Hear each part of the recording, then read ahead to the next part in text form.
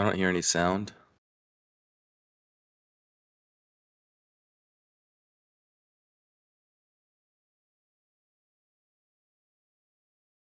Hello and welcome to 20 Lore Pro. I'm Sir Ashtown, and joining with me today is Jeebus. We are here live at World Class Games. We're here at World Class Cards here in Fondue Lock with Chimera Hobby Shop. Very excited to be here as we are watching match one. We're getting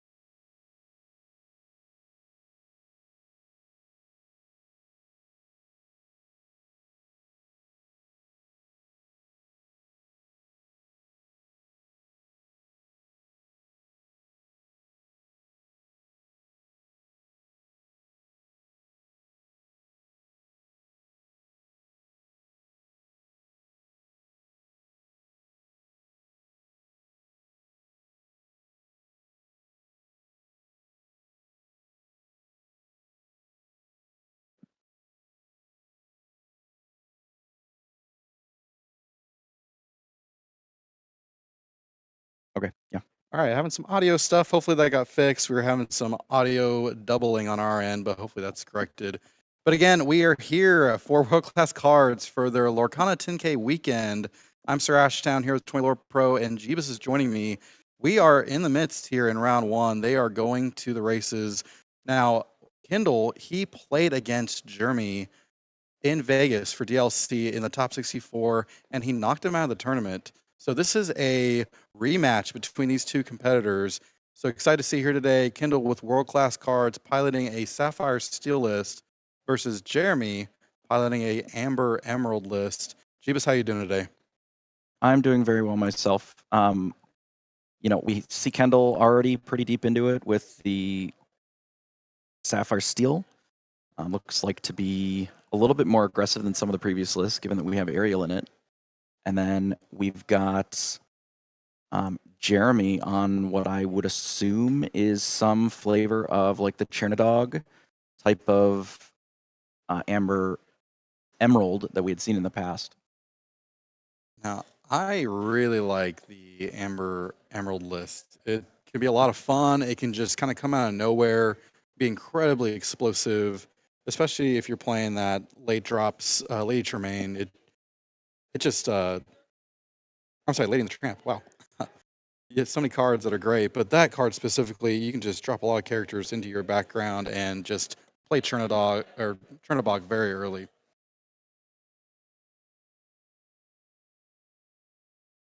Now, Kendall here with world-class cards. He is one of their new team members. Really excited to be here and to highlight these players today. We are also live over on Twitch with Katie with the Lore Keepers in. They have match 2, and our 20 Lore Pro Community Pro will be featured the entire day. It is DKP. All right, so it's looking like a match that so far in it feels a little one-sided, given that we've got a very aggressive start from Jeremy here, already 11 lore. However, Kendall's representing an awful lot here. We play a single item, and all of a sudden, this Ariel is going to be getting in for 5, puts them up to 10, plus the other 4 that's on board. I mean, we're within striking range of sort of actually closing out from here.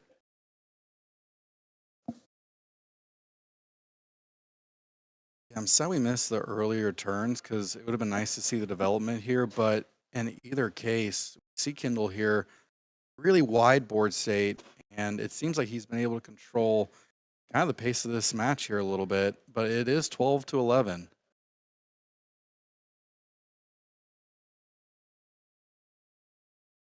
Yeah, if Pete did get played last turn, it certainly would have been an error from both players. I don't know if it's going to matter a ton in this position, given that the game is,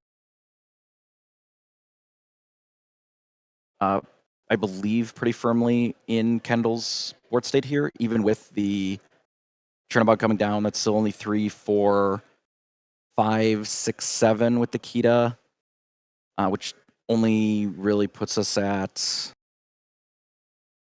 18, assuming that Kendall chooses not to challenge anything, which seems pretty unlikely here. I don't believe that Jeremy has any cards in hand, so I'm not sure that it really is going to matter a ton here. However,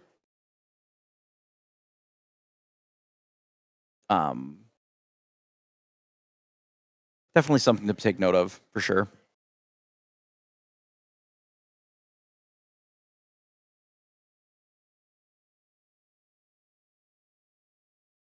All right, puts Kendall up to 16 with both Tamatoas in play, several other characters, including that Ariel. And Ariel is very unlikely to actually be removed, which,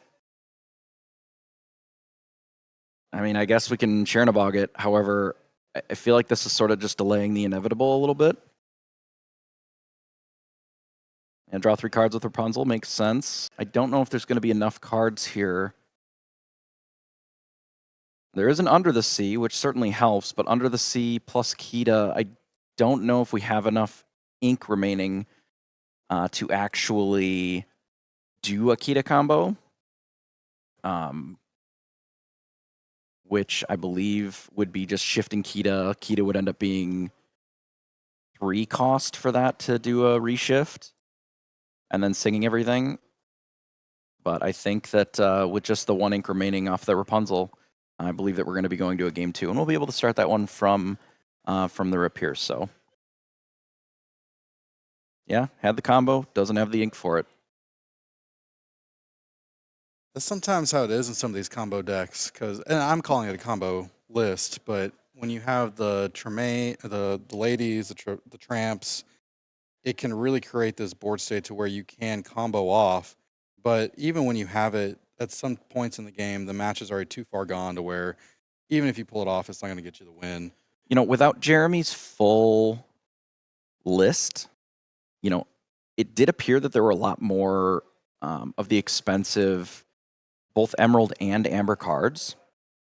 So I do feel like it's possible that this is not the typical sort of full-on combo with Tramp and digging deep for a Chernobog with a lot of really cheap, cheap cards. To me, it seems more like this is probably something more akin to like the classic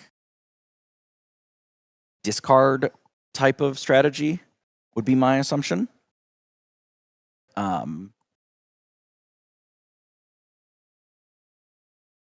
It's probably somewhere maybe in between, I would guess, given a few of the cards that we saw. You know, fully leaning into like the Under the Sea Kita combo gives you a few more options to sort of catch up, which it could be what they're leaning into.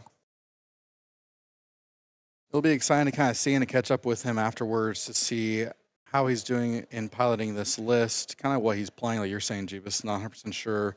Kind of speculating. Hopefully we'll see some more of what he is piloting here today. But Kindle with world-class cards, a lot of him and his teammates have been playing very similar lists. We saw Zan Saeed over at Charlie's Collectible Show piloting a Sapphire Steel list. He was our Charlie's Collectible Show 20 Lore Pro Community Pro, and we got to see him play Sapphire Steel, and I think he is playing something similar today, but it looks like Kindle may have taken kind of a keynote from that list and is playing something like it today. A pretty large alter from both players. Daisy is a pretty aggressive start coming out of Jeremy's list here, but Kendall leads off with a Fortisphere into Bell, so a pretty solid start from both players, both the aggression with the sort of anti-aggression package that the Sapphire Steel has available to it. Does have a couple of song to hit from the Ursula here. Oh, is that a Hades there? I like seeing that in these Sapphire Steel lists, that they're playing a couple of Hades at the top end, because it's just such a clean answer to so many cards. So looking at Kendall's hand, it's not great. Kendall did send back 5 in the altar, and it looks like it was double Bell and a couple of pretty expensive cards. Likely keeping 1 Bell just to be able to actually get one out early, with the rest of the cards just being sent back to look for something better. I'm not really sure if we got anything better here. I suspect that for a few of our turns, we're going to just be seeing cast a 3/3 for 3 with these bells. Misses on Daisy the second time. Jeremy all the way up to 4 now. Holds back the Ursula, just to make it so that there's not something that Bell can deal with for free. Yeah, it does look like there's Clarabells in Jeremy's deck, so most likely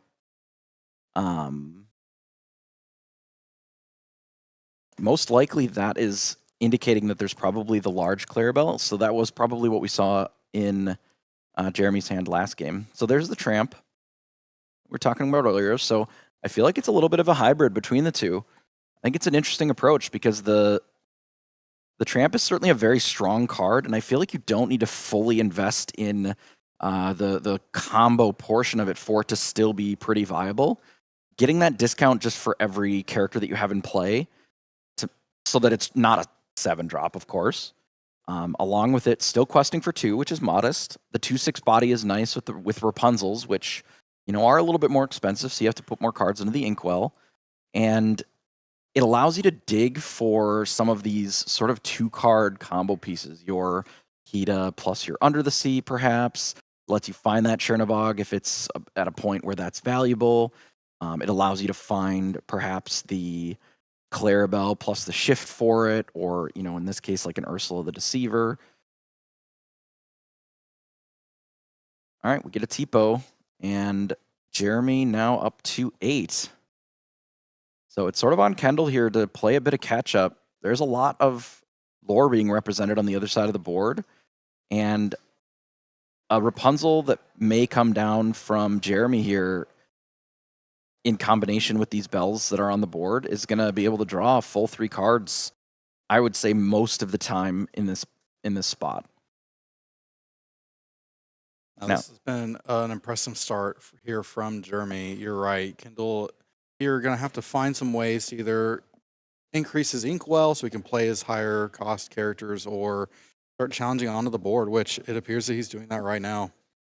All right, so likely what we're going to see this upcoming turn here from Jeremy is Tramp just challenging into the 3/3 with just 1 damage on it. Bell gets taken out. Rapunzel draws 3 cards. So tons of resources at this point available for Jeremy. Some available for Kendall because, again, most of his cards have been pretty expensive up to this point. The Zeus, certainly a good play in that spot, I think, to try and clean up the board as much as possible.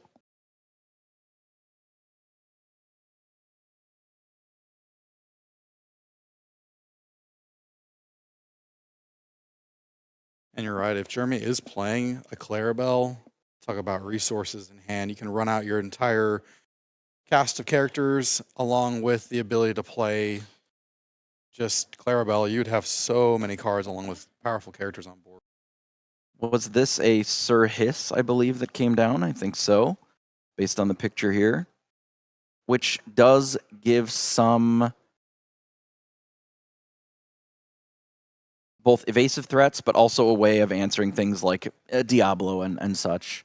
Looking Kendall's hand again, hits another card with the Ursula. Very, very powerful here. Looks like there was a workshop in Kendall's hand and just more very expensive cards that we're pretty far away from.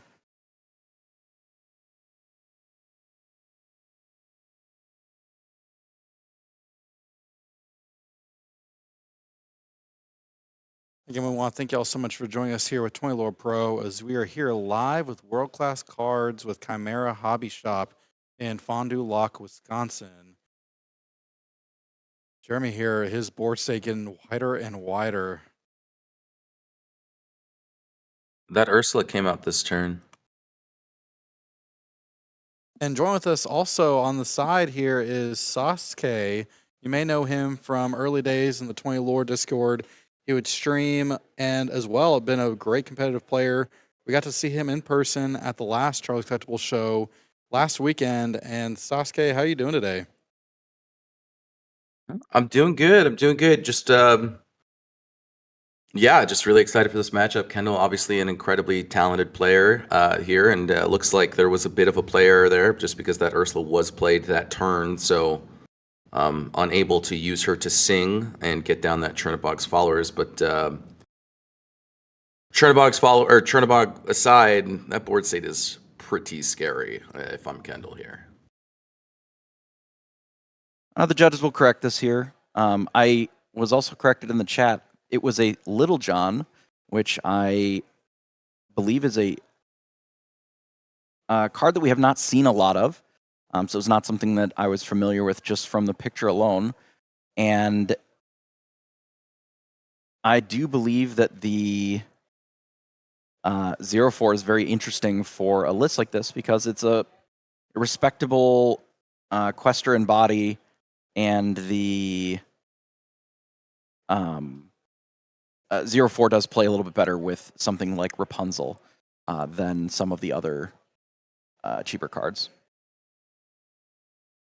So we'll see what the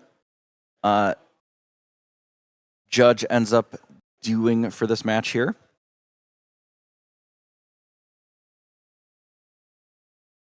Yeah, I mean, this is a bit of a tricky board state here just because the cards were shuffled in, and it's hard to remember exactly what cards were in the banish pile as well. Not to mention that, this definitely does dramatically alter the game state here for both players. But, that said, it's not looking good for Kendall regardless. I feel like even if we're just to go back into a previous game state, Kendall's in a world of hurt right now. I mean, the Trinabog definitely making it kind of in a way insurmountable for him, but yeah, definitely just want to go at least back to that previous game state. The deck was shuffled, which does change the game mildly, but I wouldn't say to a game state where it couldn't be fixed. I feel So like we'll there have are to see what a the judges decide few to do. things that you could do, like just choosing a different character to sing with, and then just not questing with them. Because for the most part, it was just, sing with a character. I believe that that's what they're going to do, is just opt to sing with a different character. It doesn't really change much as far as like the functional state of the board. All it does is means that it doesn't gain lore for one of the larger characters that can do it. So, a minor mistake. A lot of characters on board. Certainly, we want the players to play tight, but we can understand that mistakes do happen. It was able to be corrected in a way that does not dramatically alter the game state and allows play to continue without necessarily needing to do too much. Just opting to, instead of just, doing the play and then sending with one of the characters, you sing with something else. Which it seemed like Kendo was fine with that as well, which makes sense to me.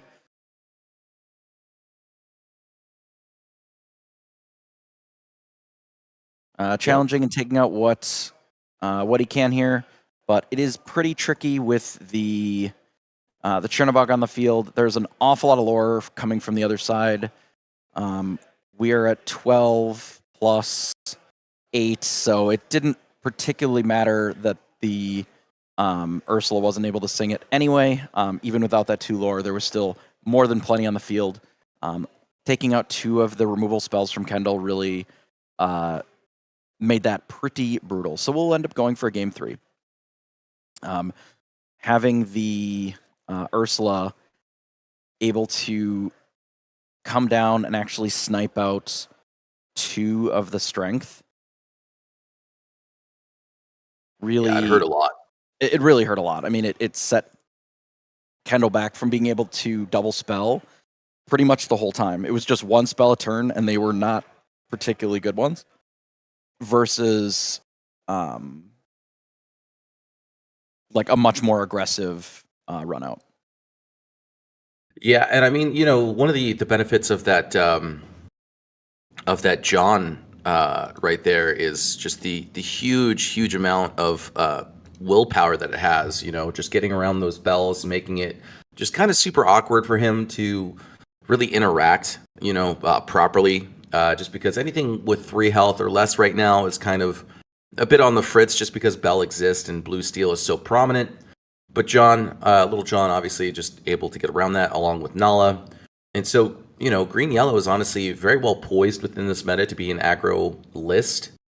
But that said, going first versus going second is a big difference because Tipo has that opportunity to come down on turn 2, and then Bell plus Tipo does, get you that 4 HP that you're looking for. So obviously Kendall here just going to be looking for that turn 1 Bell as quickly as he possibly can find it. And Jeremy here just going to try and find as many of these 4 health characters to try and set up a Rapunzel play and really take over from there. Yeah, the larger willpower on, I mean, let's be honest, a lot of the characters coming out of the Amber Emerald list here really goes to leverage Rapunzel more than a lot of decks have been previously. I mean, certainly a lot of the historic like Steel Song type of lists have had some characters with a little larger bodies, but on average, I would say that you're not always drawing 3 cards, right? You're healing up a Smee and picking up 2 cards probably more often than you would think. So I would say that this deck is poised to really leverage, that health removal. I wonder if there's any sort of revives or anything that allows you to recur Rapunzels in this list at all. I mean, there's kind of like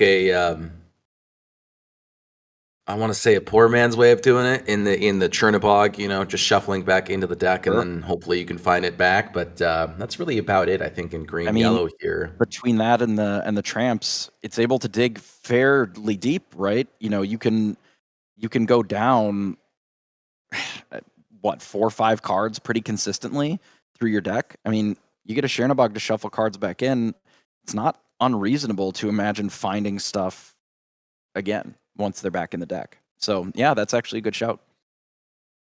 Absolutely. I mean, Tramp is definitely a card that I feel like a lot of players at first kind of overlooked. Just seeing that 7 cost for its effect made it seem like it was worse than it is, Sure. But I mean, here for Jeremy, just on the field, triple Daisy to start. This is a nightmare scenario for Kendall here. This is not what you want to see on turns 1 and 2 if you're on the play or on the draw even, especially not on the draw. But right here, Jeremy going to play it nice and slow, try and set up himself a Rapunzel line, and it's going to be up to Kendall here to remove these daisies as effectively as possible. And so now that second storm coming out being a godsend for him, being able to get rid of at least one of them. But right now, I definitely would have to say that Kendall's on the back foot trying to find his way back in. I would say to a point, right? The triple daisy start is generally pretty good. However, because Kendo was able to get so much power onto the board, so much strength available in just the bell plus, like you were saying, plus the Tipo, is able to challenge and actually successfully take out daisies. The double song able to actually interact kind of favorably here. Kendall could get a couple of cards off of this, gets a Tamatoa off the first one, and another Tamatoa, this time Happy as a Clam. So there are a lot of resources available to try and keep up with what's going on here. I mean, obviously getting a pretty wide board at this point, but I mean, we're going to be able to take out at least another one of these for sure in this spot. We have the Flaversham, which can get us a couple more cards. If there's a strength, like there's a world where we can take out both of these daisies this turn. And then, Jeremy's just left with a couple of 0/4s. I'm not quite yet this turn, just because the Flaversham obviously has to quest to be able to find those cards. But I mean, you're not wrong though. He's going to be able to fill up his hand just a little bit more. Going to be able to find hopefully some more answers. He was forced to ink his and along came Zeus earlier on to that Tipo, and so his removal tools are a little bit more limited than he would like them to be. And this Rapunzel very likely going to be able to go off here if he has it in hand. I can't quite see what that second card is, though. I believe that there's a Tramp in hand, but I don't necessarily see a Rapunzel. There is a Chernobog, and there's a Tramp, so likely the idea is to run out the Tramp to get some cards into the discard for the Chernobog. So Rapunzel was picked up off of that, though. So draw 3 cards. Discard 3 cards. He has to find that which one he wants to get rid of here. Yeah, that Chernobog or that Rapunzel. It's definitely a tough place to be in here. I mean, obviously the Lilo getting pitched to the bin is probably the most ideal, just because you can play her from the banish pile and really get to utilize her from that effect. So the Tramp just kind of having extra synergies within that deck. And it looks like that Rapunzel is going to go here. I think he's just going to go for a next turn Chernobog and full send himself as far ahead as he can to try and, snowball this lead and really take advantage of this board state that he's in. Now, if Kendall does pick up something like a Hades, that's going to make it very tricky for Jeremy, because the cards that are already on board have a decent shot now, especially with the Happy as a Clam, of just dealing with what's already on the board. And if there's an answer to, a Chernobog, then Jeremy's out of cards. We're kind of top decking, and there's a lot of, I'm going to say blanks, essentially, just random 0/4s your Nalas, your Prince Johns. I mean, even a Daisy at this point isn't spectacular if that's the only thing that you're doing for your whole turn. Right. Yeah, I absolutely Spread agree out the here. damage a little bit. Keep the Tipo Now, alive. I like this line a lot, actually, from Kendall here. Just keeping that Tipo alive just means that the strength is just that much stronger as well. There's all these 0-4s on the field, so this Tipo can actually do something to interact with this opponent's side of the field here. And, I mean, 8 lore is nothing to scoff at, though, from Jeremy. Chernobog likely to come down here as well. I think he's considering whether or not he wants to play this Lilo first. Just because if he does, so choose to play this Chernobog, that Lilo's going away. Right. Kendall opting for just a larger quantity of bodies in the Bell over the 2 cards from Flaversham, which would explain why we decided to challenge with it instead. So certainly, here comes the Chernobog. Now, there's enough strength on board just on Kendall's side to be able to actually take out a 9/9. It is not just game over. There's enough just bodies that Kendall's deployed, given that, if a Rapunzel gets binned there, you have to assume that it's a Chernobog as the other option. Like, I can't think of another card that you would keep over Rapunzel in that spot, right? So that information is very valuable. Yeah. Like a workshop. And now here I was gonna say for Kendall here on this board state, you really want to see some sort of Along Came Zeus. Hopefully, like you said earlier, Hades, probably the most ideal draw here. Unable to find it though, and so now he has to find another way around to stop this lore from just bleeding him out here. I mean, there's just so much for him to deal with, and still historically not good at dealing with high willpower characters here. But instead, he's just going to opt for the high tempo play, drop himself a Tamatoa, try and get himself into a board state that he can, take advantage of. And so Lucky Dime going to come down. I think he has a second one potentially in hand. We know he had at least one. And likely just going to try and get rid of at least one of these guys here. Oh, he does have the Bell and the Tipo for getting rid of the second one as well. I think he's going to try and set up for a next turn game finish. So we'll have to see what he decides to do here. But that Tamatoa, I feel like if that's what he's going for, is likely to not stay around here. That Happy as a Clam going to go away probably by that Chernobog. With only the one item in play with the Lucky Dime, it's going to be hard to close out on a single in a single go. Not impossible, but it's going to be a little bit more challenging, I think. It would not surprise me if we just quest here. Just looking at the numbers, I mean, there's very few cards that both Amber and Emerald have that are able to gain like immediate lore. That would do it. There's a go-go And tomato. that's it. That'll do it. I'm surprised, honestly, that I suppose trying to do the math just to close out in a single round or to make sure that the following turn was enough lore could have been Kendall's concern. I'm surprised that he didn't take out the other 0 strength, like the Nala, with the other, Bell and the Tipo in that spot, because it would have kept a little safer as far as the range. I just don't know if there were enough cards available for Kendall to win, perhaps, is the concern.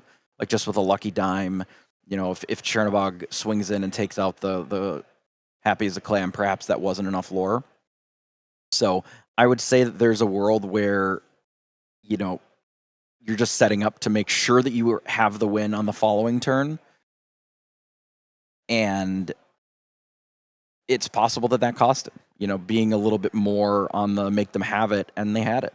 There's very few cards that do direct lore gain, and Go-Go Tamago is one of the few that also happens to have a pretty huge amount of lore gain potential. Yeah, absolutely. I mean, that kind of came out of nowhere. Obviously Jeremy just ripped it right off the top there, and immediately just decided to quest and end the game. he was just exactly 2 lore short there. So, Kendall maybe could have had a little bit more foresight in his line of play and just decided to attack that Daisy. No, it was the Nala that he removed from that field there. So the other one must have been a Little John, perhaps. Both of them were the 0/4s. Right. That were played earlier to make the tramp more of a useful card. But yeah, sometimes like not removing something off the board, that one lore would have potentially mattered there. However, Kendall may not have been able to close out the game on the following turn without the additional 2 lore. So it could have just been a question of, do we give them 2 draw steps and maybe not win the game on our following turn? Or do we just give them the 1 draw step and hope that we fade, exactly Gogo Tamago in that spot?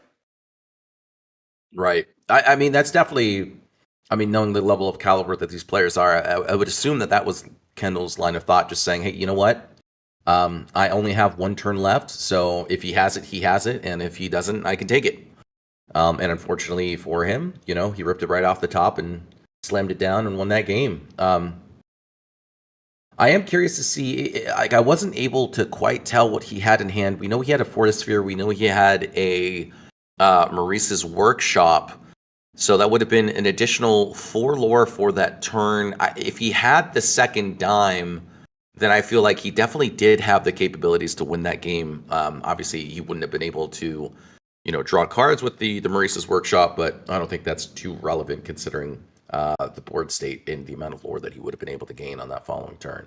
There could have been the potential that if that Happy as a Clam gets taken out by the Chernobog, that there wouldn't have been enough ink available to deploy the Workshop and the dime.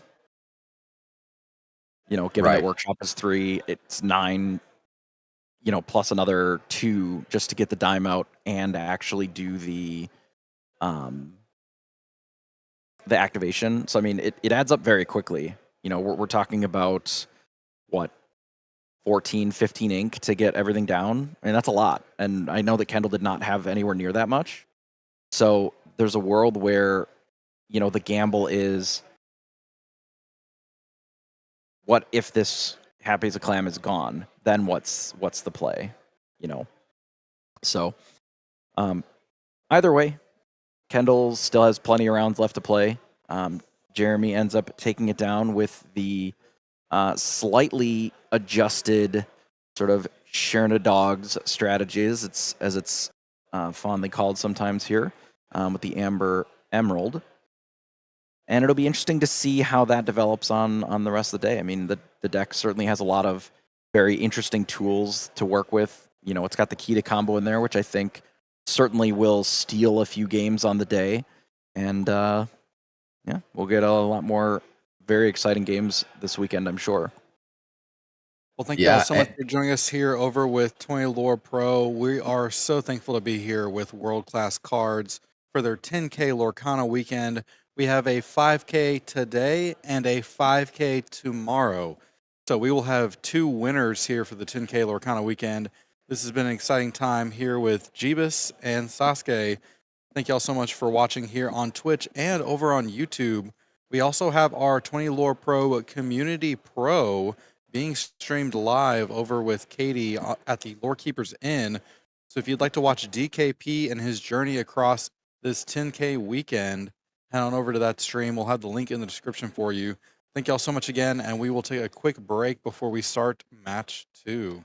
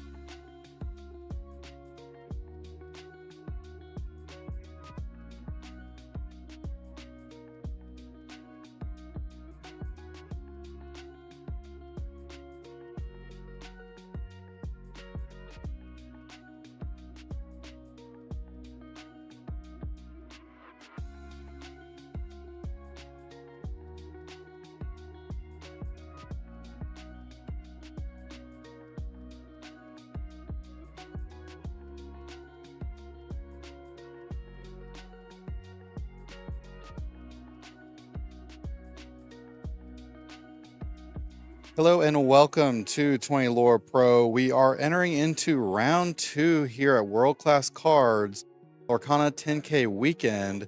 Very excited to be here in Fondue Lock with Chimera Hobby Shop. We are here in round 2. We are switching matches real quick. Looks like we had the wrong one up.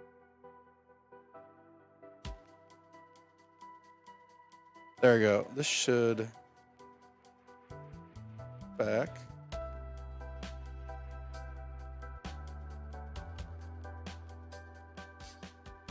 But we are very excited to be here today for a 5K weekend. We have a 5K today, a 5K tomorrow. Very exciting time. We're going to have 2 big winners for today's event. Should be a very exciting time here for some competitive Lorcana in set 7. I'm Sir Ashtown, and joined with me today in casting is Jeebus and Sasuke. Sasuke, how you doing today? I'm doing great. Just excited here for round 2. I guess DKP is probably not the correct name. I don't believe that the second half of this is updated, so we'll get that fixed here very quickly. I believe that the secondary stream still has DKP on it. Based on this, I think the round just on one half just needs to get updated, so not a big deal. We'll get that corrected, and then we will get this match kicked off here.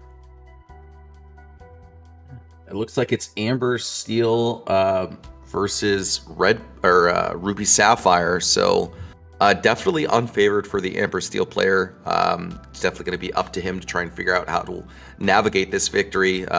Ruby Sapphire historically preys on Amber Steel, so we'll have to see how player number 2 does. Now, I do believe that there are ways that the Sapphire Steel list can correct some of the matchup issues that they have. It does require a little bit of deck list adjustment. Generally, I would say that there are just a lot more items in the Sapphire Steel rather, that allow something like Aerial to really excel over what the Ruby lists are able to deal with. And since they've been sort of going away from Be Prepared, or some of the lists have, if they are not able to, or if they are not Be Prepared properly for the aerials, it can be a problem. Yeah, absolutely. So just to clarify, it is Sapphire Steel versus Amber Steel, or is it Amber? They are getting it fixed Amber right Steel now. Versus Ruby Sapphire. I thought it was Ruby Sapphire from what I saw in hand. I'm just okay. Yeah, the screen's freezing on me, but either way, I feel like if it is Sapphire Steel, it's up to the Sapphire Steel player to really kind of figure out a way to navigate that victory. Just because Sapphire Steel is not very historically good at dealing with 4 willpower characters, whereas Ruby Sapphire just incredibly effective at removing and banishing low strength characters, through the Sisus, Brawls, as well as Medusa, and the big Sisu, the big enchanted Sisus that typically like to come down there on Ink turn 6. So it really is up to the Amber Steel player to try and figure out how to best navigate it. I do know that some Amber Steel decks have been leaning towards those cheap and effective locations, considering that Ruby Sapphire oftentimes has been removing things like Maui, just to be able to better prepare for the mirror matchup. As well, Maui kind of having less and less value as time goes on, just because of things like Sapphire Coil, just combining very well with the rest of the Ruby Sapphire deck list. Yeah, and there's always going to be sort of a cyclical meta adjustment based on how the decks all sort of adapt to one another. You're going to see a lot of the Mauis and a lot of the other sort of answers to locations go away, and then players are going to adjust. They're going to add locations. They're going to add things that Maui historically has preyed on, and then the following week, all of a sudden Mauis are going to be back, and those that don't sort of keep up on that are just going to get bullied when their locations just all get taken out very, very easily by, certainly one of the better answers in the format for, locations that don't really fight back, right? Yep. Absolutely. So it looks like both these players are still getting set up here. Maybe a few potential deck list issues. Maybe they're just doing a couple of deck checks here just to make sure that these lists are correct. But that said, I'm pretty sure that the entire deck is supposed to get passed on if that is the case. Yeah, they are currently, I saw the little phone in their hand. They are updating the screen here so that we actually get the correct players on there. Okay. All right. Well, I'm really excited for this matchup, especially if it is this Ruby Sapphire versus Amber Steel matchup. I do know that a couple of weeks ago in the 100 Burden tournament, Amber Steel was able to find great success even through the Ruby Sapphire players that existed. I'm not sure if he managed to dodge all of them or if those locations were really just enough for him to kind of push himself over the edge. Cards like, Seven Dwarfs Mine, a very effective card. I feel like one that's kind of continues to go under the radar, even though it's had great success historically through decks like Diggy Diggy Hole. It's a card that you can compare with an item that cost 3, so it already cost 1 less than the item that you're comparing it with. In that Plasma Blaster, it costs 2 to activate. You must exert the Plasma Blaster, so you can only really do it once per turn effectively, and it just does 1 damage. Right now, Seven Dwarfs Mine costs 1 less. It's inkable. It has 6 willpower, so you can remove it, but it also gives you that ability to gain lore, and then you can use it and potentially even get it to do 2 damage in a turn rather than that 1 if you're running cards like Doc. So I think it's just a really, really powerful card that continues to kind of go under the radar, and then once you see it pop up again, you start teching for it again, and then it kind of goes away, But I think it's a very, very strong card, so we'll have to see if that's what he's on. But I think those are some of the cards that I'd be looking for if I'm the Amber Steel player trying to beat this Ruby Sapphire list.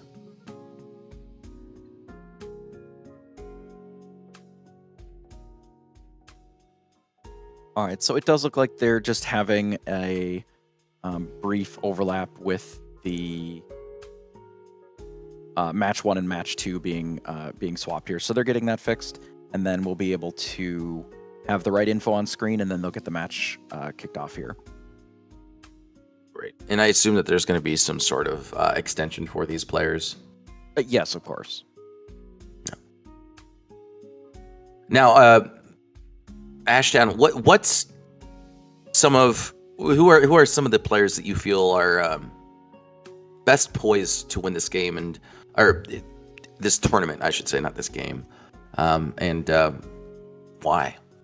Well, Ashtown is the one that's currently out there tackling some of our overlay issues here, but now I do believe that in the room there are quite a few known players that have done very well at a lot of the DLCs.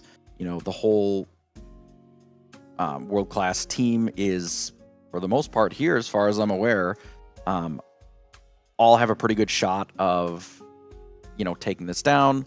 We've got our players who were doing well at last week's CCS event that, a good chunk of them are here as well. So, and it's really kind of anybody's event here to take down.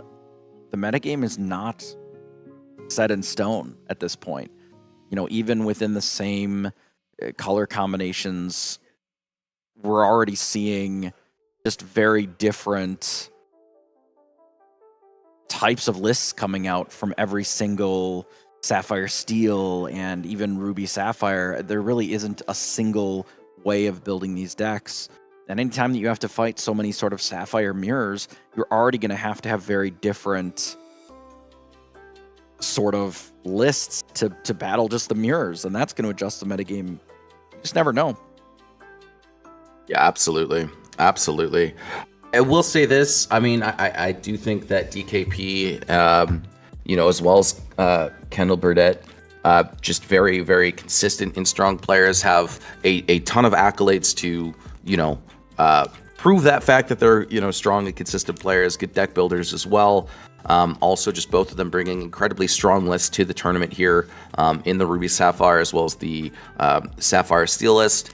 I think those are really just the two big dogs of the meta right now, and it's really up to everyone else to try and figure out a way to just be able to effectively answer both of those decks. I will say right now, I don't think there is a list that just does well into one that does, equally as well into the other. I think that, you are taking that kind of trade-off if you're doing so.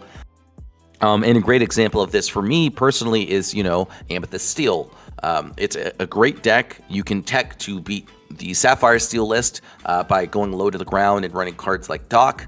But in doing so, obviously, you weaken yourself and make yourself much more susceptible to cards like the Big Sisu. So it's a very interesting ebb and flow, right? I know that players that are teching to beat the Sapphire Steel list will often run, Genie, and then players that are teching to beat Ruby Sapphire will be playing cards like the Rabbit. And the reason for one versus the other is that the Genie's, a 4 willpower character that has evasive, so it's a very difficult card to interact with. Really, the only true effective way to get rid of it is an Along Came Zeus, of which Sapphire Steel is typically run between 2 and 3, so it's not an always answered card, and it can run away with the game. And then, when you're going against Ruby Sapphire, the Rabbit becomes better just because you expect that character to get removed.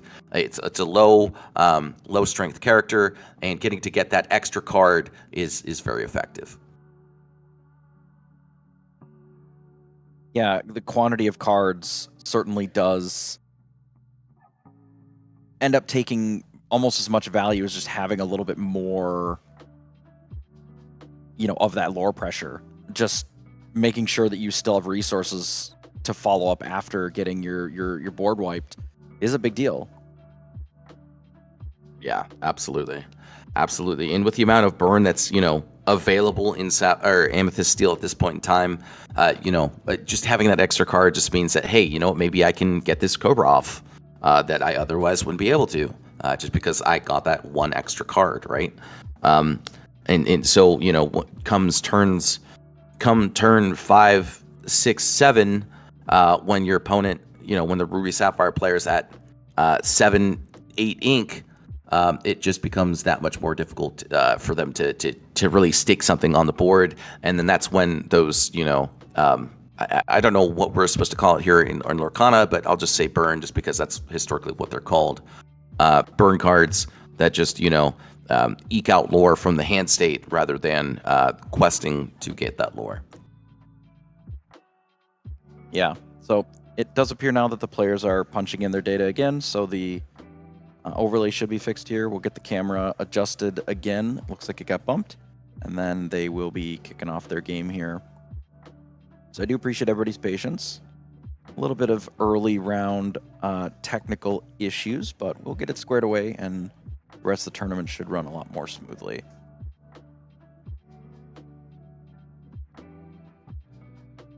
So Jeebus, what deck do you think is a bit of a dark horse? I think that there are, and obviously this is going to be sort of the matchups that you run into.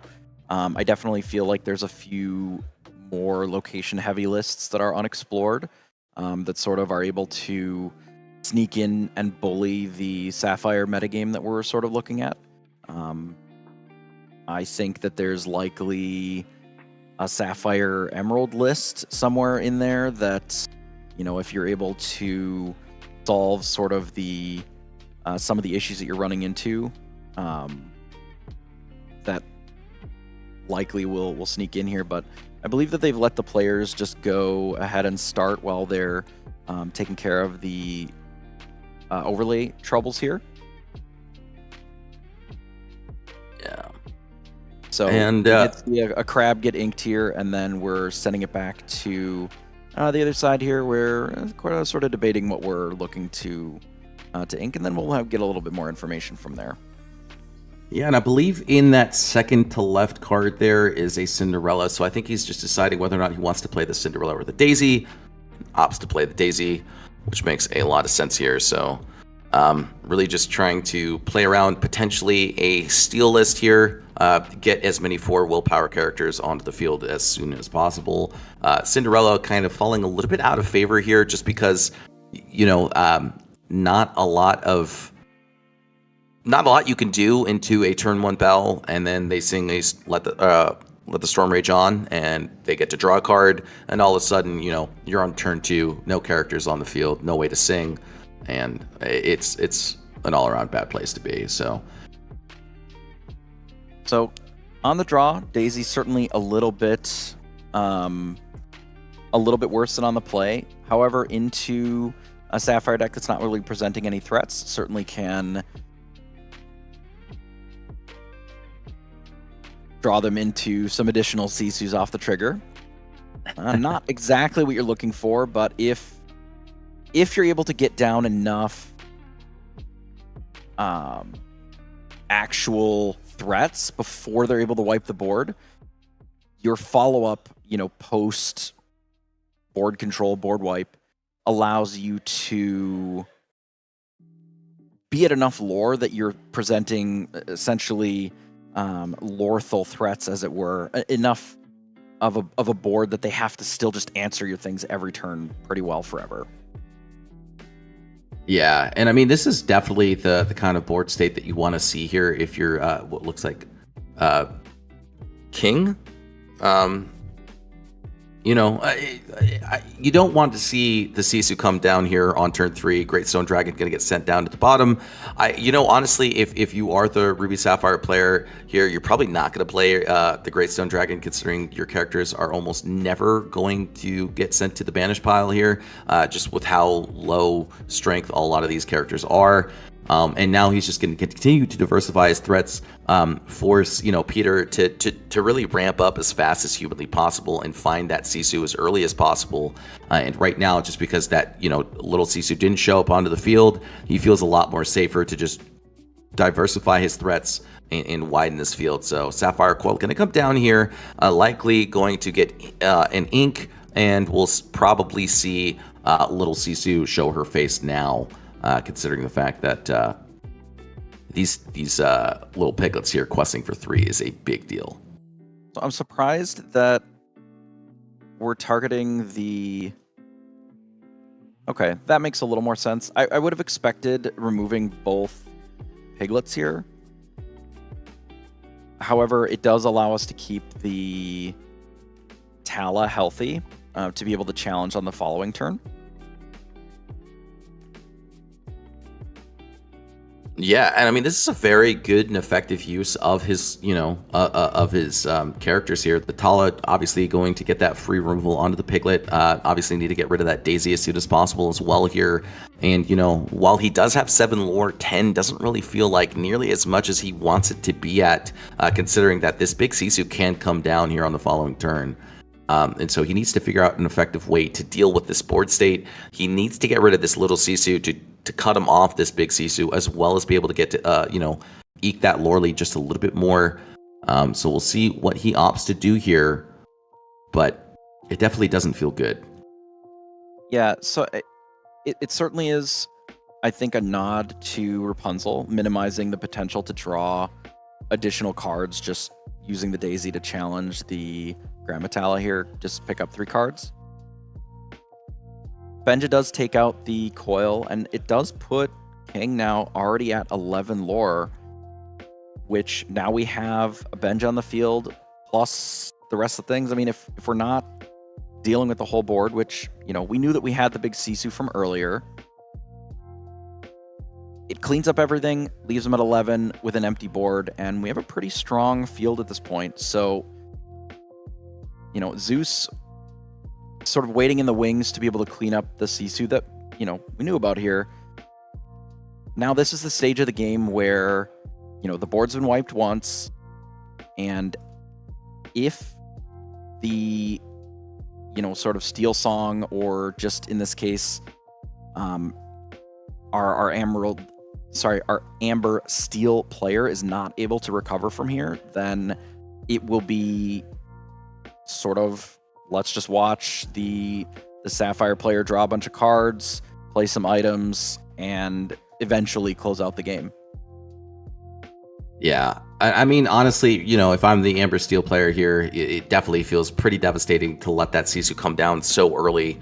Right, it was turn 5. Turn 5. He ramped only once, dropped down that Sisu, removed 2 threats, and 11 lore. Getting 9 lore from this position where you're about to, you're 1 or 2 cards in hand, is very difficult considering the amount of removal that Ruby has at its disposal here. And it looks like he just picked up another Sisu and very likely to just ramp and continue to find more and more of these answers and just give himself the space that he needs to be able to play this game outright. Yeah, absolutely. Now, the clock is not particularly fast, obviously, from the Ruby side of the field here. There just isn't a lot currently going on.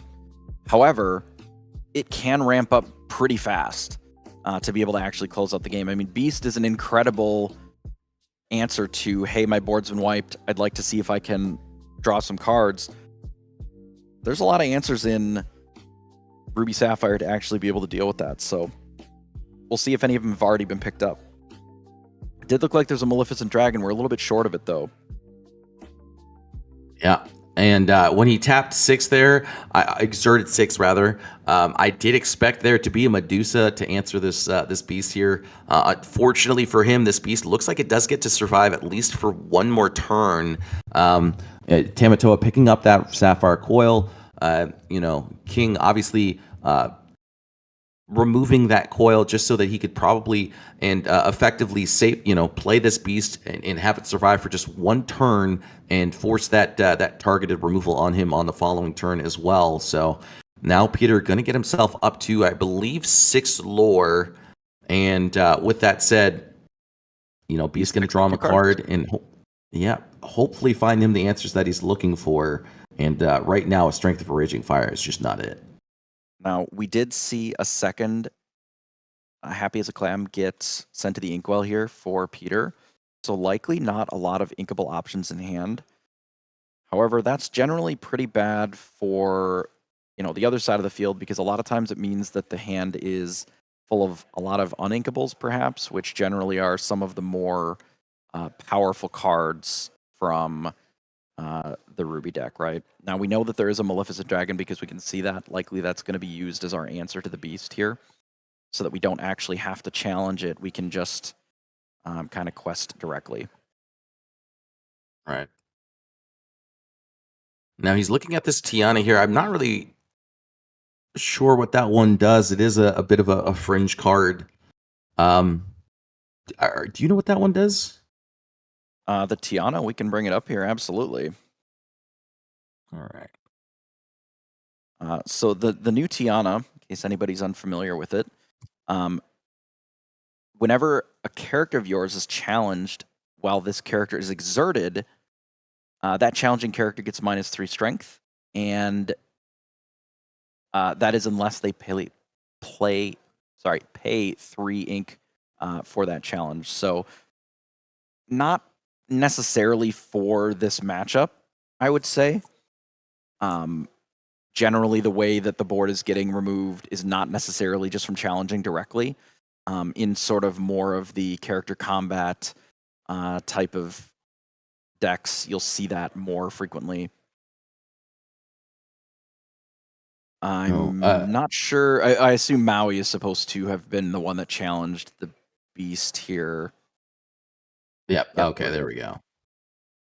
Shortcutting a little bit.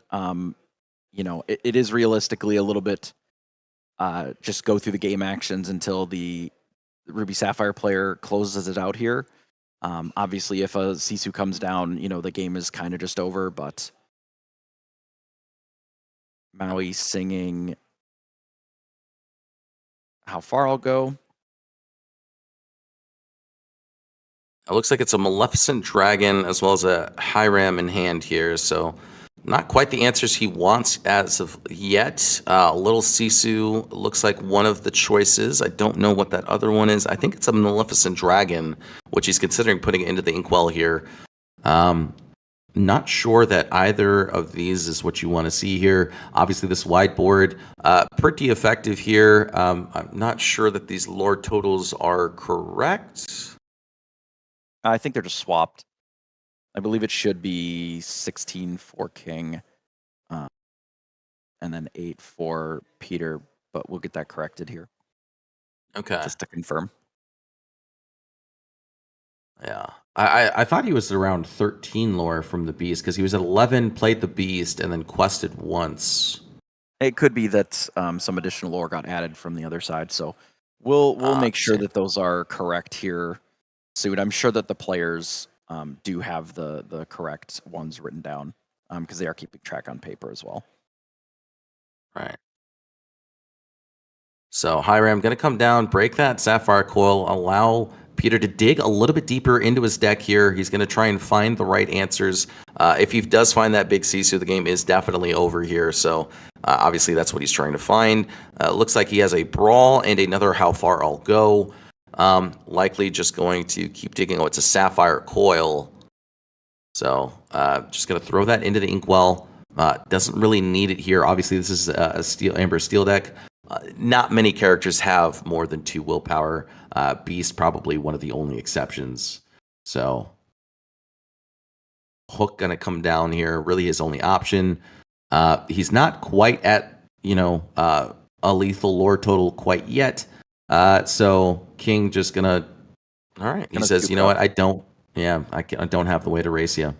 Yeah, it's able to get pretty close on lore, but since in these colors there are not very many sort of direct lore gain options, you kind of get to a spot where there's just not much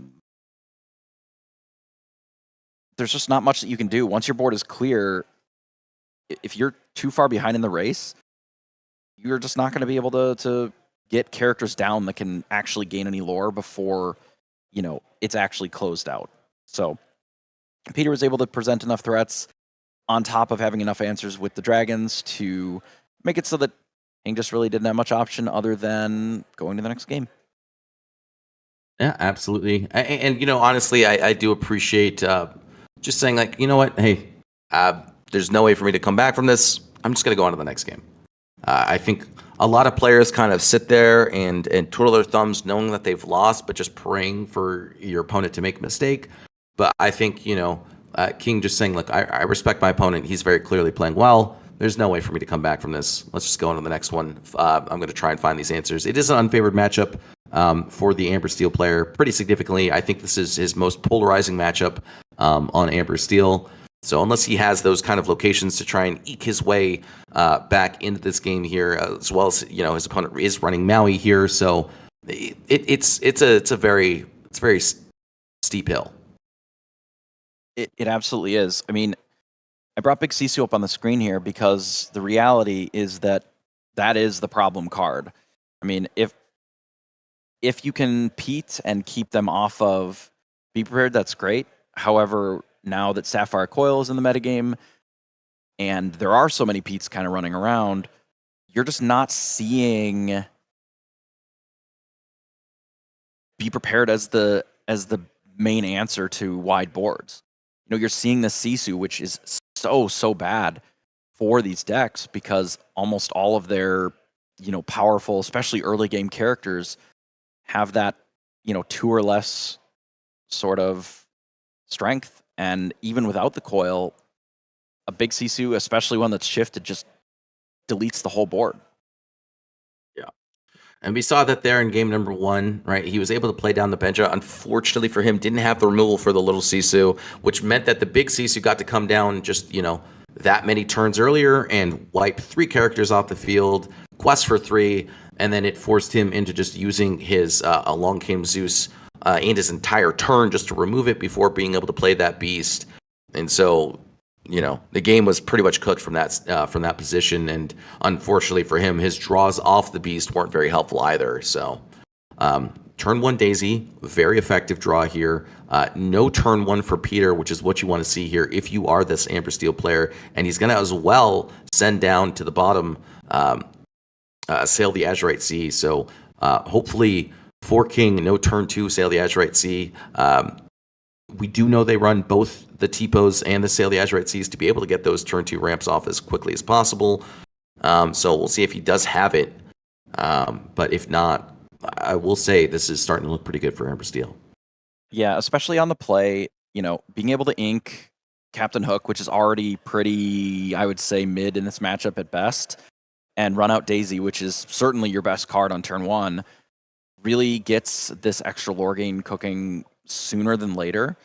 Troubadour coming down here, probably not at its best in this matchup, but being a Singer 4 does allow you to be a little bit ahead on doing something like a Zeus in case there's a little bit more pressure coming from the other side to challenge, say, your Daisy. So this should be quite a bit of early aggression. I mean, this Daisy, unless a Brawler Sisu comes down next turn, I mean, it's going to be good for 6 or even 8 lore pretty easily. So it takes out the Tipo.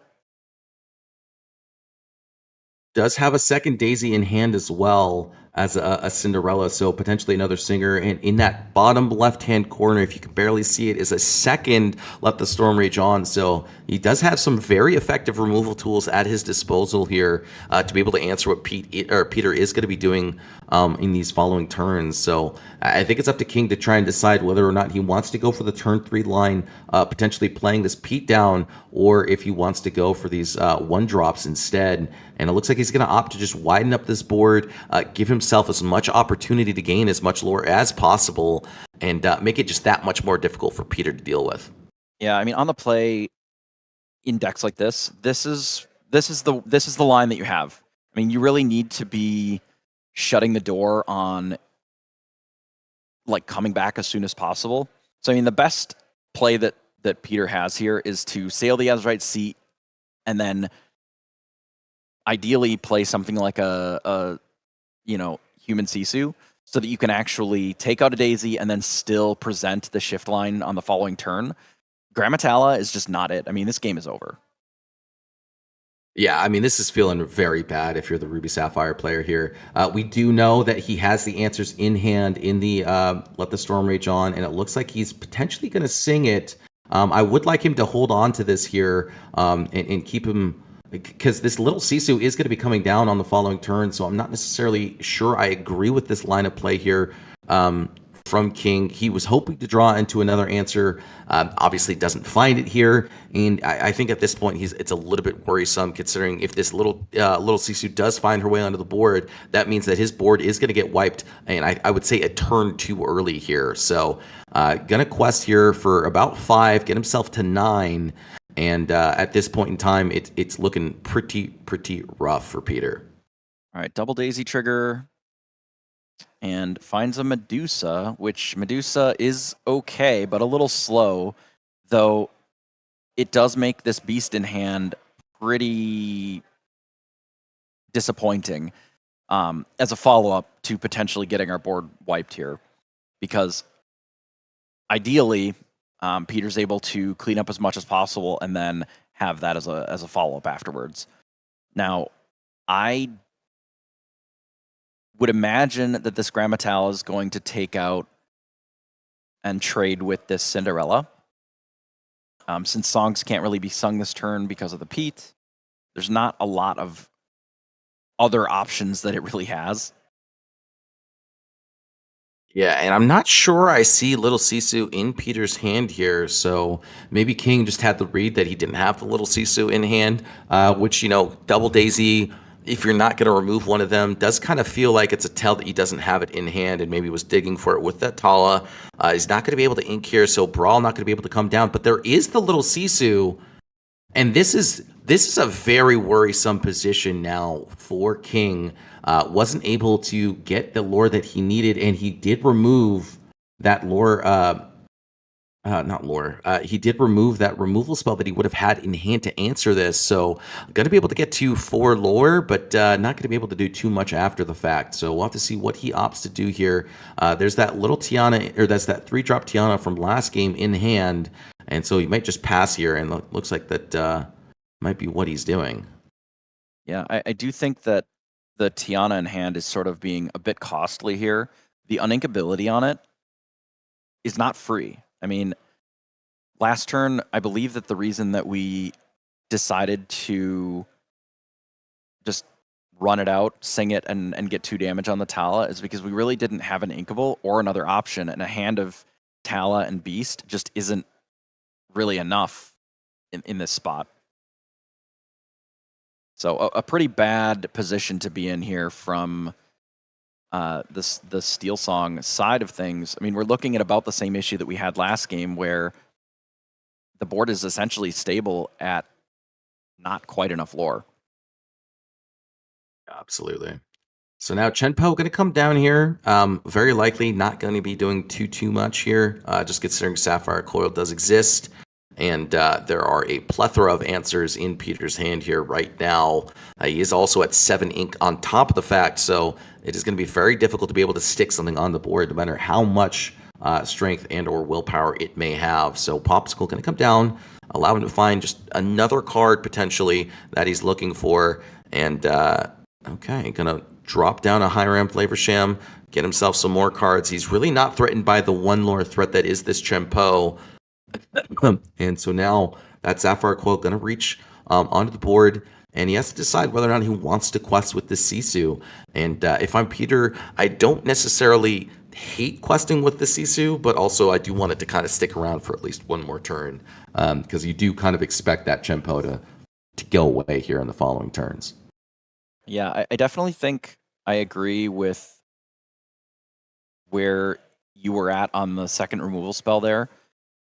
Given that we had so much lore pressure on the field already, and the only true out that Peter was going to have is an early Sisu, it does seem like he was perhaps blinded a little bit by the Beast or by, just making additional inks, when I don't necessarily think that it was that important.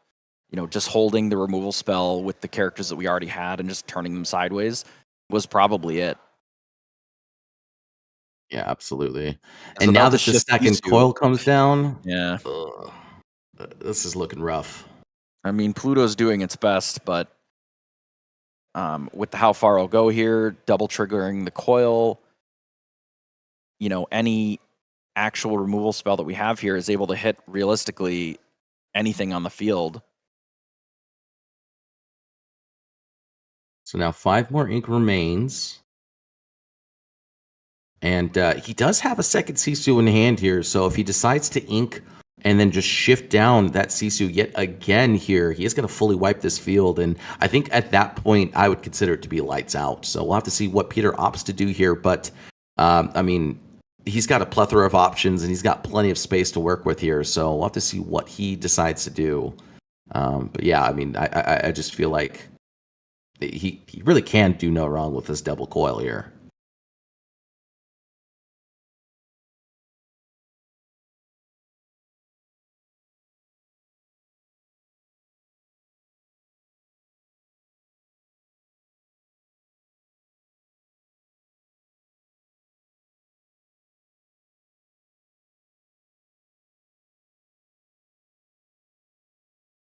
All right, so surveying the options here. Now, I do think that there is some world where you can just remove the strength from the Chenpo and, double challenge it if you have something like a Maui. Opts for just Brawl, probably just to get some questing. Try to close the game out sometime this century. And I don't hate this option either, actually, just because it does kind of allow him the space here. He says, hey, look, if you do want to take this trade, that means that you're losing 1 lore and a character on the field. And I think he's okay with that overall. Benja going to come down. It just feels like a little bit too late here. Pluto likely just going to be able to quest. He's trying to eke out as much lore as he possibly can, but a Sisu very likely going to come down here in this next turn. So we'll have to see what he decides to do. But yeah, Benja very clearly not long for this world. Pluto likely to follow suit, and I don't know. It's just looking, things are going from bad to worse. Yeah, there's not going to be a lot. I mean, even with the Benja sort of slowing it down a little bit, removing some of the power from the Pluto, now all of a sudden put a little bit of damage on it. It removes all the rest of it. Big Sisu comes down, and I mean, I'm thinking this is pretty well over. And we still have this Tiana in hand that has done nothing both of these games. I mean, I do think that it is a very strong card, but it just certainly is not for this matchup, and that uninkability is really brutal. Yeah, I mean, it's really hurting him here. So likely Maui going to get inked here, and yeah, he's just going to go ahead and say, yep, you got it.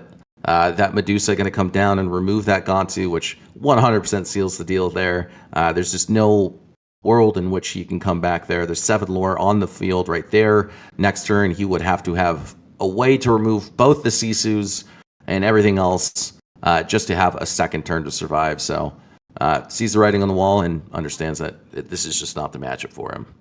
Yeah, I mean, imagine a world where instead of that Tiana, it was just the Gantu earlier, and then the same turn that the Sisu comes down, you just like put a Gantu in play instead of, not doing that essentially. That could have been a different game, right? All of a sudden, there's actually some lore pressure, and you can get very close to the game being closed out, and then it's just you have to eliminate everything every turn forever.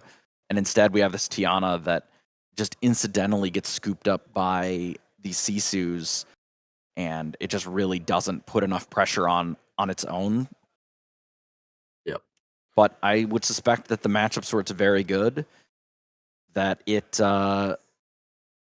is probably worth that cost. So, an unlucky run out from King. It is certainly possible that the additional removal spell on the little Sisu may have been enough extra lore.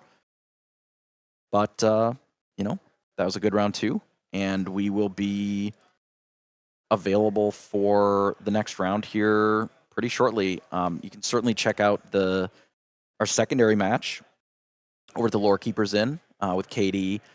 They're keeping an eye on DKP all day. So we're going to go ahead and switch over to that one so that we can watch it on this stream as well, and we'll be able to listen to their coverage here too. Yeah. Again, thank you all so much for joining us here with 20 Lore Pro at World Class Cards for their 10K Lorcana Weekend. This has been an exciting time here for Set 7 competitive play. We just want to thank everyone for watching here on Twitch and on YouTube. We're going to head on over to the next match, just like Jeebus said, and thank y'all so much, Jeebus and Sasuke. Y'all have been great announcers. Switching over now.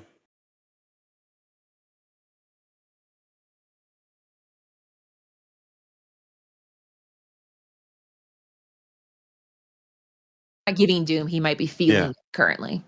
Mr. Man of Gloom. Yeah. Yes. Sorry. I do. And now we'll turn him into Mr. Man of Bloom. Oh. So this is discard. So this is a polite way. Last week we saw a lot of people just grabbing discards, and that scared me personally. Like if someone grabs my discard, I'm screaming. I'm going, "That's my purse!" But in this case, as long as like you've established it. For You sure. gotta, And you gotta some say, of these hey. cards, like DKP's deck is like maxed out, blinged out, super highfalutin rarity, and someone just manhandling your stuff. I think that just never feels good. So I think always ask a little point. Hey, can I see your discard? A little asking and a point, I think goes a long way. And most times they'll hand it to you. Yeah, perchance I can take a peek at them discarded cards. Please. But yeah, when you just grab it, I'm like, oh my gosh, he grabbed it. Judge, can he do that? And the answer is yeah, but you have to be nice. You gotta be nice. I think that's a rule with all TCGs. Just be nice. And DKP, he's played quite a bit. So DKP, he's against the master. So we see Benja come in and do nothing, which feels bad, but he's still a 2/3 that can quest. But still, I think the Pete was a more effective card here. But you are climbing though. You are gaining some serious lore there. You're at 12 as DKP is going to have to continue to board fight unless DKP is trying to quest. Maybe he's like, I'm just going to win this race and I'll just Maui into the John Silver. And now you have Lorthel on board and in play, and Mr. Man of Doom just might be doomed as everyone is partying in the manor, Why not? celebrating their preemptive victory as Pete came out a little too late as DKP is sitting at 17. And you need a series of hideaways here. Hideaway into your Oh, own. I don't even know. oh, he just showed a brawl and oh god, Yeah. and be prepared. And it's funny because you can tell Mr. Man of Doom is like, hey, I heard you talk about Pirate's Life. No, Pete's gonna save me, but Pete can't save you. It's just been the tale of Maui, dude. The story of Maui, half shark and regular mode, just completely annihilated that game. But we do have a game 2. That's only game number 1, as indicated That was from game the. number 2, wasn't it? That was game 2. Yeah, remember? Like that's how this is insidious. This is as we had Oh, that's game right. 1. Oh, dude. Yeah. My bad. That was game 2. Man. We're in the DKP zone and it's fast. This man, it's like in like anime where you're like, oh, draw your sword, and then all of a sudden you look down and there's already been a wound, and you're like, I'm already dead. That's how it's like. Your arm is Yeah. like cut off. There you Yeah, that's DKP. You didn't even see him take his sword out, and then it's over. But we'll go ahead and switch to our little fun B mode where we can talk about how is the tournament going? Who do you got out here? Melee updates kind of, so often. Doing And their we've thing. noticed there's lots of Bad Vegas, as we've confirmed, that is a Nebraskan. I think one of the Icon. He's a Brant great player, brothers. man. I think So- he's a fantastic player. I don't think he gets enough shine. There are some players in the community that I've gotten to know as I've been doing this broadcast thing. I've been doing a lot of work for the ICL. I've been doing a lot of work for anyone who wants some commentary work. And I've gotten to know a lot of players that just don't have that like star social media presence, or they haven't gotten the golden Mickeys, or they don't have all the accolades, they don't do the Metafy. And there are some incredible players that just kind of slide underneath the radar. And Bad Vegas is one of those players. He has such a good mind for this game, and he is so in tune with the game, and he understands how the meta works and how deck building works. And he just gets no shine because he's just not on Twitter and not out there demonstrating. And I would love to see that be something that is rectified more in as the game gets a little bit more popular. Now, if somebody could tell me, is Sean Brant or Bad Vegas the one that made top 16 in Vegas? Or not Vegas, sorry, top 16 at Continentals. Because there was one of the Brant brothers, because there's 2 brothers, and their dad also plays. And so as far as I know, one of the brothers, let me see, I can pull it up. I'm just going to Google. Lorcana. I like it. Lorcana brothers. Best No, Lorcana you're right.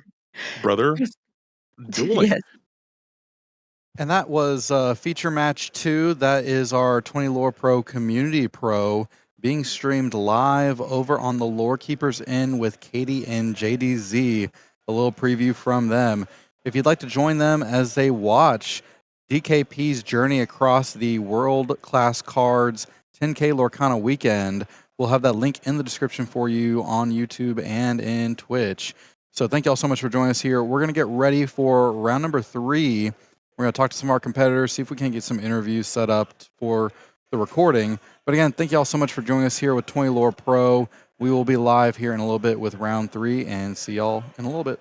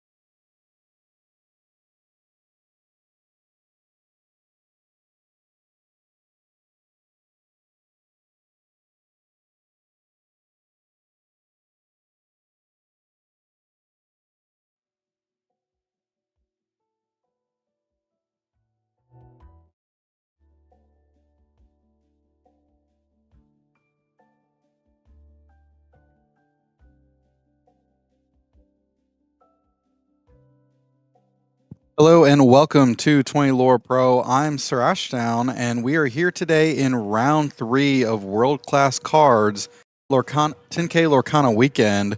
We're really excited to be here and to showcase the latest in Set 7 competitive Lorcana. Join with me today is Jeebus and Sasuke. Jeebus, how you doing today? Doing very well, and we've had some pretty good games so far that all kind of came down right to the wire. So I'm looking forward to, seeing how the rest of the day develops. It's an exciting day. I mean, we have a 5K today, and then tomorrow a separate, its own 5K tournament. So we're going to have 2 5K winners this weekend. We also have our 20 Lore Pro Community Pro DKP of World Class Cards over in our second feature match with Katie from the Lore Keepers Inn. We have those links to their videos over in the Twitch and YouTube chat. So if you'd like to watch our second feature match featuring DKP, you can head on over to the Lore Keepers Inn. Sasuke, how you doing today? Oops, sorry. Yeah, I am doing great. I'm doing great. Excited to see what's going on here between these two players. It looks like they're just already getting started here with the Tamatoa Inc. And it looks like it's just going to be a repeat of last round here, Amber Steel versus Sapphire Ruby. And I mean, great start here for the Amber Steel player here. But it looks like, Ruby Sapphire are going to be on the play here, going to be able to drop down a coil, likely be able to answer whatever it is that's coming down here on these following turns. And I did see in his hand a Saley Azurite Sea. Surprised to not see him use it, considering that he is going first here. He just opts to play the Sapphire Coil to be able to answer whatever it is that Scott's going to be dropping down here. Daisy going to trigger, and thankfully for him, for Marshall here, going to be able to draw himself a card off of that Tipo from the top there. So pretty good board state here if I am Marshall. Not quite enough threats here to really be punishing the board. Sisu likely going to be coming down here to answer that Smee, and there she is. So, Scott's going to have to try and find a way to get himself a foothold into this game, considering he's just a couple of turns away from having his whole board wiped by a big Sisu, especially because the Sapphire Coil is already down. Jeebus, what do you make of this? I mean, so instead of choosing to, sort of progress the ink count by leading off with the sale, I think even sometimes correctly choosing to instead play the Sapphire Coil so that all of the, removal that's in hand, in this case, the human Sisu, you're able to actually deal with something like a Piglet or a Smee to actually just, not have to worry as much about the Daisy, leverage the Daisy to draw a few cards. There's going to be some lore gained out of this deck no matter what, and you can kind of clean it up later. Now, this does appear to be a little bit of a different take on the Amber Steel that perhaps we saw in the previous round, where I do believe that was a bolt that was just inked, which we've been seeing this sort of list pop up a little bit more recently. The 5-drop bolt, I didn't actually quite see it there. Oh wow, another Daisy going to come hit the field here. Honestly, this board state's starting to look better and better for Scott here. Obviously, Marshall is still at least 2 turns out from the Sisu getting shifted on here. So he does have this space to, drop down. Unfortunately for Scott, another card going to get picked up here by Marshall. So his hand going to be nice and full here. But yeah, this looming Sisu empowered sibling coming down here in the next couple turns. He's going to have to figure out an answer soon here. Marshall's hand must not have been particularly good if our play is that we, in the previous turn got rid of our Sapphire Coil. Because now, what are we really working with? We have a couple of Tipos that we picked up from the Daisy, so perhaps we just have to run out like a double extra Inkwell turn and then set up for some future action. I mean, we're falling pretty far behind. Answering 1 threat at a time when our opponent is playing 2 threats really isn't necessarily it. Yeah. And that big Sisu going to be able to find her footing into this hand here, picked up by that Sail the Azurite Sea. So Tipo going to get hit with the Inkwell here, likely going to ink another card here as well. Hopefully finds himself playing a Tipo and inking another card, setting himself up for the next turn Sisu, regardless of the fact whether or not this big or this little Sisu stays on the field here. Visions of the Future instead going to come down, just going to try and find himself some more answers for this board state that Scott has built for himself here. But yeah, I mean, if this small Sisu drops, suddenly Marshall's in a very scary position. Yeah, it seems pretty likely that Marshall put that card into hand pretty quickly off the visions. I didn't quite see what it was. If it was something like a Be Prepared, that gives a second potential out for just dealing with this board.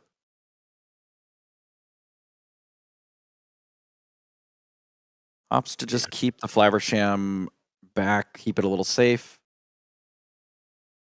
Doesn't really want to exert it quite yet. He does have the physical answers here on the board. Let the Storm Rage on picked up here, so that little Sisu is not long for this world here, and it's going to be up to Scott to decide what he wants to do with the rest of his ink here. He does have a strength as well, so we'll have to see what he decides to do, but I do think that the Sisu cannot stay here. He has to be able to give himself just at least one more turn of questing, and so Pete gonna sing, let the Storm Rage on, gonna get hit on that steep Sisu. And he's gonna find himself a Troubadour, so he does have the ability to get to 6 characters on board. That strength will be able to remove everything on the field if he so chooses. And so now he's just gonna start here with questing. Maui's gonna get hit. Vision's gonna get sent to the bottom. And this board state isn't bad.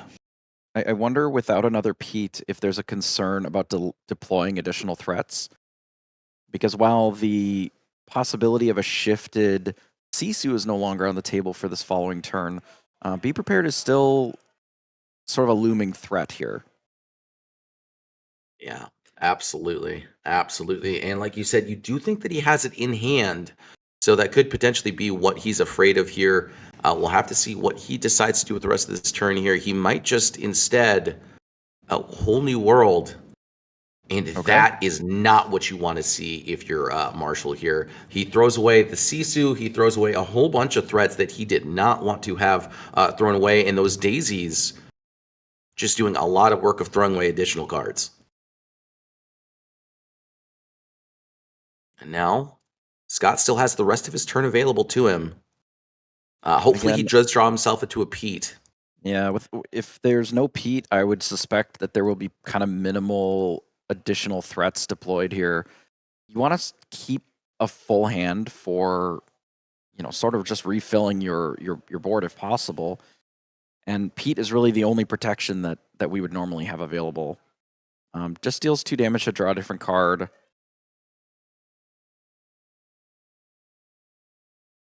It runs out of Smee. I think that's enough of an additional pressure element, but doesn't sort of overcommit your hand. You drop 2 or 3 1-drops or whatever the case might be. So there is a good follow-up on sort of the next turn. Now, it looked like there were maybe 2 Sisus in the discard. It was one big, one little that I saw in the Discord there. But yeah, Scott did actually need to find a way to get himself just one more lore onto this field here. Just considering the fact that he's sitting at 8 lore on the board. If he had just one more character, he actually would have been able to end the game this following turn. And so, while it does feel nice, just giving your opponent just that one extra turn can be all the difference that needs to be made here. So we'll have to see if Scott is going to be able to find a way to close out this game. 19 lore versus 20, really just all the difference. Often, even just being at 19 does set your opponent in a very awkward position where you can kind of just present 2 threats and they have to always answer them forever. And it becomes very taxing on their removal. And you just kind of run them out of the ability to do that for 2 or 3 turns, and then you can close out, from something like 18 or 19. Especially because a lot of the characters in this deck do have the ability to quest for 2. Smee and Daisy and such. So, Marshall trying to play a little bit of catch up here on additional Inkwell stuff, both with the double ink this turn on top of the Sung. How far I'll go. Looks like they had a pretty decent hand perhaps here. Maui comes down and be able to take something out, probably a Daisy just for lore concerns. Interesting. Opts to take out the 5-singer. No, I don't hate the idea of getting rid of the 5-cost singer here, just because a second whole new world with how much sculpting he's done with his hand here is definitely pretty detrimental to what he wants to be able to do here. He is going to be able to get himself up to 18 lore if he so chooses, and we assume that is going to be the case. Another aerial going to come down, hopefully find himself the whole new world that he's looking for, and unfortunately ends up setting a Pete to the bottom instead. So Scott's going to have to find something else to do here with the rest of his turn, but he's definitely not in a bad position here. A lot better, I'd say, than the last Amber Steel player was, where those Sisus came down on Ink turn 5, and then Big Sisu came down on Ink turn 6, and that was just the game every single time. So little Robin Hood going to find his way onto the field here. He's going to have to be able to get himself out of a position here to where this little Robin Hood gets destroyed. But getting himself up to 18 lore, definitely nothing to scoff at, and I think that's the right choice. All right, so we opt to send in the daisies first, of course. There's a Be Prepared and a Brawl. Now, my assumption is we're going to run everything out as far as gaining lore, get as much as we possibly can this turn, which would put us up to 18.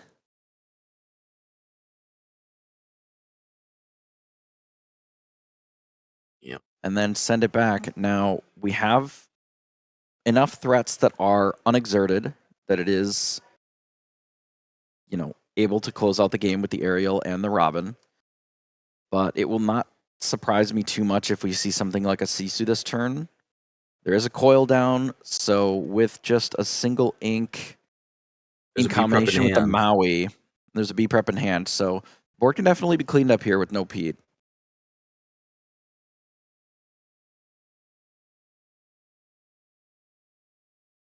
Big Sisu coming down here, going to be able to answer the entire field, except for this Smee here. But Maui is on the field, so no issues there. Yep, Maui cleans it up and decide divisions to set up for the following turn. Now, there's a couple of things that you might be looking for here. If we don't have a great answer, we do have the Be Prepared in hand, but ideally we would rather keep our questers, if possible, just so that we can actually finish the game again. We want to give them as minimal time as we can, but you want to make sure that you have enough answers. Again, if they deploy 2 threats this turn and 2 threats the next turn, you have to be able to answer all of them here because the game is so close to just being over. Yeah, absolutely. Absolutely. And now it looks like there's a Daisy, and I think his draw for turn was Prince Naveen. So instead, he is just going to drop down this Robin Hood, make it just that kind of awkward position to be in. Little Cinderella going to come down. I think he needs to be able to drop down at least one more threat. He's not going to do so. And so now it gives him, it gives Marshall just that little bit of space that he needs to be able to continue to develop this board state that he has developed for himself here. So this Sisu going to quest very likely, and I believe he has Medusa in hand to answer this Robin Hood as well. So very difficult position to be in if you're Scott, right? This board state is just going to quickly get out of control, and he's not going to be able to do much in terms of turns left in this game. Right, there's the Medusa.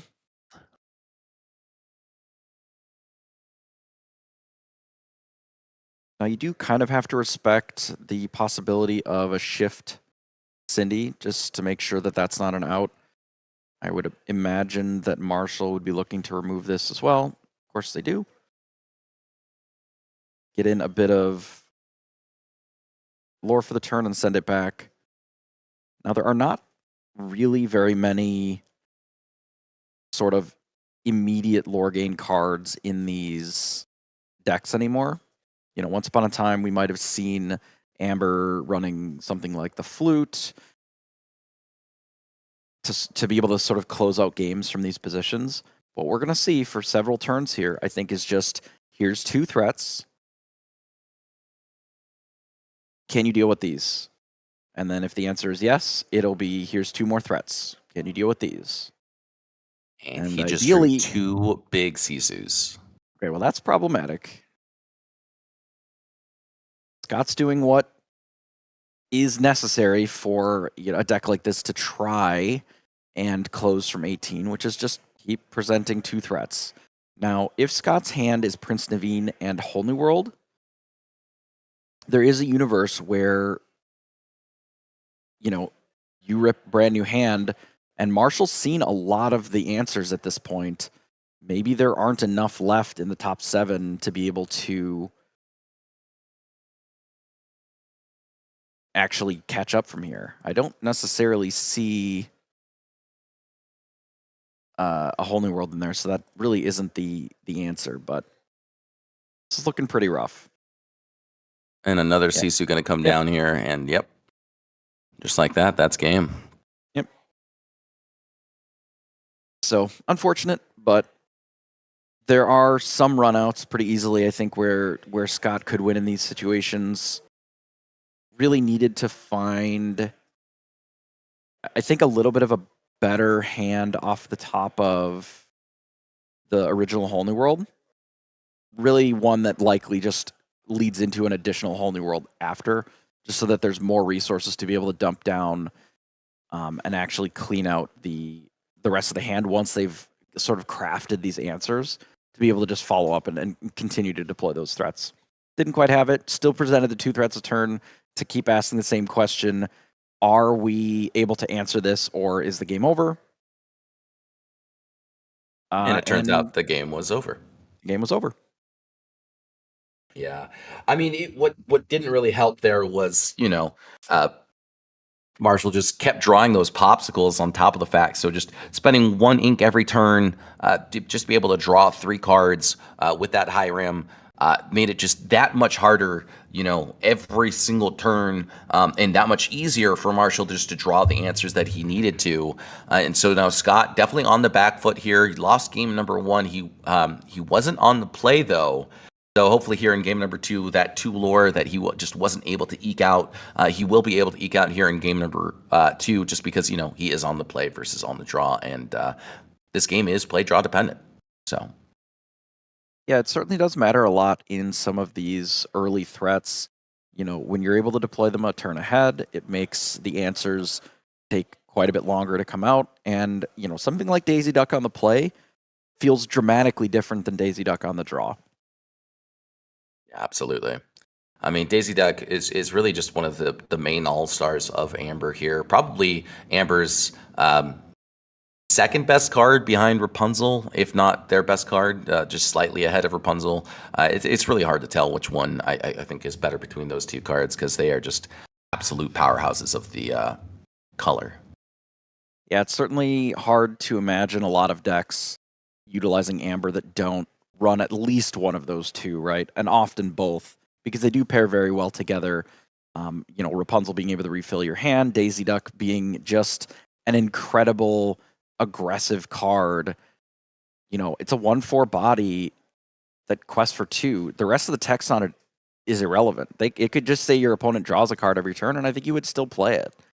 It just doesn't matter that they're drawing cards, because it's just such a big character that comes down so fast. Absolutely. There's not very many decks that can even beat Triple Daisy run out. It's just too much.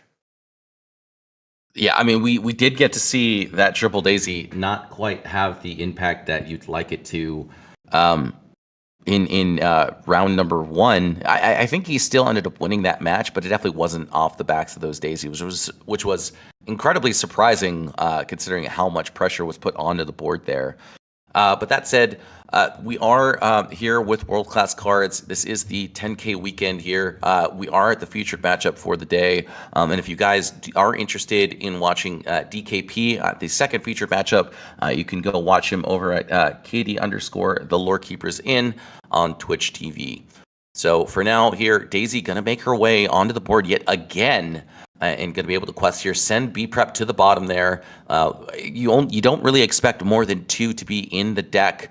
And Smee going to come down as well. And now, honestly, just because he's on the play here, this position looks a lot better for Scott here than it did in the previous game. Smee going to be able to quest rather than just get removed, and that really was the difference between 2 lore, 18 lore and 20 last game. Was just the fact that Sisu got to come down that turn after and remove this Smee, and deny that 2 lore that would have otherwise been there.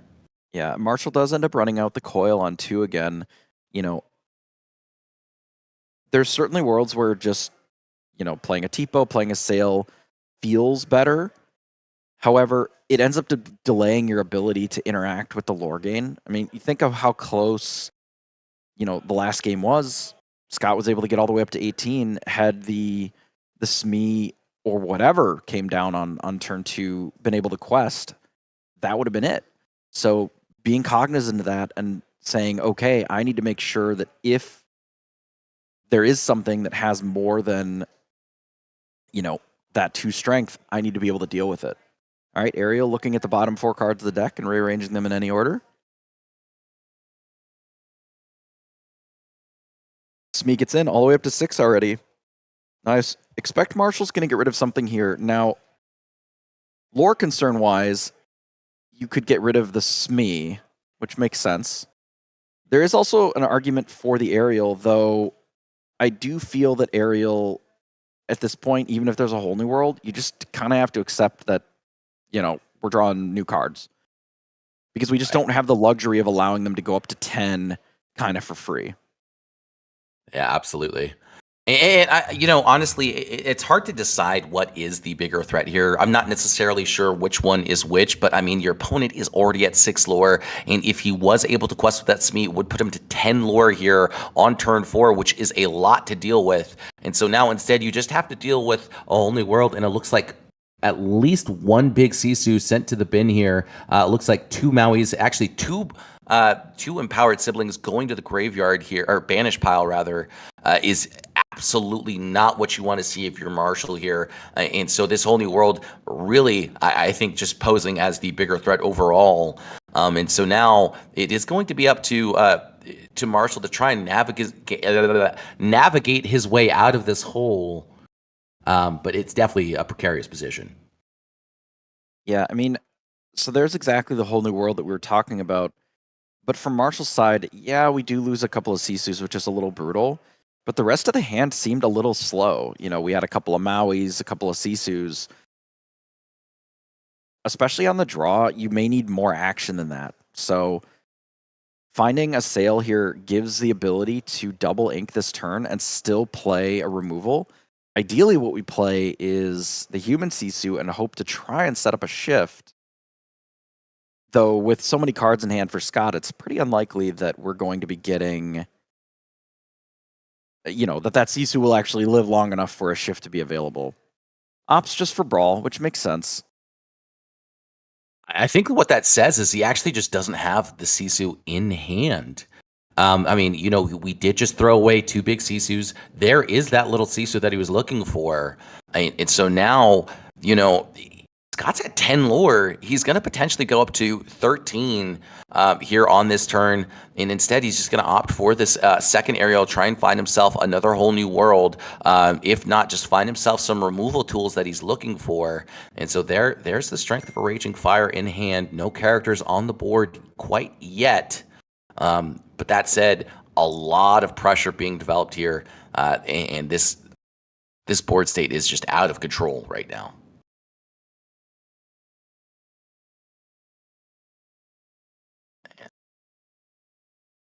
Smee going to come down, and it looks like at best, Marshall has 2 turns here. 12 lore on the field right now. He's going to get Marshall's going to be going up to 6 ink. So this B prep isn't even an available line as of yet. Little Sisu has to come down and threaten the big Sisu line, but it is unrealistic if you're Marshall here to be able to find those Sisus 2 and 3. Yeah, I mean, they're definitely in the deck. If we have something like a Visions, this could be the turn where we have to deploy it to try and have that work. Now, if we have something like a Be Prepared in hand, this could be... Oh. Okay. So we decide to use our removal as much as we can to limit the lore gain for the future, using the Daring Visitor here in combination with the Vital Sphere to actually take out 2 threats. Now, I don't actually hate this line at all. He just has to hope that his opponent doesn't have Pete in hand, which I believe we just saw it from him.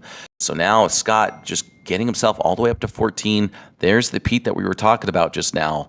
And yeah, I mean, this is just the absolute nightmare scenario, really, for Marshall. Shift Robin Hood going to come down. Pete likely to follow, and there it is. And I don't see a way out for Marshall in any capacity at this point. If there's another human Sisu in hand, or 2 perhaps, there's a world where you can potentially remove 2 of the threats and then set up for the big Sisu after, but it's pretty rough with just the Pete down, making the Be Prepared not possible. So Scott on the play definitely takes it down here. Yeah, and you know what card that just randomly decided to show back up again that I didn't even phase it into my brain here was Robin Hood. You know, Robin Hood just kind of stopped showing up in the face of the meta at all. Really because, you know, Calhoun was just such an efficient character. You didn't require the shift to play him, but, you know, Robin Hood gets to sing for 5. So definitely need, you know, those good 5-cost singers, ones that can survive Strength of or Zeus, and along came Zeus, rather. And Robin Hood really just kind of one of those only options available right now in that 3/6 body. So you'd like to see it here, definitely showing why he's in the deck. And yeah, I mean, absolutely masterclass series here from Scott here in game number 2. It is also favorable against something like Bell, and it does pretty well into that matchup, into the Sapphire Steel, because on average, most of the Sapphire Steel removal is just either Hades, which gives you 2 ink if you've shifted it, right? Or it's just damage based, so you are going to get to draw a card, needs to deal 6 because of such a big amount of willpower. So you can sort of have a stickier threat that is also large enough to be able to still deal with Bell, or in combination with some of your removal spells, still deal with something like a Flaversham and also gain you an additional 2. Similar to the way that Calhoun can do that, just with a little bit more willpower to work with. And Yeah, it absolutely. is also able to sing that whole new world, which certainly is relevant, I'm sure. And Daisy just really sticking to his hand here. He's going to have to decide what else he wants to keep, but it does look like he has the shift line if he wants it in that Robin Hood that we were just talking about here. So has little, has big, has to figure out what exactly he wants to do here on these first few turns, and if he's going to try and find his find a whole new world to be able to, you know, kind of mess with Marshall's hand state and really just find a way to win this game here, because it is really up to Scott to win this, and rather Marshall just has to, you know, play an average hand, but Scott has to play an exceptional hand. Yeah, it certainly is possible that the Robin Hood line is too slow in this matchup. You know, let's imagine the same play that Marshall's made the last several games, which is run out coil on 2. Now all of a sudden the shift line looks abysmal unless you're immediately singing Whole New World off of it, because you can just respond by inking something and then using Sisu or Brawl to take it out immediately. So we'll have to see. I mean, deploying Daisy, obviously the most aggressive line that you can take. Now the follow-ups, you know, Smee obviously pretty standard. We don't have the coil on the other side from Marshall this time.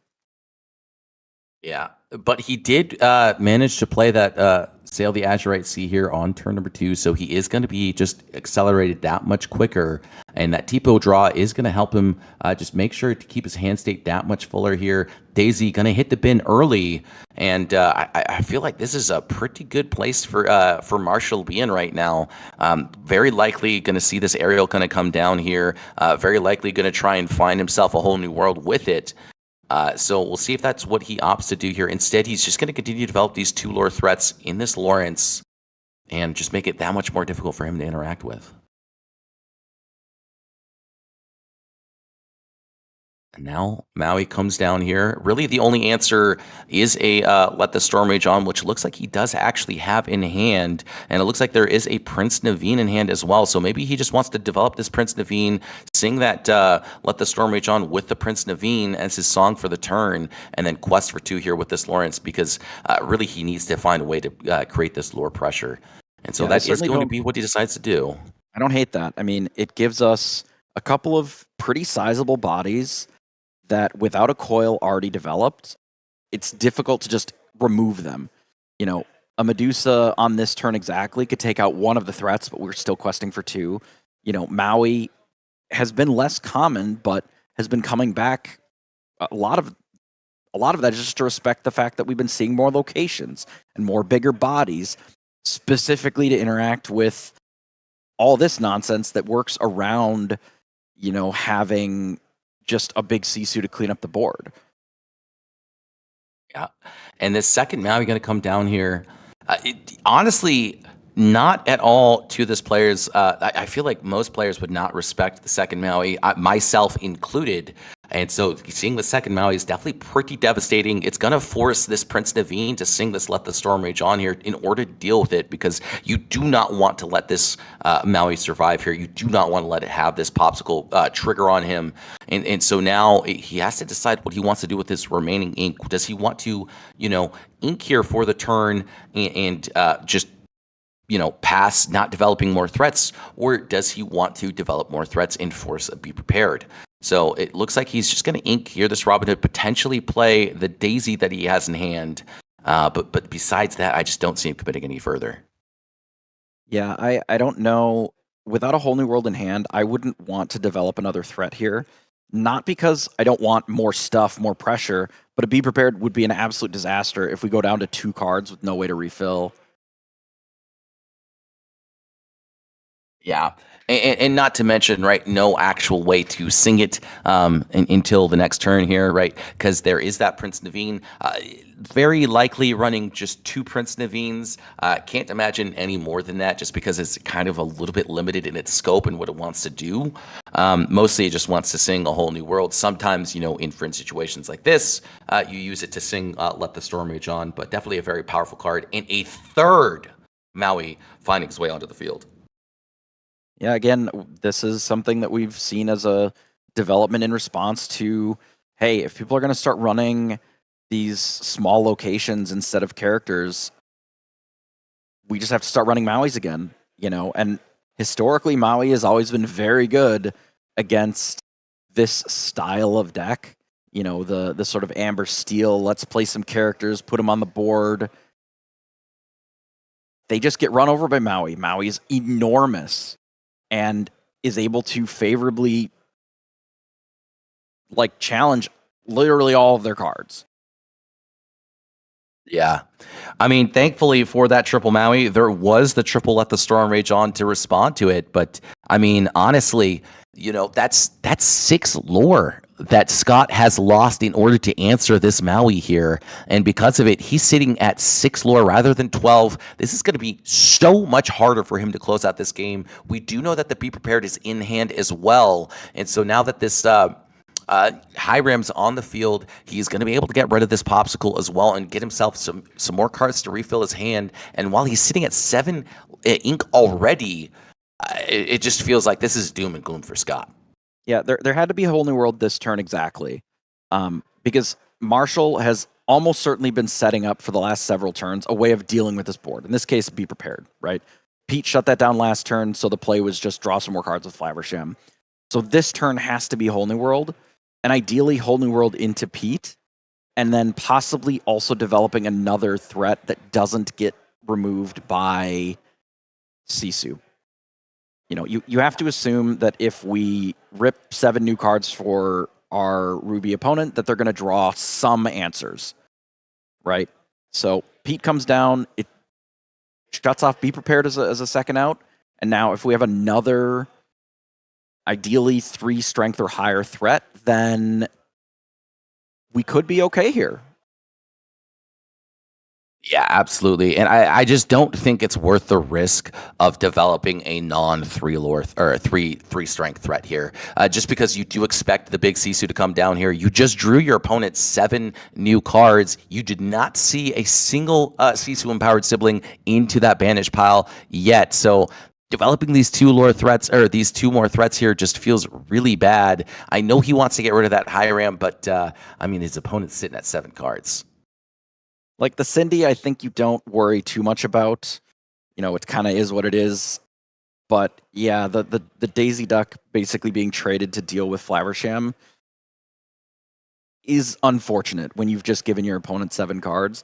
I mean, it helps if they didn't find the answer. You know, maybe the way that our hand was shaped up, the answer was we got to dodge the Sisu. Sometimes that's your out, is they didn't hit it.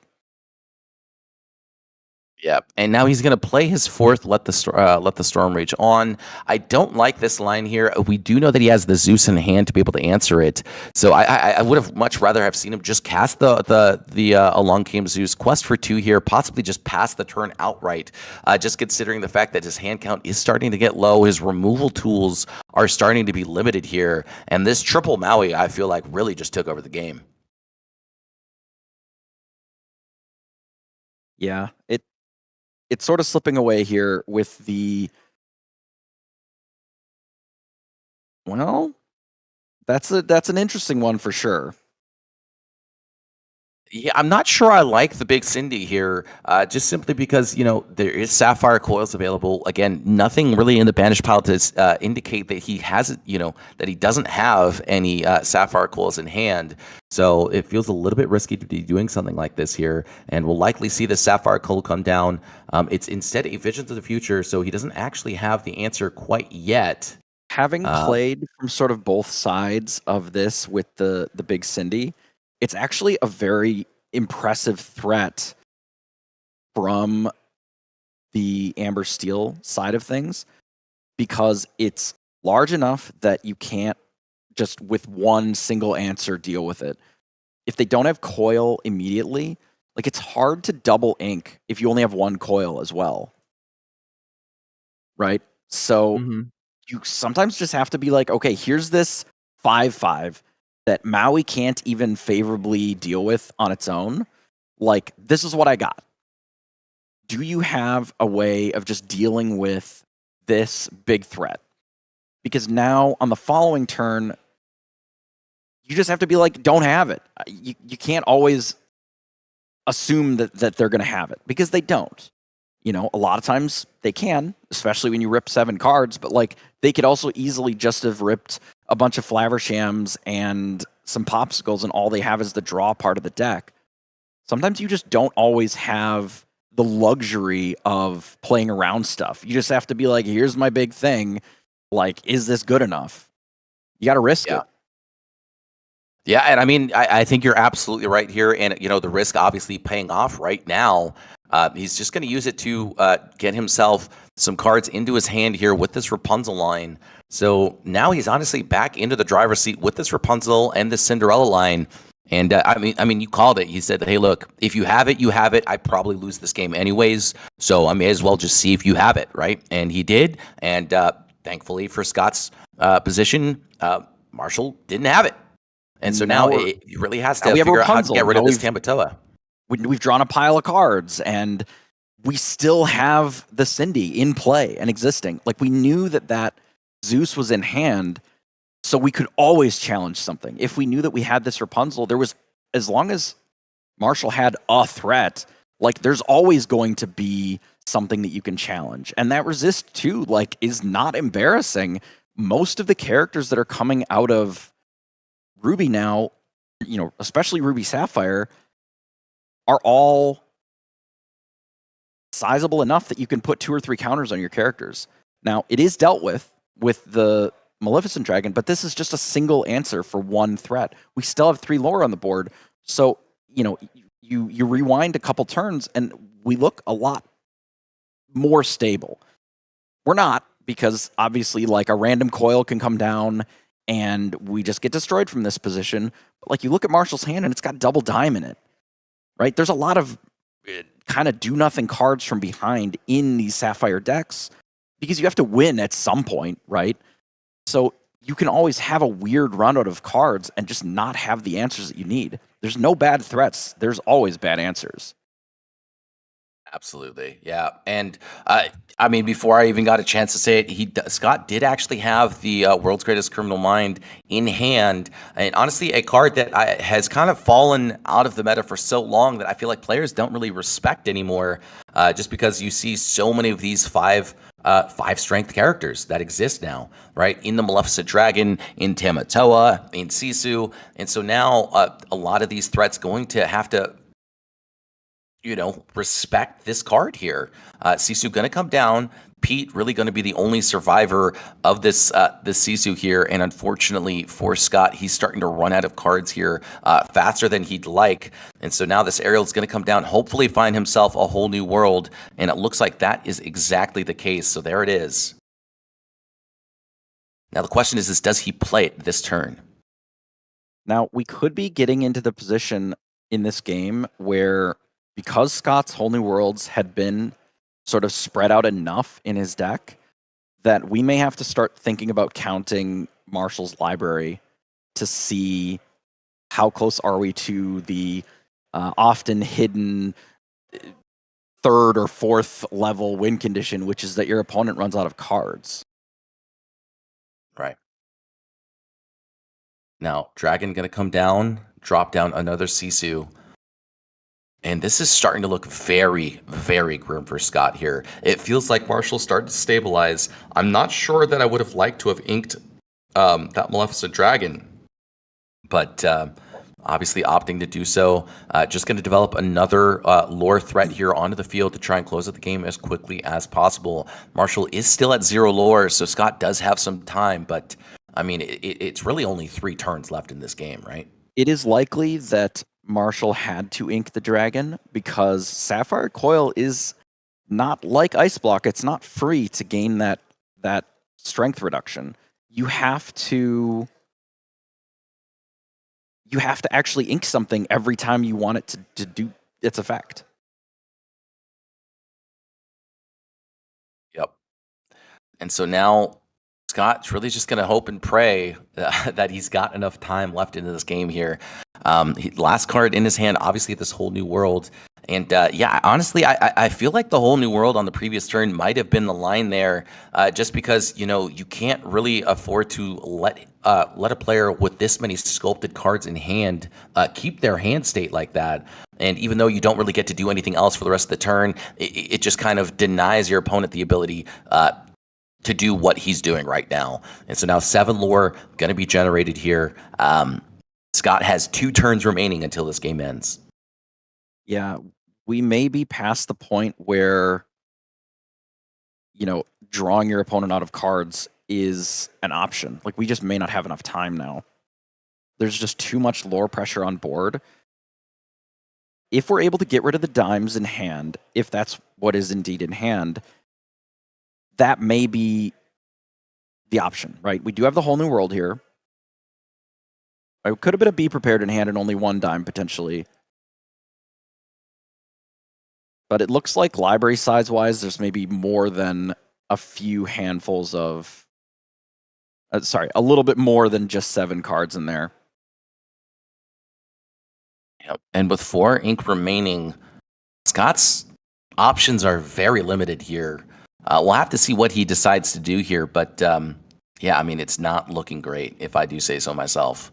So, Cinderella and what looks like a Rapunzel going to hit the field here. Is that and then Aurora? the Troubadour. I think that's I the think- new Aurora. Right, yeah, it's a little bit hard to read. I think you're absolutely, you're absolutely right. Really, at this point, all Scott can do is try to present as many threats as possible, but it is a bit past the time where that really works. I mean, the only way that you, from Scott's side, with the run out that Marshall had, with the big Sisu into big Sisu, not having to use a Be Prepared is very problematic from the Amber Steel side of things, because you really need it to be a little bit more clean up the whole board instead of just allowing them to continue developing 3 lore questers, because Marshall went from 0 lore to ending the game in 3 turns, which is just not awesome, right? Yeah, I mean, definitely not ideal if you're the Amber Steel player. I'll say that. Now, if it was just Be Prepared a couple of times, like, yeah, that's not awesome, but like you just have more time. Then the whole new world as a hard cast and just deploying a couple threats, the game's not just over.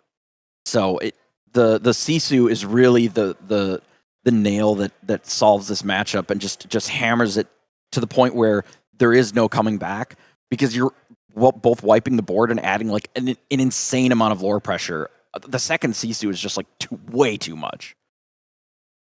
Yeah, I mean, absolutely. I mean, granted, Amber Steel is incredibly unfavored in this matchup. I want to say it's like a 70-30%, 30% chance to win the game if you are that Amber Steel player. It's just, they have so many natural tools that fight so well against your board just inherently that it feels very, very difficult, especially when you have to start the games on the draw there. So the reason Scott that a lot of was able to eke out that game number 1, but wasn't quite enough to get over that finish line. And here in game number 3, kind of that same issue. And unfortunately, that triple Maui really took over the game. Yeah, I mean, it's the reason that a lot of the Steel Song decks sort of started looking at things like Flute, and they would look at random locations like the Pride Lands and whatever, just because they needed to diversify their threats, because they were just getting so massively blown up by Sisu that what do they do, right? You have to play random nonsense so that you can try to beat just the one card out of their deck. That's how bad the matchup really is, and it's been like that for the last year and a half, ever since sort of the blue-red sort of early Ruby Sapphire piles just came out. They were doing Be Prepared and bullying them before Pete came around to protect them.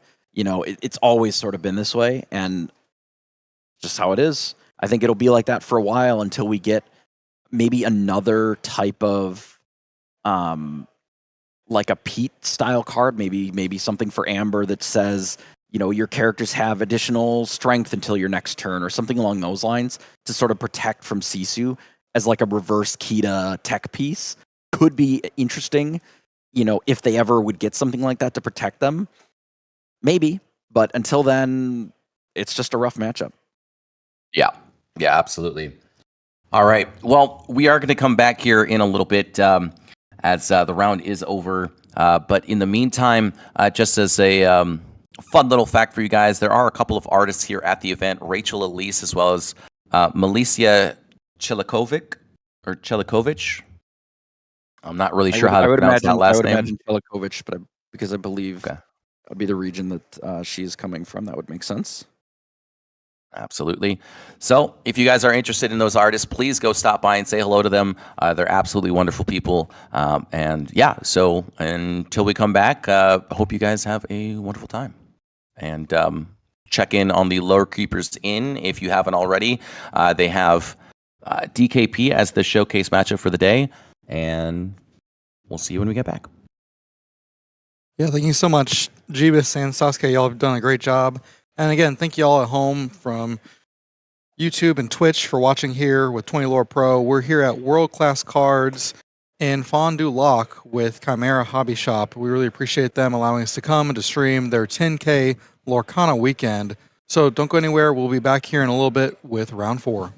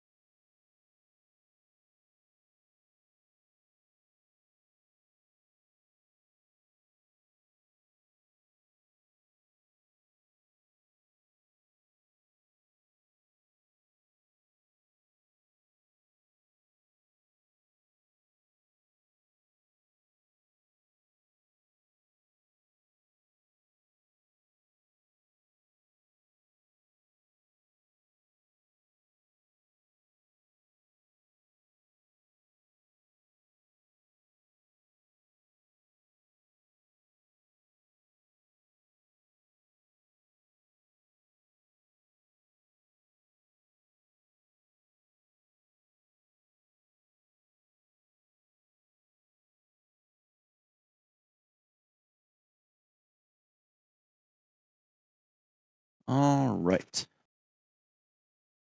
So this is Jeebus. We are back now for round 4. Are we At on the- another Amber Steel versus Ruby Sapphire? It certainly looks like it. Oh dear. Well, we've been through this song and dance a couple of times. It's definitely going to be up to the Amber Steel or the Amber Steel player to overtake this Ruby Sapphire here. Yeah, I mean, it just looks like there's a lot of Amber Steel today. I mean, it's very surprising. I guess a lot of people have been teching just to be Blue Steel or Sapphire Steel rather. Pretty handily, and I mean, these are two of the decks that are just equipped best to beat Sapphire Steel. So, I mean, it certainly does feel like, you know, a lot of players have decided to adjust the Amber Steel deck to try and compete in the metagame, you know, and by the same token, you're seeing more and more players switching to, you know, the Ruby Sapphire sort of for the same reason. I mean, what you really need in when you're adjusting for metagames is sort of to level your you know, the decks that your opponents are playing, right? You know, we sort of saw in the very first week, you know, there's a lot of Oswald stuff, and then there were more answers towards things like that. And then, you know, the Sapphire Steel lists have sort of just developed into kind of, dare I even say, just boring lists of characters, you know, and there's ways of tackling that problem, and that's what we're seeing here. Unfortunately for the Amber Steel, the opposite side of that is probably their worst matchup ever. So you're going to see this happen a lot today, I think. yeah, absolutely. And so, I mean, here on turn number 2, Simba going to come down here. He has to decide what he wants to get rid of. And so now this Cinderella going to get inked. Likely going to see a big Robin Hood see play here. I didn't see a whole new world in his hand as of yet. But honestly, I'm not enjoying Phil's position. Now, this does appear to potentially be a little bit of a different list than we maybe have seen even in the last 2 matches. You know, not every Ruby Sapphire deck is exactly the same. By the same token, not every Amber Steel list is the same. This one is playing Pride Lands, which I would also assume means the large Simba, perhaps. And maybe we're going to be seeing more locations coming down that have a pretty good chance of doing better against what we're looking at here. And here's our Pride Lands with just a quest for 3. I mean, this is certainly a lot worse for Ruby Sapphire than maybe what we've seen out of some of the other lists, because now there's a diversification of threats, like we were talking about, sort of towards Last the round. you know, last round after the round was over. I mean, you have to diversify your threats to be able to compete with decks that they have to have the right answers to be able to stop you. And if they don't have the good answers, like, then what? We're seeing Fishbone Quill, which is not always common in these Ruby Sapphire lists anymore. And it looks like he's just trying to set up here a next turn, be prepared. It looks like he doesn't actually have enough of the answers in his hand as of yet. But this can be very punishing because we do see that Phil does have, oh my God, Pete Game Referee in hand. And now just playing it slow, says, hey, look, I don't want to dump too many cards out of my hand in case you do have that P Game Referee. I just need to be able to get to 7 ink if I so choose. And so now it's going to be up to Phil here to decide what he wants to do with the rest of this turn here. I will say this P Game Referee seems very enticing. 1 lore gained here at the start of this turn from this Pride Lands. He's going to be able to get 3 more. And I just feel like right now he doesn't have quite enough of a lore threat to really be punished too heavily here. So we'll have to see what Phil decides to do. But yeah, I will say it does feel like it's in Wong Lu's ball, right, or court right now. I don't know. I mean, it did seem like Phil inked another location last turn. I wonder if there's a world where just deploying another location may have been the way to do it. Now, I wonder if this list is a Rockstar list as well, because it seems like there's a pretty big amount of very small characters. This could be a whole new world Stitch Rockstar sort of pile. Now, we have a discount on all of our characters because we do have a Prince, I believe, in the Pride Lands. Let me bring that up here, actually. Yeah, it's Sleep supposed it on to the be job Prince here. or King, and one drop Simba is obviously a Prince. So, yeah, everything costs one less here. He has to decide whether or not he wants to develop this Pete here, and I do think that he does. Last card in hand is obviously this Let the Storm Rage On, which isn't going to be able to find him too much value. But I will say it does feel like it is a little bit of a forced position here. You can't let your opponent get this Be Prepared off, otherwise you just have nothing left in the tank. So we'll see if he decides to do it, but I'm leaning towards it.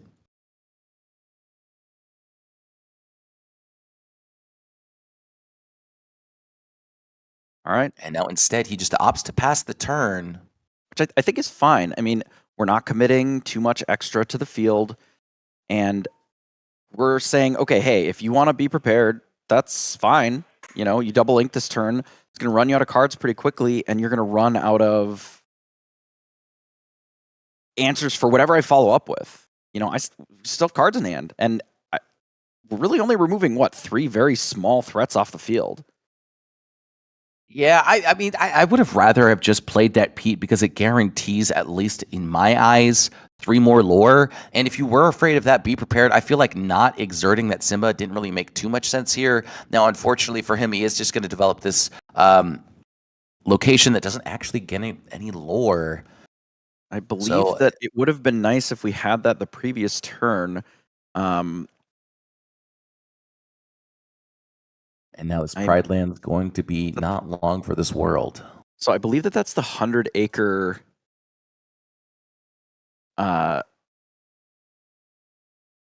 which it essentially says, you know, you put all your characters in there in the 100-acre island, and when they get banished while they're there, you gain lore. So it would have been nice to have had that sort of the previous turn.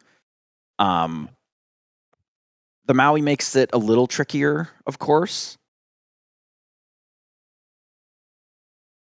I think you might be right. It's possible that Phil just kind of ran out of resources. Now, a Ruby Sapphire player does not have a lot of cards so far. As I say that, here comes Flaversham. And so there goes his lack of cards.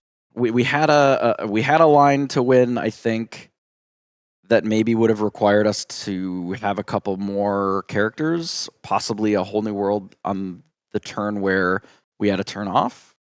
You know, where not a lot was going on, but it's looking a little rough now. You might have been right about the Pete, just getting it down to, you know, make it so that the turn is a little bit more awkward. Because then, like, obviously we were setting up for the double ink Be Prepared there, and if you sort of shut that line down, not only does it slow them down, but it kind of interrupts the game flow for them. Yeah, and now here he's just kind of stuck into this awkward position where he's forced into singing Let the Storm Rage On, not really going to get any value out of it as of yet. And so now he's just here playing out this Robin Hood, hoping that Wongaloo doesn't actually have any more answers in the tank. But unfortunately for Phil here, this Hyrium's going to be able to get him 2 more cards for the turn. Obviously that Popsicle already in play, so he doesn't actually have to have any more items.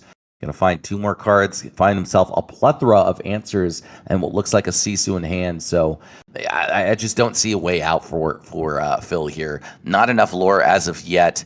This Maui going to be able to take out probably that location, and he opts to do so.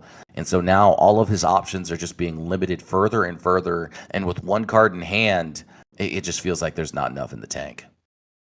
Yeah, the Quill being able to really sort of turbo the ink early on. So this is the new Bell, the multicolored. So normally it would have the ability to shift a discount based on the amount of items that you had in the discard. However, we decided to trade Bell, which I think is correct, most likely. And we just run out our 7/7 straight up. Yeah. And I mean, from this position here, I just don't see how Wong Lu loses this. I mean, this Robin Hood isn't really going to be able to do too much other than just quest for a turn and hopefully trade with this Maui. So instead, he's going to opt here just to do 2 damage to himself. I don't necessarily agree with this just because you're putting yourself farther and farther behind. He does have the Rapunzel, though. I just don't know that that's correct. I mean, he is limited on his options, so I can't really blame him for doing this here.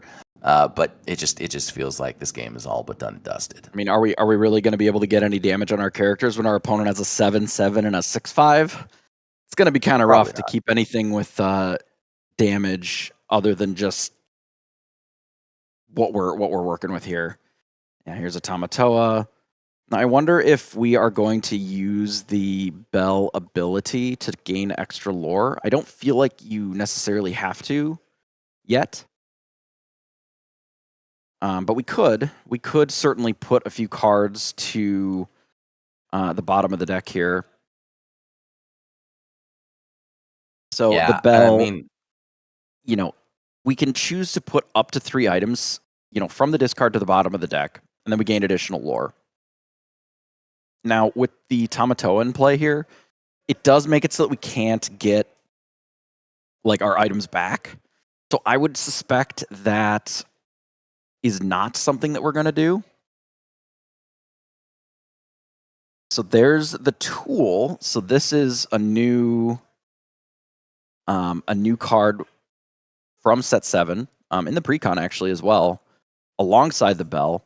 It is very nice if you're looking to sort of do multiple things in a turn, because it gives you a cheap item to banish, and then you get to have a discount of 2 less on an item going forward. So it does end up putting one of the sort of least important items to the bottom of the deck to gain some additional lore here.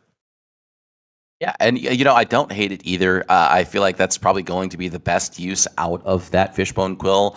I think really the only time you're going to be playing that Fishbone Quill out the rest of this, or getting it back, I should say, is really just to put it into the Inkwell. So just using it to gain 3 lore, I feel like is a bit more effective use of the card. This unconventional tool, I'm not really sure what it's going to be doing here other than just helping this Tamatoa gains a little bit of additional lore and helping him close out this game. Like I said, it just feels like this game is really all but done and dusted. It feels like Wong Lu is really just going through the motions, and Phil's just trying to dig himself out of this hole. But with the amount of tools that Wong Lu has in his hand, I just don't see him getting out of this hole. Like you have Whole New World in your deck. You're at 9. It doesn't feel like we're in a great spot. We go to 11, which is not particularly close.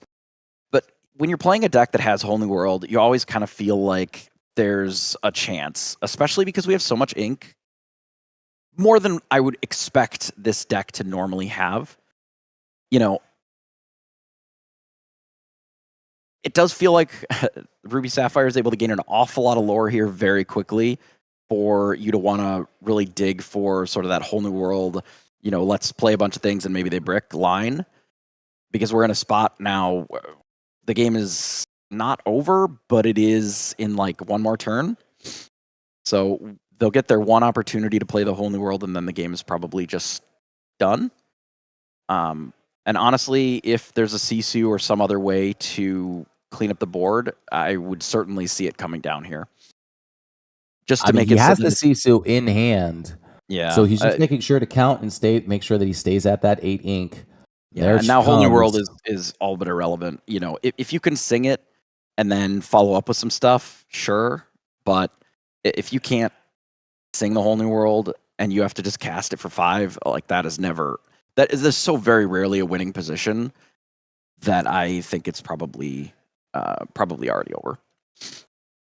Yeah, I mean, he's, Wong Lu at this point has taken the lore lead as well. He's just going to use it just to gain 3 lore, put himself up to 15. And at this point, Phil, I feel like has way too many threats to deal with in this Tamatoa, in this Bell, in this Sisu, in this Hiram. I mean, there's just so much going on for Wong Lu's side of the field that there's just absolutely nothing Phil can do. I do find it to be a little bit interesting that of the last 3 matchups that we've had, right? It's been Amber Steel versus Ruby Sapphire all 3 times, but not none of the decks so far have been the same, identical, right? They've all been a little different. We're seeing Bell as an option, and we have unconventional tool in here. I would expect there to be some workshops and it to be a little bit more item heavy to be able to take advantage of the Bell. They're running Bell in their deck at all, which is also sort of unusual for Ruby Sapphire in general. A lot of times, Ruby Sapphire has not been running Bell at all because it just doesn't have the items necessarily to support it, or there's just too many cards for them to be running to be able to fit that in. So some of the end game threats here are these Bells, and they're represented a little bit differently, right? And then on the other side, for the Amber Steel, we're seeing a little bit cheaper characters. We're still seeing the Whole New World, but I would expect there to be the Shift Simba in this list. I would imagine that there could even be something like Rockstar in here, and that they're just playing a little bit more cheap creatures and some locations, which we also didn't see in some of the other lists. You have the ability to go a little bit bigger with the big Cinderella, but you can also go a lot smaller, which we've seen more in the past. Now, I would say that most of these lists are still very, very, very, very, very vulnerable to big Sisu, but that is just a color problem more so than particular deck construction. There really aren't that many cards in those two colors that are super favorable against that big dragon. Yeah, I mean, and not to mention that Sapphire Coil exists at this point in time, which makes that even harder to deal with, right? So you're absolutely correct in saying that this is just like a color pairing issue, not necessarily a deck building issue. And it feels like, I mean, even historically, it's felt like Amber Steel just doesn't really have many tools in the kit to be able to answer what Ruby Sapphire is doing. Amber Steel kind of really takes its advantage by going early and snowballing that early effect. Whereas, Ruby Sapphire is just known historically for ramping up and then playing all these big characters 2 or 3 turns earlier. And that is legitimately too much most of the time for Amber Steel to deal with. And now, not to mention that you have this little Sisu, you have Sapphire Coil, you have so many more tools at your disposal to be able to answer a lot of the threats that Amber Steel is able to develop. And it just makes this matchup even more skewed. Well, we want to thank you all so much for joining us here with 20 Lore Pro. We are here live showcasing world-class cards, 10K Lorcana Weekend. This has been a great event so far, and we want to thank Chimera Hobby Shop here in Fond du Lac, Wisconsin for hosting today's tournament. Again, we also have a 20 Lore Pro Community Pro DKP over in our feature match 2, which is being streamed over by Katie in the Lore Keepers Inn. There will be links in the description for you to go over there and to watch that feature match if you'd like. JDZ Quest is joining her right now and providing coverage for that match. We want to thank them so much for joining us here today as we try to showcase the latest in competitive Lorcana. And here we are off to the races. All right, so the 100 Acre Island inked for a Daisy here, which is, as we've mentioned, the start that you kind of want from this deck, especially on the play. You really want to be putting the pressure on. You want to make sure that you can increase that lore count sooner than later and make them have to make tough decisions early on. Yeah, absolutely. And if he can drop down 2 more daisies, it's going to spell doom and gloom for the Ruby Sapphire player. But unfortunately for him, it's just going to be a Simba to start. He might be able to find himself the answers that he's looking for. He does actually draw a Rapunzel, so maybe he could set up a turn later on here. And so now, is that... Oh, that is... I forget the name of that. That is a Massive Treasure spicy Planet. pick. So I would say that this is almost certainly then a combo deck that allows you to sort of play a lot of things in a single turn. Now, I wonder if this deck features the new mini. Now, we haven't quite seen it yet. However, based on what they've played so far, it would not surprise me if this is featured in the deck somewhere. Imagine the Pride Lands combo with, you throw a Simba in there, you got the Rockstar, you have Mini out, and all of a sudden you play 5, 6, 7 characters in a turn. Minnie Mouse looks pretty big there as a quester. I will say this about that new Minnie Mouse. Oh wow, the Simba. You actually called this right on the nose here. That Simba gonna get shifted down here, gonna allow Phil to pretty safely quest with the rest of his characters here. So Shift Simba gonna come down. He's debating whether or not he wants to quest with it, or if he wants to sing this whole new world. And you know what? A great time to do it. 2 Be Prepared's hit into the inkwell or hit into the bandage pile, and so now Phil gonna be able to find a whole new set of answers, a whole new set of things to do here, and this Cinderella going to quest for 1. And so now all these characters are safe from really all the rush shenanigans that Red Blue is known for in these Vitalis spheres and Mauis. So we'll have to see what Wong Lu decides to do here. But honestly, I really like this position from Amber Steel right now. Yeah, and it's certainly with the Simba, now your Daisy is protected. Now you're forcing a hard choice with the Simba to say, okay, now you have to deal with this also pretty respectable threat. I mean, quest for 2, it's a 4/4, so there's not an easy single answer outside of Maui to be able to deal with it, but the rest of your board is still okay. Now, being a little bit of an item heavier version, we see the Fishbone Quill coming down, which does allow something like a slightly earlier Be Prepared or running out Maui or the Sisu a little bit sooner, but we're only going to be able to be on 7 ink the following turn. And if we have a Pete, that could threaten a lot more lore gain from this board. Yep, Hideaway going to get sent to the bottom here.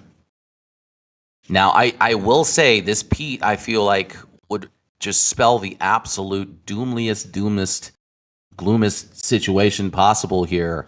But now Pride Lane's going to come down. Everything is going to cost 1 less. We'll have to see if he goes for this whole new world again, and he does. Okay, so another whole new world getting stripped away. But this does mean that he's able to find more answers here. And it looks like Wong Lu is running at least 3 Be Prepareds, as 2 have been sent to the pile and 1 is in his hand right now.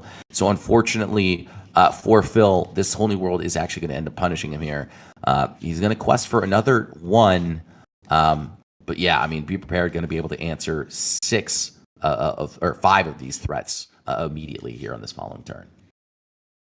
I mean, sometimes that's the cost of something like Be Prepared or a whole new world, I guess, is it does allow them to dig into the Be Prepared. They could have just easily had it in their opening hand or in their hand before we Be Prepared. It's just a random thing, right? It can be just as good as bad a lot of the time, right?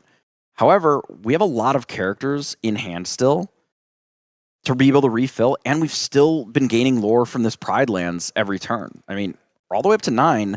Yeah, the board is clear, but we get to sort of reload, and if there's additional locations, we could still very easily claw back out of this. Yeah, I absolutely agree here. So Simba going to get developed here. Unfortunately for Phil, that coil is on the field. So if Wong Lu is also running those Medusas, this Simba might not be long for this world here. We'll have to see what he decides to do. I mean, Sisu is obviously another option here because just inking and playing the big Sisu empowered sibling will just straight up remove it. So if Wong Lu is afraid of this third whole new world here, he could opt to do it right now. Yeah, it looks like it may not be answering this Simba this turn. Now, it still could be just pick up these 2 popsicles off the Happy as a Clam here and double ink, shrink the Simba, and then use a Sisu perhaps. But since we played the item, I don't think that Wong Lu has the answer here. Yeah, I mean, he's certainly searching. He's definitely going to be able to fill up,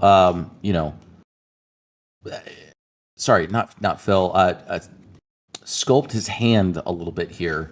And he does have bells in hand. So hopefully he decides to play one of them at least. And it looks like a Scrooge McDuck going to come down here, as well as very likely Bell this turn. So this board state all of a sudden is definitely in Wung Lu's favor here. Another Sapphire Coil going to come to hand. In all, from what looked like a devastating board state is now in Wung Lu's favor. Phil's going to be able to go up to 12. Pride lands for the 1, and get to play the coil this turn. That is an example of the tool actually being usable with the bell here. Given the 2 discount on the Sapphire Coil, we went from 0 ink available to being able to cast both a 3/3 and a Sapphire Coil in the same turn. Pretty good for 0 cost. Yeah, absolutely. And so now this Simba likely going to be put into the Pride Lands here, reduce the cost of all of these characters that he's going to want to play here. Pete going to get inked. I'm not sure what else he has in hand. It's a little bit hard to see. So Whole New World going to come down. I feel like at this point, it's really just benefiting Wung Lu more than himself. Sometimes there's not much that you can do, but all these characters do have a discount now on their costs, so anything that we drew into, we could potentially play. Simba going to come down. Simba free.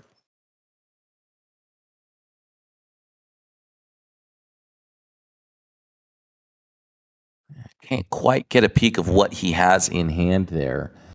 So he's still deciding what he wants to discard. But, looking at this board state from Wung Lu, it's going to be very difficult for Phil to come back here.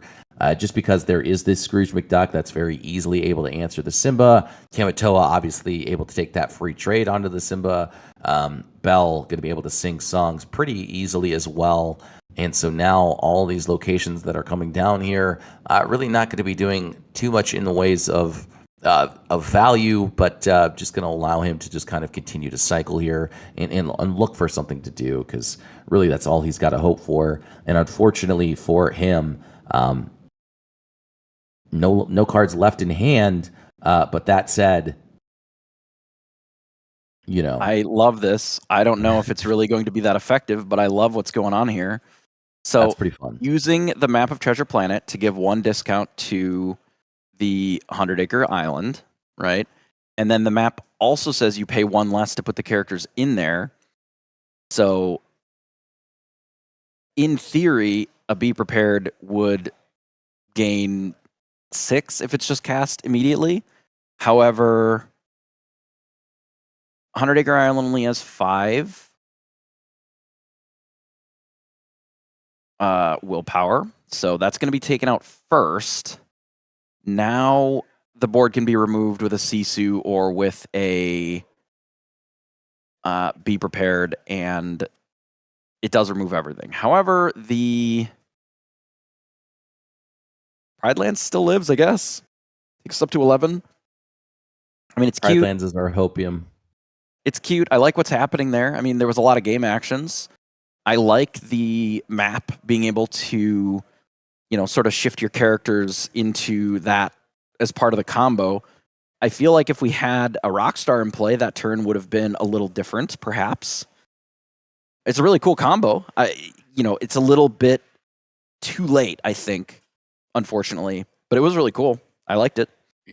Yeah, I think too late is definitely the coin of phrase here. That Sisu actually cannot quest, so I do hope the judges catch that real quick, as that Sisu did just come down here this turn. So, but I mean, honestly, I don't think it really changes much in the scope of what's going on in this game right now. Pride Land's going to be able to get him up to 11, but I mean, he's sitting on 7 lore on the field right here, so it really just does mean that there's only 3 turns remaining. The draw of that 100-acre island not going to be doing too much in the ways of gaining lore here, so it's really just not a threat. And because of the fact that Wung Lu has just absolute command of this board position here, he doesn't really need to worry about it too much either. That fourth popsicle going to come down, really just kind of make things worse for wear for him. Pride Land's going to get removed here. He's going to be able to gain another 5 lore on this turn, set himself up to what should be 7, and from there just kind of close out this game. So for another Scrooge McDuck going to come down, I assume There's a dime. There it is. I think that's what he's looking for here, is something to help close out the game a little bit more quickly.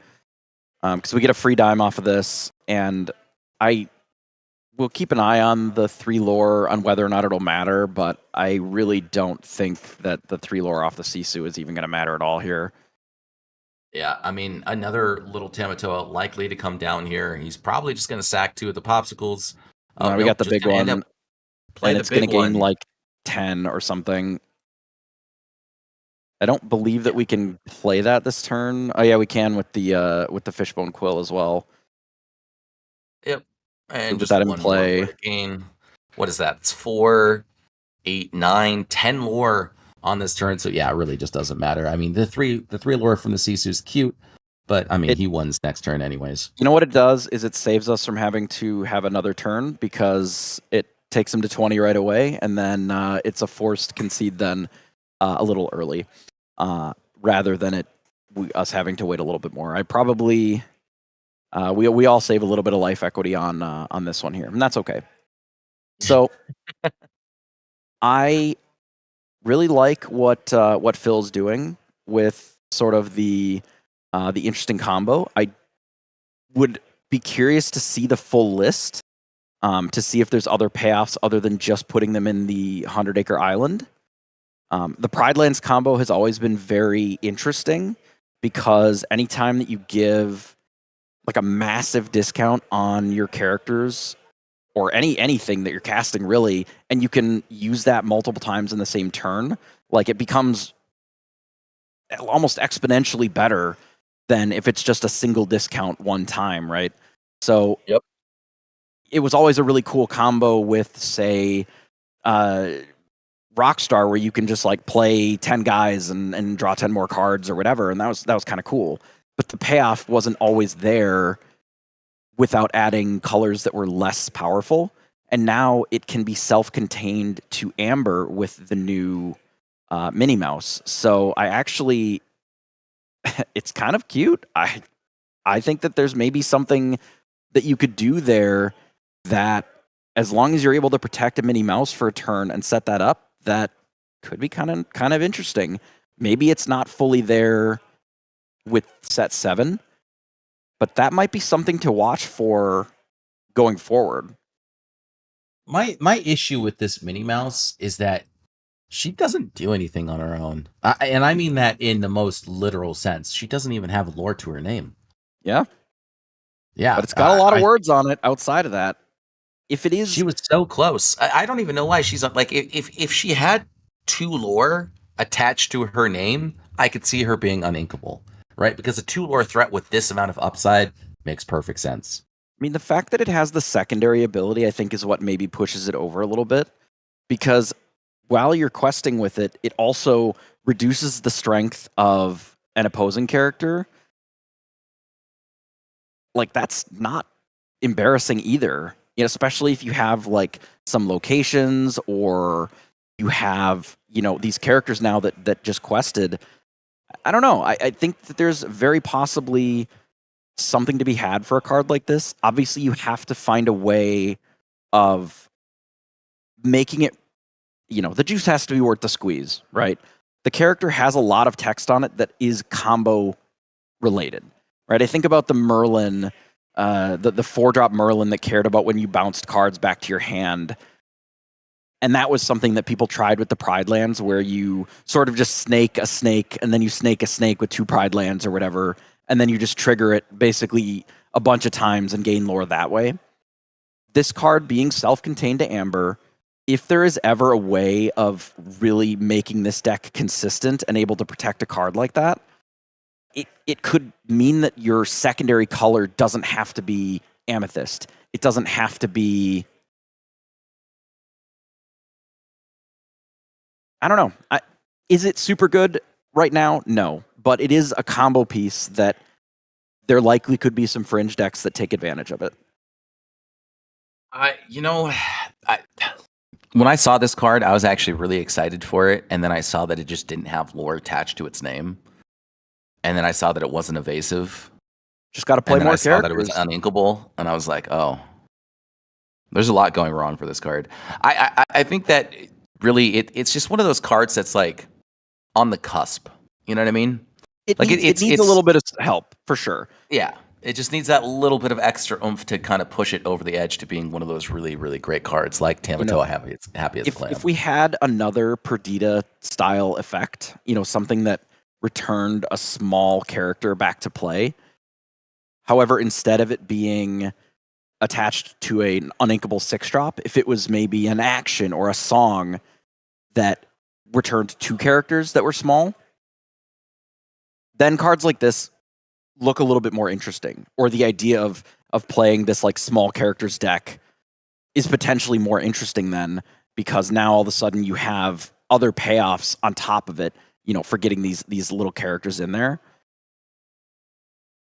I think I think it's maybe worth keeping an eye on because it just has combo potential. Not necessarily that it's perfect, but it's one of those cards where I could see a world where there's a deck that just like barfs out half the deck and then wins on the spot with something like that without a lot of pieces to set it up. Right now, the whole Pride Lands combo and getting all of it in, it's a lot of pieces. You're looking kind of like a Rube Goldberg machine, but it's all in amber. I mean, that's a single color that's doing all of that.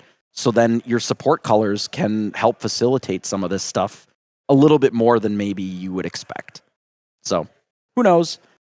We are going to go on a bit of a break. I think we maybe have some of the end of game 3 for DKP that we'll send you over to, and I'm probably going to go find some pizza. Yeah, well, hey, Jeebus, thank you so much for joining us here today with 20 Lore Pro, and you as well, Sasuke. We want to thank everyone who's watching on Twitch and on YouTube. Thank y'all for joining us here with 20 Lore Pro for world-class cards, their Lorcana 10K weekend. We're doing a 5K tournament today and another 5K tournament tomorrow. During this time in today's tournament, we have our 20 Lore Pro Community Pro over in Feature Match 2 being streamed by Katie in the Lore Keepers Inn. That's live over on Twitch.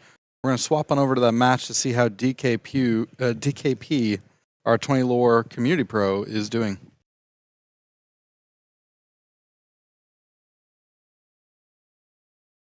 Of these exerted characters and get the Pirate's Life back to your hand.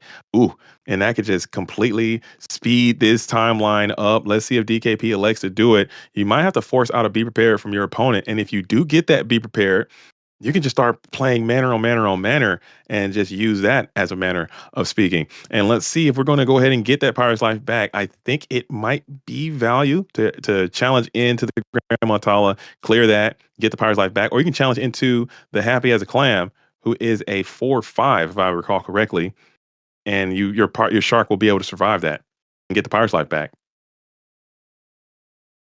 Oh no, Wonderland said right after I raid, they bring the mainstream back after the long break. My perfect luck. I'm like, wait, does that mean you regret raiding us or you don't regret raiding us? Tell me right now. All right. Either way. He's like, man, I should have raided someone else. Either way. These guys are just lame-o. This is the Cool Kid stream, so thanks for the raid. You're here. But all the people out here in this chat are probably watching both streams anyway. I would hope. Maybe they're not watching both. They're watching that one for sure, and they might be watching this one.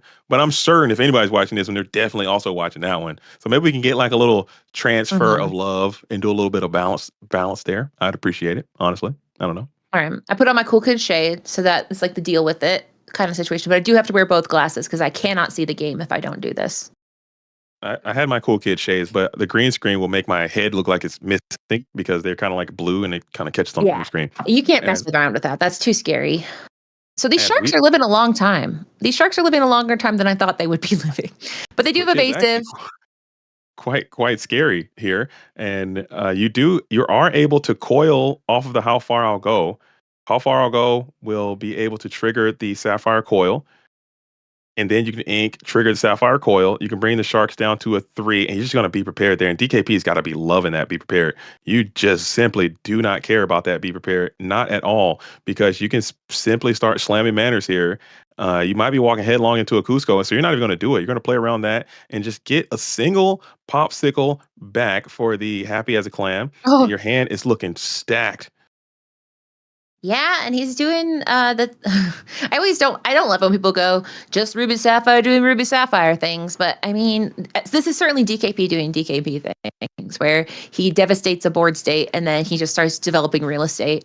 And we do see a Maleficent Dragon come down, but unfortunately, there's lots of answers to just one guy on a board.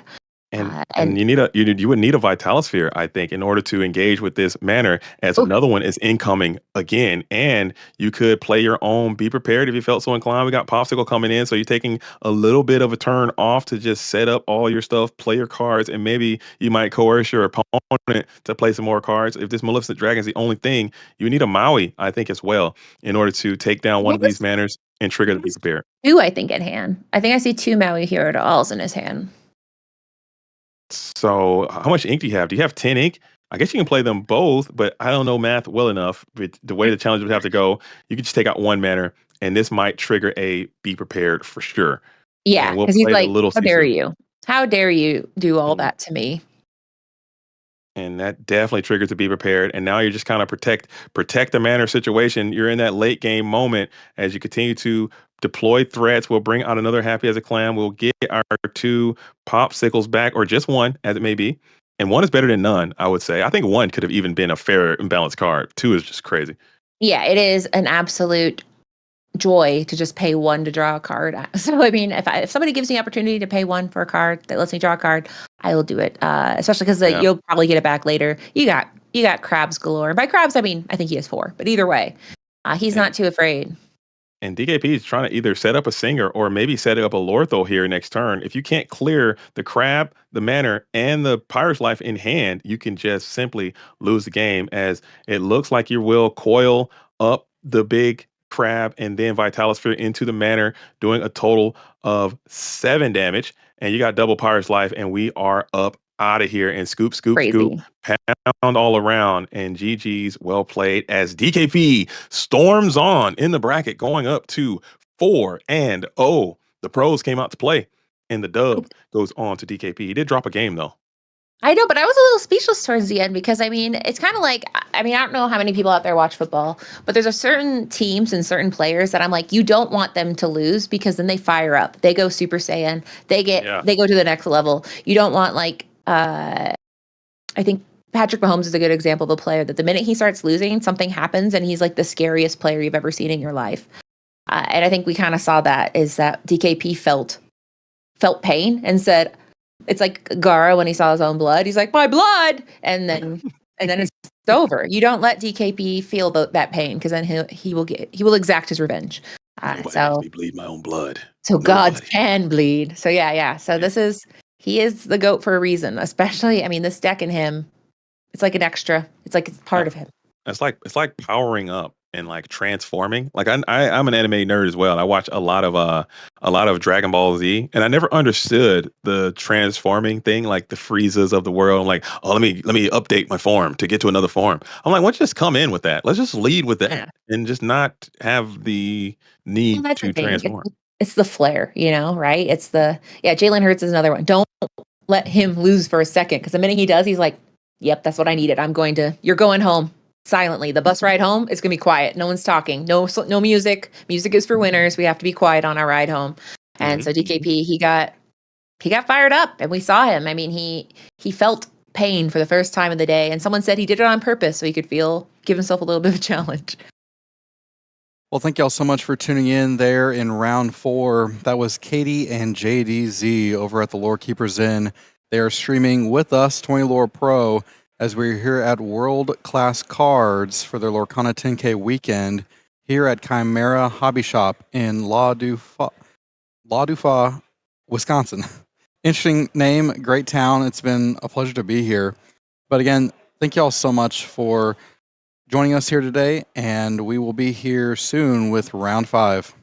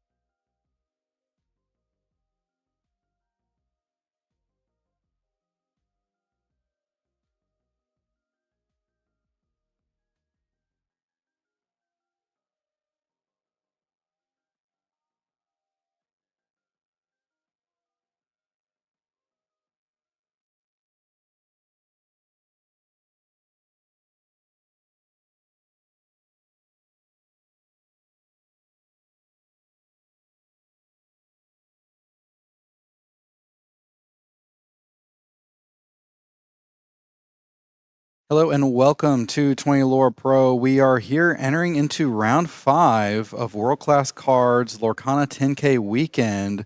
We're having a 5K today and then another 5K tomorrow. Exciting time to be here as we watch the latest in Set 7 competitive Lorcana. We have Santiago piloting a Ruby Sapphire list versus Cody B piloting a Sapphire Steel list. We have had a lot of good competition here today, and we have DKP over on our second feature match, which is being streamed by Katie at the Lore Keepers Inn with JDZ Quest. So DKP is doing great so far. I think he's 4-0 going into round 5, so great time. Here we are going off into round 5 with Cody leading us off with that popsicle into Bell.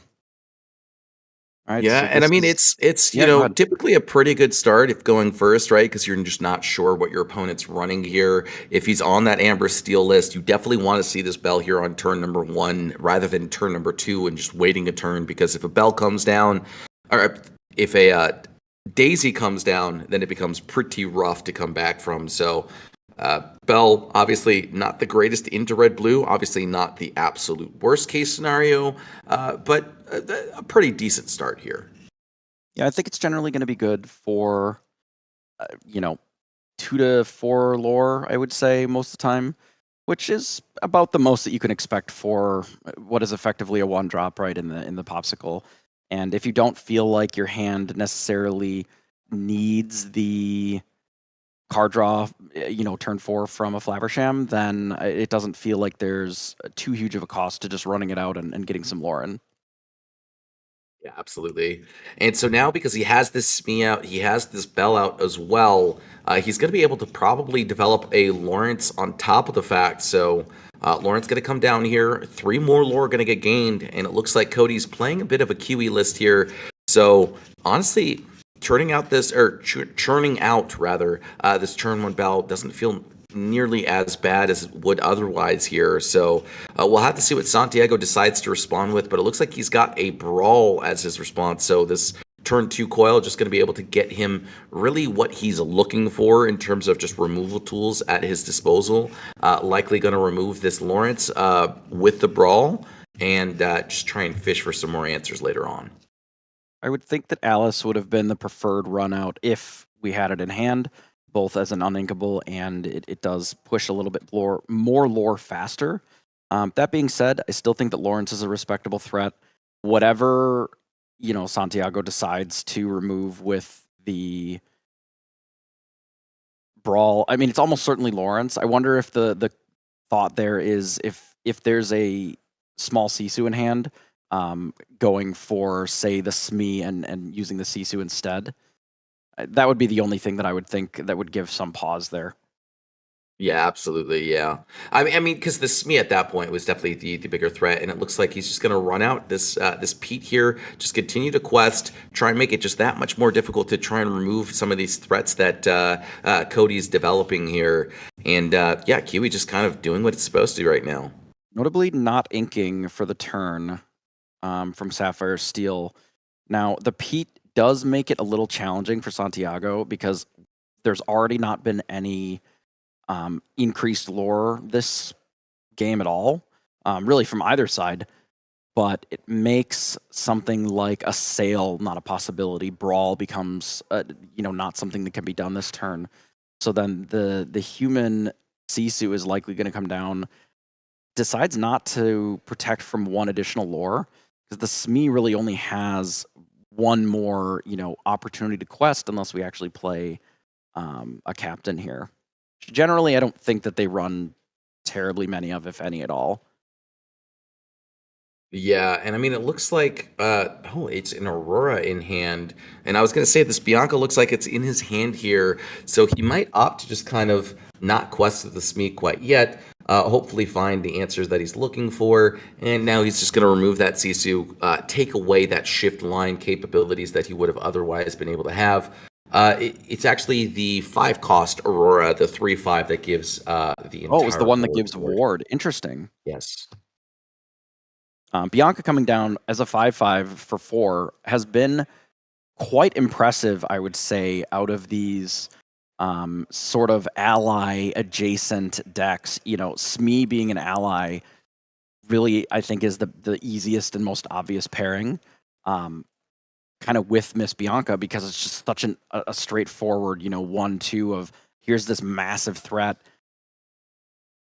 A 5/5 is huge on these boards. It trades with a Maui, which is crazy. Trades with a Maui, trades with Sisu empowered sibling, makes it very difficult for this Grammatala to be able to quest here. So it's doing everything that it's supposed to be doing, as well as just giving you that opportunity to sing a whole new world if you so choose. Not sure that this is the list for it. We did see a Cogsworth in his hand, so hopefully he has the opportunity to play it next turn and then just start questing again with this Smee. We'll have to see what he draws here, and it looks like it's a second Cogsworth in hand now. So we'll see if he just decides to go no cards in hand and say, look, you got to answer my field. And he's just going to quest here for an additional 2, pass away the turn, doesn't want to get rid of any of the Cogsworth in his hand. Says that these are actually very valuable in this Ruby Sapphire matchup, which I'm not necessarily sure I agree with. It could be that we're just saying, hey, here's the board, deal with it. Like, deal with what's going on already before anything else. But it could be that there's just running out the last threat that we have and risking getting totally blown out by a single Sisu maybe is a little too much, perhaps. And I will say that it would be pretty difficult to be able to get that Sisu off here, just because you have to get the double coil trigger onto the Bianca, as well as get that trigger onto the Bell. So 4 triggers would need to happen in order for that to be effective here, right? Because the Smee, the Bell, and the Bianca would still be all characters on the field. But that said, I can't disagree with that, just because there has been a lot of Be Prepared running around on the field here, and it looks like Sapphire Coil going to trigger once more. He's got that little Sisu in hand, and now he's deciding whether or not he wants to get rid of the Smee or the Bell. And it looks like it's Smee. Yeah, I would think that at this point, the Bell is threatened by the Grammatala already, and honestly, if there was a way to ink again, it wouldn't have surprised me if Santiago would have taken it just to keep the Grammatala alive. But just trading a card for a body that's on board is usually fine. Yeah, and it looks like Cody was forced to ink his Fortisphere earlier on in the matchup. So this Hiram Flavorsham really just not going to get any value whatsoever, and it's a bit unfortunate, if I do say so myself, just because you do want to be able to use it. He's going to shift down this Sisu here, get rid of that Cogsworth, and then Bianca just getting weakened by the Sapphire Coil means that Sisu can get rid of it as well. And you don't really need to popsicle it twice. Once is fine. The reality is that out of this list, 2 damage is pretty common, but dealing, it'll either be in increments of 2 or 0 in this case, because we have no strength, or it'll be 5, which would take it out anyway. So the last card in hand was Doc. Okay. So we were just suffering some uninkable issues, I think. It's been a little bit awkward on the inkable options here. Now, Doc is nice because it does let us pick up a couple of more cards here. However, Blue-Red already being at 8 is pretty rough. Did we ink for the coil here? He did ink for the coil here, yeah. Yep. And this is exactly right the position you don't want to be in if you're Cody here. I mean, the fact that, you have a popsicle on board, you don't really have a way to draw or utilize the draw here. You drop down a Pete. The only 2 remaining cards in hand is an Alice and a popsicle. And I'm surprised that he's not developing at least the popsicle here to try and find some more answers later on. I think he's still deciding whether or not he wants to ink it on the following turn. But I think if you're just going to pass, you may as well just find another card and look for different answers instead. But obviously, it's not what he decides to do here. And instead, just, playing the slow game. Santiago obviously has a commanding position over the board here. Doesn't need to do anything else. And so now, with this Pete draw, Cody's got to figure out something quick. I would say that the only real out that Cody had from this position, I mean, we're drawing some cards here, but it's likely Ariel, specifically to rip, 5 lore off of it. Yeah, likely Ariel and some items because we're a bit behind even on the item count. But the 5 from that, if you have a lucky dime as a follow-up, could be good enough. It's going to be kind of tough given that we're on a 2-turn clock here already. Yeah, and I mean, it looks like the third Sisu's in hand right here. Ice Block going to come down. Sisu very likely to follow here. Another 2-for-1 trade here, as well as being able to develop another 3 lore threat, just means that, Cody's got a turn left. And if he doesn't have the answers, he just doesn't have the answers. And it looks like he doesn't have the answers. So, game number 2. This looked very favorable for Cody in the first few turns. However, the awkward hand just killed the momentum. The first couple turns, very, very good. Plenty of aggression and a decent amount of lore sort of gain. I mean, even something as simple as a popsicle off the top heals the SME up and allows you to quest for another, 2 or 4 that game. Could have been very, very different. And instead, we had more than one turn where it was just quest pass, which you really can't be doing in a lot of these games, especially if your opponent is, developing more threats, adding more ink. When you're 3 or 4 ink behind your opponent, especially these Ruby decks, that they're just filled with haymakers over and over and over. Now you're running into these big Sisus and you're just not presenting. You're playing 1-3-3 and saying go. That's just not going to be enough to keep up. So a bit of an unfortunate run out in the middle there where the inkable count was a little low and, I think we just ran out of steam. Yeah, I will say there was a couple of ink choices that I wasn't necessarily sure I agreed with Cody. He was kind of sitting on those Cogsworth for a little bit too long, I want to say, just trying to use it to utilize that SME as much as humanly possible.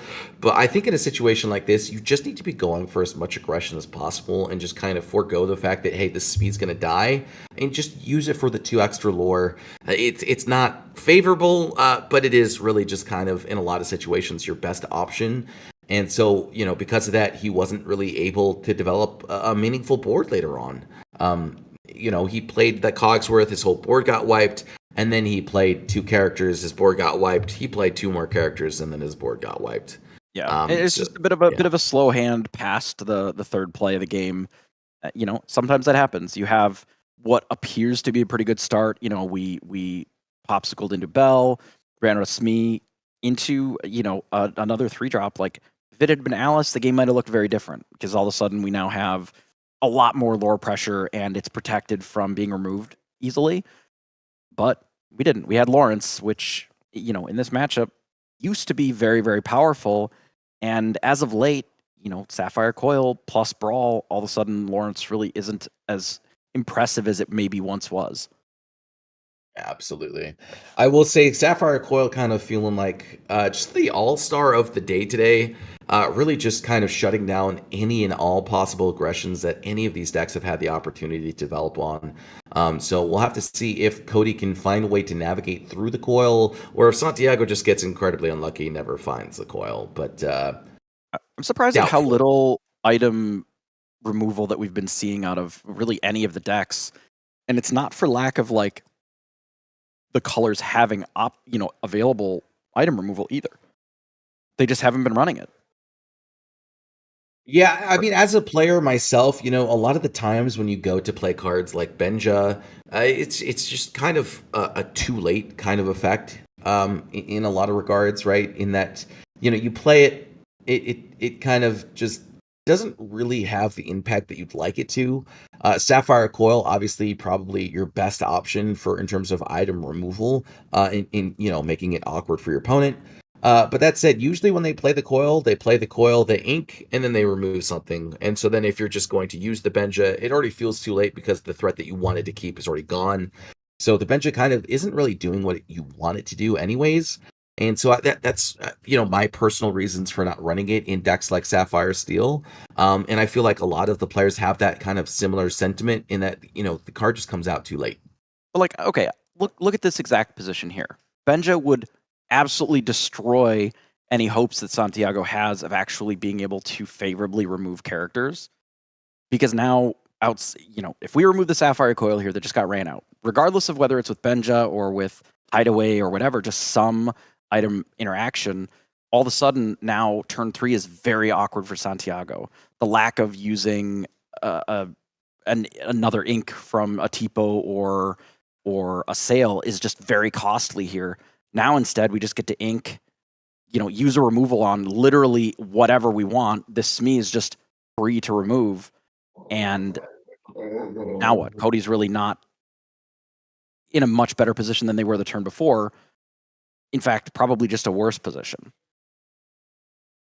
It's interesting to think about. I agree. Normally, I would say that some of these cards are slow, but like Sapphire Coil on its own is pretty slow. Until later in the game, you can't really double spell because it does cost 2 plus your ink for the turn.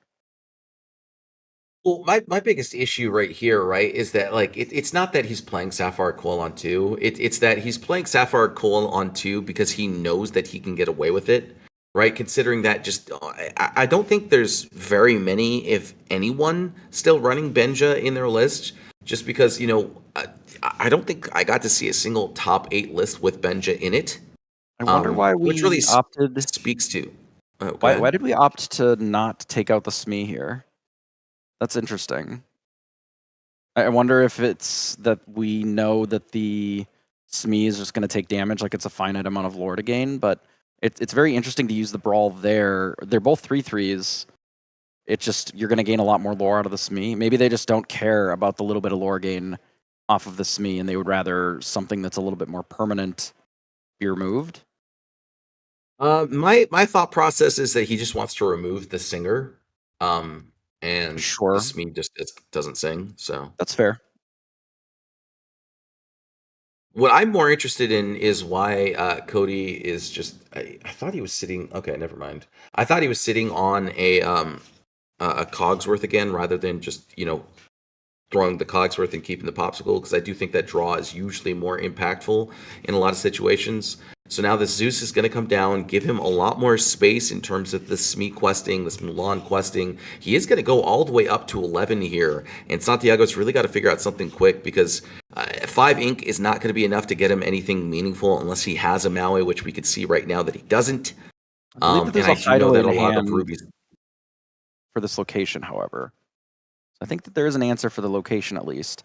But yeah, I think you're right. Removing the 3/3 off the board also means that Maui is not as good of an answer necessarily for the location either. Added together with the Grammatala, they could also take out a location. Right. And so now the Steeple going to come down. I think he's respecting the fact that he doesn't want to let his opponent get to 5 ink here. And so he's just saying, hey, look, you can gain the lore. I don't think that the lore is more valuable than you having this ink here. And so that's why he's just opting not to go for this Hideaway. And fortunately for Cody, he does find himself a Strength of a Raging Fire, so he can remove this Grammatala yet again if he so chooses. Instead, just going to opt to play this warded character here. Unfortunately, it's not a captain, so the Smee will die if he so chooses. But this does protect him greatly from all of these, power-based removal or strength-based removal cards. Does it here? All in this the is really 60s. protecting is the Mulan that can be challenged just with the Tala. This is an interesting run out here. I mean, I do like that the ward protects some of their other characters. However, in this position, I suppose it is a very powerful threat in that it quests for 2, and we just also have the location. We just don't have a my super impressive confusion is board. why he got rid of the Smee there. Just because Smee really was his kind of saving grace, and if he had a way to heal it there, he could have greatly utilized that effect. I agree with you in the fact that this Grammatala is obviously going to go into this Mulan here. There's really not much else she can do this turn. That said, though, the Sapphire Coil obviously can just remove the Aurora. Instead, he's going to, I think, play a little Sisu. That's really my only consideration why he didn't just straight up And now he inked twice, right, because he has the Sail the Azurite Sea. Yeah, so likely just going to play the little Sisu here, get rid of that Aurora, and then probably remove the Mulan. And now it's going to be up to Cody to figure out how to get rid of this manner, which he so does with this Hideaway. And Cody kind of is now out of answers, unless that is specifically Dock in hand. But unfortunately for Cody, there is a Sisu on the field, which means that shift line is available. I don't believe that should have any damage on it. If we double inked, shouldn't the... unless they sent the Aurora gives to ward. 0. Oh, right, so they couldn't have targeted it to begin with. That's right. That makes sense. They had to deal with it first, but they had already inked, so that's fine. It doesn't really have that huge of a cost just to have the little bit of damage on it. Plays just a Bell for 3 and a Dock. Yeah, the Mulan had ward. That makes absolute sense. Not a particularly common reason for your 2-1 not to have been shrunk by a coil, but it checks out. Yep. And there goes the shift line. And there goes his board. And now he's got to figure out a lot to figure out how to get back into this game. He does have the mana, however, so that is a good start. And, he is down to just 2 cards in hand, so you just kind of have to pray and hope that your opponent doesn't have the Sisus that he does just have in hand. I think our best out is still just Aerial, and I think it always is in this deck, in this particular matchup. Yeah, unfortunately for Cody, he's not on that type of list. He's not playing items here, so I'm not sure what that last card is in his hand, but it looks like it's a Miss Bianca. So hopefully this mana will be enough to get him just 2 more lore. But if I'm Santiago here, I just continue to play passive. I'm gaining 4 lore a turn. I can just use it to remove this mana on the next turn. And it looks like he drew the Maui on top of the fact. So, yeah, I mean, this is a pretty devastating board state for Cody. Yeah, the uptick in Maui's certainly has made these location alternative strategies feel a little less strong than they were. Certainly when there was the week where basically everybody had cut their Maui, that had felt a lot better. I would have liked to have seen us deploy another threat if we had one, because we're certainly not beating another Sisu anyway here. But it's possible that we just don't have another threat that we can afford to pay for. I mean, he could have inked the high ramp Flavor Sham in hand and then been able to develop that Bianca, but he's obviously opting not to do so. And now this Sisu comes down, and it just feels like it's all done and dusted. I don't really see a situation for him to get out of this here. There's a Maui on board, there's 2 Sisus on board, and just not enough ink for Cody here. So we'll have to see what he decides to do here on this following turns, because this Lawrence is going to be pretty useful in terms of just being able to develop a threat. The problem is that he doesn't have enough turns left in this game to be able to close it out here. He has to have two lore threats that he can develop this turn, and the fact that he's only developing 1 threat just speaks to the issues that he's facing. Yeah, you can't really be playing 1 spell a turn in a position like this. It just isn't enough threat. Like, Santiago can all but ignore just a single Lawrence here. Quest out. We'll likely deal with it if there's an answer in hand. Yeah, just another Sisu. So triple Sisu both games is a bit too much. And that'd be game. There it is. I think that there's I feel like Cody was playing a little bit too timid this game, rather than the last game where I felt like his trepidation was warranted. I think that you're just like absolutely right in that, like, hey, look, if my opponent has it, I just lose anyways, and so I just need to make sure that they have it, and I don't think he recognized that there in the last game. Maybe a little bit of nerves getting to him, or just thinking he had more time than he did. But either way, very well played by Santiago. Very, very well deserved 2-0. Yeah, I almost wonder if there's worlds where we just don't run out Bell on turn 1, and ideally angle towards trying to draw a few more cards so we can actually develop a little more. So it did feel like several times in these games, Cody just kind of ran out of juice and didn't have any items available to use the Flavershams that he did have access to. It's hard to say. Definitely not a great matchup if the Ruby player is able to get to Sisu, because Sisu is able to, kind of just bully your whole board in combination with the Sapphire Coil. Yep. And not to mention the fact that, Sisu quests for 3. He had 3 of them, both games. Pretty rough situation. All right. I do think that there's still game going on the other side. So I think we'll probably send the mainstream over to DKP and check out that match. Yeah, thank you so much, Jeebus and Sasuke, for joining us here for coverage in round 5 on the main feature match. And thank you, everyone at home on Twitch, on YouTube. Y'all have been amazing today, and we really appreciate your support. We are here live with 20 Lore Pro at World Class Cards for their Lorcana 10K weekend. We want to thank Chimera Hobby Shop here in Fond du Lac, Wisconsin, for hosting today's tournament. We're going to head on over to the second feature match, which is being streamed currently over on Katie, the Lore Keepers Inn, along with JDZ Quest. We want to thank them so much for announcing that feature match all day long. They are doing coverage for our 20 Lore Pro Community Pro, DKP. We are following his journey across the World Class Cards event, and he is also a World Class Card team member. So very excited to see his matches, and here we go, off to see his match.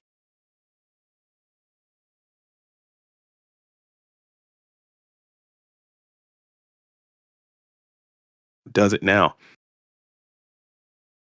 And that was tempting. Or sorry. No, you're good, Katie. Just do your. There's like a slight delay between our. Oh, I know, right? And so it's so annoying. That's good. Yeah, and so he does do the Madame Medusa. As I say, Madame Medusa is tempting. He goes, I'm tempted and I will do it. Because, Madame Medusa is one of the cleanest ways to just say, get off my board. And then you have a nice 3/4 sitting there in his wake. That quest for 2 if you need to. But that be prepared to be so nice.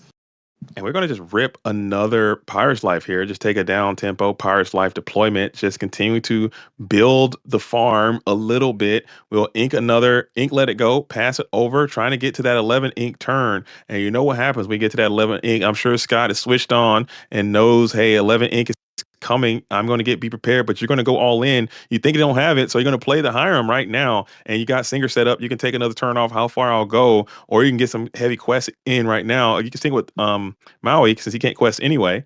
Check 2, hang on to the Hideaway, send, and you get Hideaway in your hand already, so this might be bad for DKP. Not even going to lie. Medusa's going to sing a Pirate's Life too. Turn around, fair play here. He says, guess what? I'm going to get rid of your cool stuff. Now we do see R&B said, I think sarcastically, wow, this is so great. Ruby Sapphire versus Ruby Sapphire. But this is 2 of the best in the world Ruby Sapphire players. 2 undefeated. And there's that be prepared that DKP found all 4 last game. And he's like, finally, I get to be prepared. That was good. I think Baker might have a run for his money. I think he needs to watch out. Never. Baker has a verita, that I can. A joie de vivre. I can't replicate that. Someone nice I like that. Yeah, nice that. Tenor. Nice tenor. Oh, I'm cooked. Yeah. You're cooked. Yeah. Yeah, Villain, you're cooked. You're done. You might want to watch out. I think Katie might be able to give you a run for your money there. Yeah, I can do Jennifer Coolidge and that. And so ambitions are bad. I can't do it. I won't try. You sound like David Bowie a little bit. Teeth and ambitions, baby. It's kind of how that sounded, which I quite like. That was quite good too, Katie. You have a lot of range there. I thought I can do the shiny. I forgot about that. I can do Tamatoa shiny. Be like, I'm shiny. People like shiny. That. Ban blue. It's always been this glam. I was a drab little crab once. Something like that. We got the vibe. We can make a CD. I think we can get this discography out there. If you're going to hide away here, oh my gosh, that's devastating. My soul if I'm DKP, as he now only has 2 cards in hand yet again, and you're able to clear this board. How far I'll go off of a hard cast, and now you're kind of struggle bus city right here. Population, you going to a destination struggle, okay? And now you get another card to Inkwell, 1 more to your hand. You're going to play. You need to get some draw there, big dog. You got to keep that. Be prepared. Unfortunately. Yeah, he's had that this whole game of just like, I'd like to have cards, please. And he only gets now he's been getting some good ones. Seeing that brawl is quite nice. He sends the Be Prepared down to the Inkwell in favor of the Brawl to break up that Hiram to keep that advantage train from going completely off the rails. As Scott seems to be in complete control of this game, you do have one of Be Prepared in your hand, and you need that thing to be an extra strength Tylenol super mega juicy Be Prepared. You need this board to be locked and loaded before you reveal this thing. And because this is like your only way to win, I would think, as Hiram is out anyway. We're chomping on a coil, gaining 2. And this is just over. It's looking great for Scott, not so much for DKP. Yeah, and I know some people are like, I'm happy to see Scott here because Scott is a world-class player. He is a world-class player. You can say that. Yeah, he's not on world-class cards, but he is a world-class player. And he's somebody that you will see at Worlds. So, I mean, seeing him do here is not surprising because, I mean, I'm sure he has studied in the DKP school of this deck. And I'm sure if anybody knows this deck as well as, first it's DKP, then it's me and JDZ, and then it's Scott. Scott probably knows it just as well. Me and JDZ are experts because now we've been in the DKP mind, the DKPOV. Yeah, DKPOV cam. I've learned everything I need to learn about this deck. As we are going to go ahead and get a vision of the future here. Looking at the hand, it looks like we might be gearing up to hang on to this Hiram Flaversham, and we can go. So does he? Maybe he has items in his hand. In that case, well, we see a Be Prepared, which probably feels pretty good to have in his back pocket, especially because Scott. Oh, I don't know. It's rough. Look at his hand, though. Scott's hand has been jam-packed all day. He has not been deprived of resources this entire time. He's been playing very efficient, lights-out play. I mean, we're learning a lot from both of these players, but Scott has put on an absolute clinic in this game so far in determining how to not overcommit, keep a hand, play Hiram, do your thing, vibrate spectacularly. The deck seems like it's blending both worlds between Shark Coil and the Sisu stuff. You also have Be Prepared in there. I'd be interested to see the configuration that Scott elected to load into this tournament. Yes, and I believe that they make it once you get to the top cuts, they go ahead and make the deck list public. So hopefully between round 7 and the top cut, which will be top 16, we'll be able to show you guys kind of what kind of sauce these guys are running. But it's rough. DKP is on his heels now. I mean, if we talk about card advantage, he doesn't have it. If we talk about lore advantage, he's up 1. So he... And we just went ahead and put the Tipo and the Shark out there just for some questing power. And we're going to play Tipo, same thing, just to have somebody that's up here that can do something. DKP is just trying to squeeze out as much lore as possible. You're still sitting at 13, so there is some lines that you can find that can potentially get you there. And it's going to require you to get a Shark that can live more than 1 turn and do more than what you need. Do something, as we got the Maleficent Dragon, and now this baby Sisu, the hand of Sisu, or excuse me, the humanoid Sisu can come in and just blast this Tipo quite cleanly for another plus value. Yeah. Yeah, sorry. I was... No, you're good. You're good. I clicked away. My brain restarted. You know how that happens? You have a hard reboot. Well, the reboot is over. Yeah. But yeah, looking at this, I mean, DKP, I don't know what card could answer. Because he's at Lorthal if he has a Sisu, which we see. So there's that. So yeah. You missed it. You had a good one there. You had a Lorthal if he has a Sisu, which we can see. I see a Sisu. I see Sisu. And I see what you did there. As DKP does go down in a 2-0 fashion from Scott Markinson, who's going to say, hey, if you don't know me, you better ask somebody, because I am going to Worlds. And if you want a piece of me, you better come correct. And he absolutely gave DKP the pure business on that one. You hate to see it, but DKP goes down live. And that is the first one of the day. It is not over. We are in round number 5. We've got 2 more rounds of Switzerland into the top cut.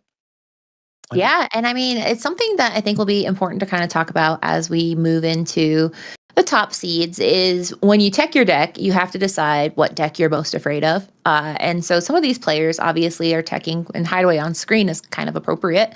They're teching because they are afraid of the mirror, and then the Popsicle is on the screen, which, what do we have to say about that? Oh, sorry. I was just reading some of the chat, and we have R&B out there. It is. It's fiery in there. R&B says, it's a fiery play. I kind of want to get over here and start breaking down some of these things, and that can be some post-game banter that we can have as what the current state of Lorcana and where it is right now on the competitive metagame seeing. A lot of people are sick of Ruby Sapphire. They thought it got buffed way too hard. I am one of those people. I did agree.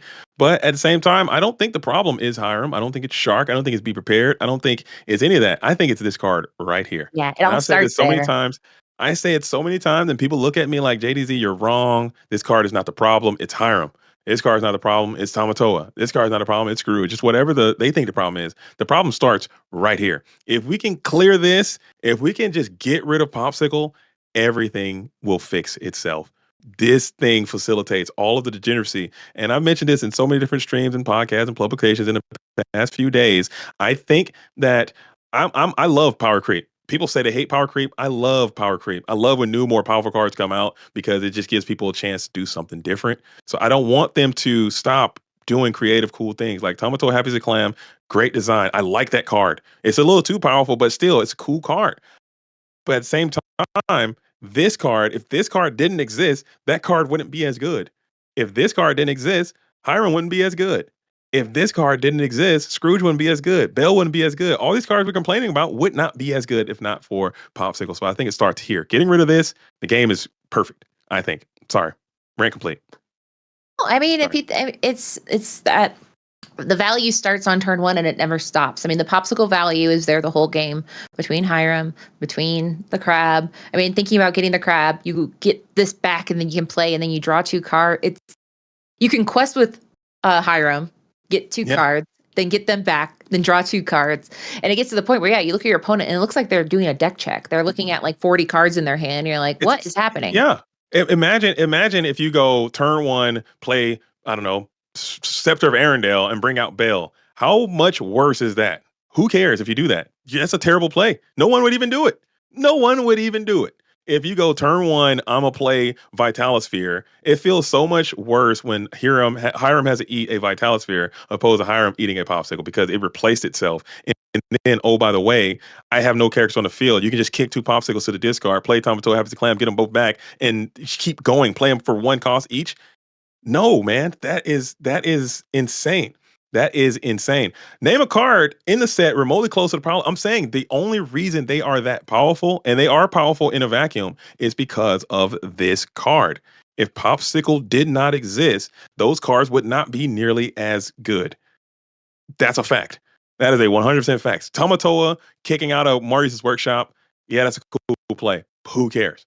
Tamatoa getting back Shield of Arendelle. Very cool play. Literally, who cares? Right? It's this thing cycling more cards to your hand. This card is the problem. This is the facilitator. Get it out of here, and then you can free yourself to keep designing these cool cards. Scrooge is a very cool card, and it should exist. The issue is they put so many cool cards into one set. Had they put more cool cards into other colors, like Amber really didn't get a broken card this set. Ruby didn't get a broken card this set. Oh gosh, no. Amber and Ruby are like, please, sir, can I have some power creep?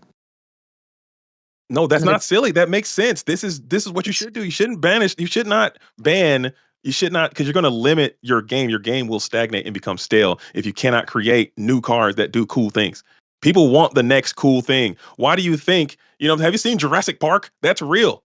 Well, a lot of people died there. So that is but yeah, you're like, seen that? You have to, the way the human mind works in your game, and every card game goes through this. I'm saying you have to continue to outdo yourself.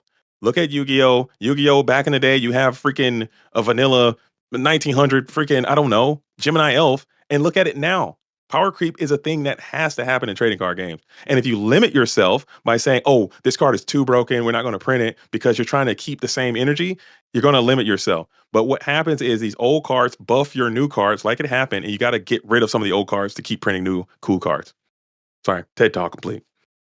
Sorry. No, I mean, it's people tune in because I want to hear the opinions. I'm sitting here, I'm like blowing my nose. I'm like, you tell me everything. I want to know all about the ban list. No, oh, sorry. Go ahead. Dude. No, you're like, actually, and then you're firing that engine back up.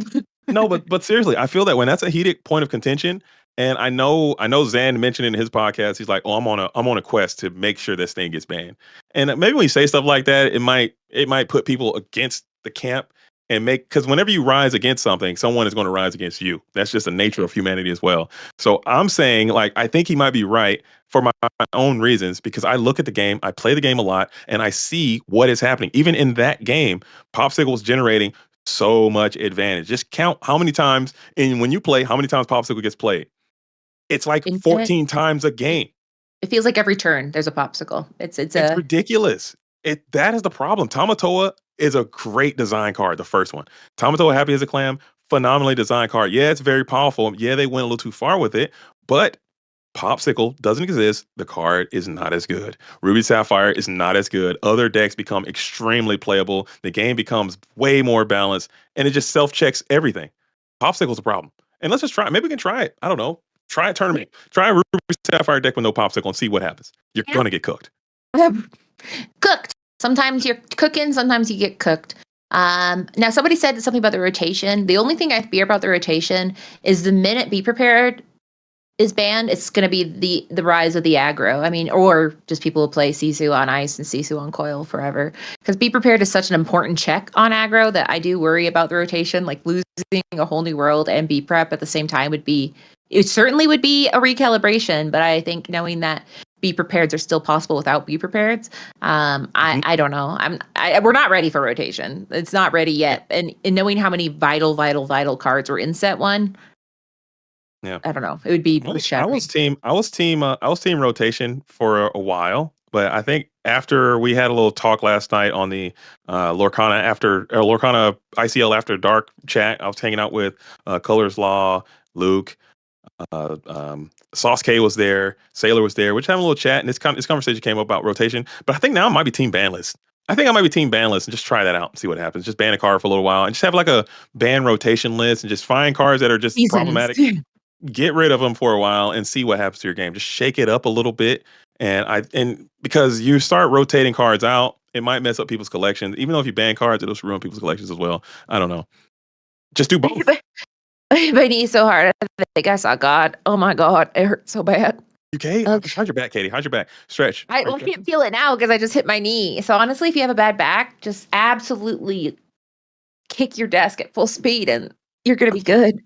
Okay, I appreciate my take on this. You know, if we're all going to be getting out our hot takes, is I prefer banned way over nerfless. Errata-less was silly IMO. Knowing that Bucky exists, but he doesn't exist, and most of us have Buckies that don't do what Bucky do.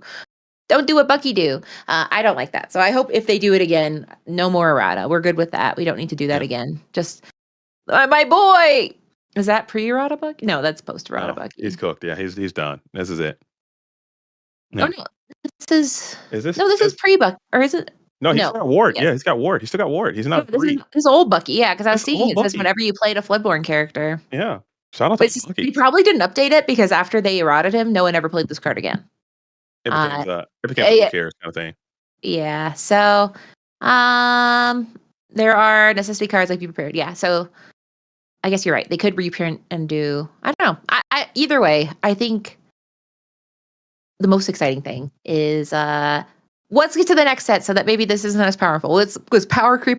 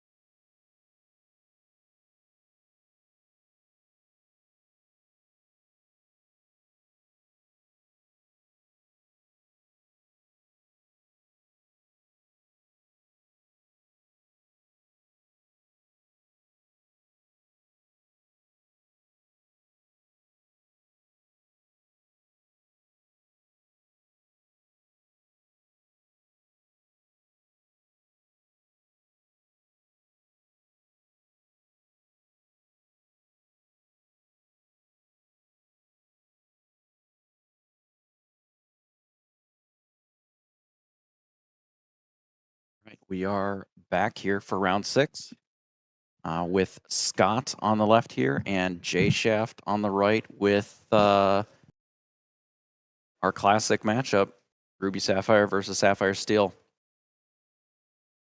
Yeah, absolutely. And I mean, as the Ruby Sapphire player, it's definitely your favored. Having played a lot of this matchup back and forth, if they're not running a Pirate's Life just kind of to supplement, your inability to really gain value in the early game, it can go very often in the way of Blue Steel here. So or Sapphire Steel here. So we'll have to see what Scott's running. But yeah, I mean, he's on that Sapphire coil list, is what it looks like here. So going to use it to remove the high ram going to use that CC to remove that high ram, get rid of that bell. So no early lure going to be able to be gained here from J Shaft. But yeah, I mean, it's definitely going to be a toss-up here. It's going to be really about J Shaft's ability to develop enough items, hopefully find himself a Maurice's workshop, and then find the combo pieces that he's looking for in that Lucky Dime, as well as that big Tamatoa.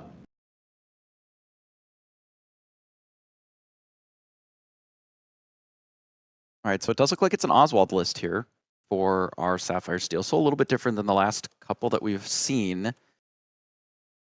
Now, we get a coil, and we're just trading it in for a couple of cards here. Looks like there's a lot of answers in hand, but not necessarily a lot of action outside of the shark. Yeah, and he does have a second coil, so just getting rid of that coil really doesn't mean too much in the ways of, game state per se here. This dragon or Great Stone Dragon here is going to be able to get him a lot of value in that he has 3 ink in his disposal. Gosh, that was hard to get out of my mouth. In these over the next following turns here, going to be able to develop himself a Lucky Dime. I guess really just not fearing the fact that his opponent could be on Cusco here, just saying like, hey, look, if you're going to remove it, you're going to remove it. I'm not too concerned about it. Doesn't really want to exert his bell either and get ran into by a Maui Shark with a Vitalisphere or a regular Maui Demigod. But instead, Sapphire Coil going to probably make its way onto the field. Probably going to just get banished again, just to let feed this high rim here, find himself some more answers, possibly, and then just keep digging away and finding something that's going to be more useful for him here in the long run. Because 2 lure turn is just going to give him his opponent too much time. You could potentially see an ink here to shrink the bell, with the intention of, consuming the coil and giving more options. Potentially there is. Like the human Sisu in hand can just take care of it now, develop something out so that then a little bit more lore pressure just with an additional evasive character on the field while still getting rid of the bell. Yeah, I mean, I actually really like this line here from Scott, really just trying to close down the clock. It really is up to the up to the Ruby Sapphire player to just start racing onto the board and start developing your big threats. You do know that a lot of them are going to stick around just because the removal tools at Sapphire Steel's disposal is usually songs. So if they're just spending their ink just to sing songs, you don't really care too much. So we'll have to see what J Shaft decides to do here. Another Lucky Dime going to hit the field here. Very likely just going to ink again with this Great Stone Dragon. If he has the big Tamatoa in hand, it's going to be very fast for this game to end here. So we'll have to see what he decides to do. It's going to be a Tipo, unfortunately, in hand, which means that he's out of cards. So I think the idea there is that if you do rip, one of the Tamatoas or, something that has lore pips on it, likely playing Ariel in a list like this. Really anything that you can draw, you need to have 4 extra ink available to be able to double dime it, just so that we can actually sort of play catch up. So you're sort of saying, hey, it doesn't seem like Scott necessarily has something to remove these dimes. So the game plan that we're going to switch to is let's do play off the top, find a character, just start gaining some lore every turn, And while Tipo would have potentially been available to gain 1, we really want to be able to have enough if we need it. You know, let's say that we draw a Flaversham, we want to be able to play more than one thing. If we draw the Happy as a Clam, we want to be able to play additional items while still potentially doing these lucky dimes.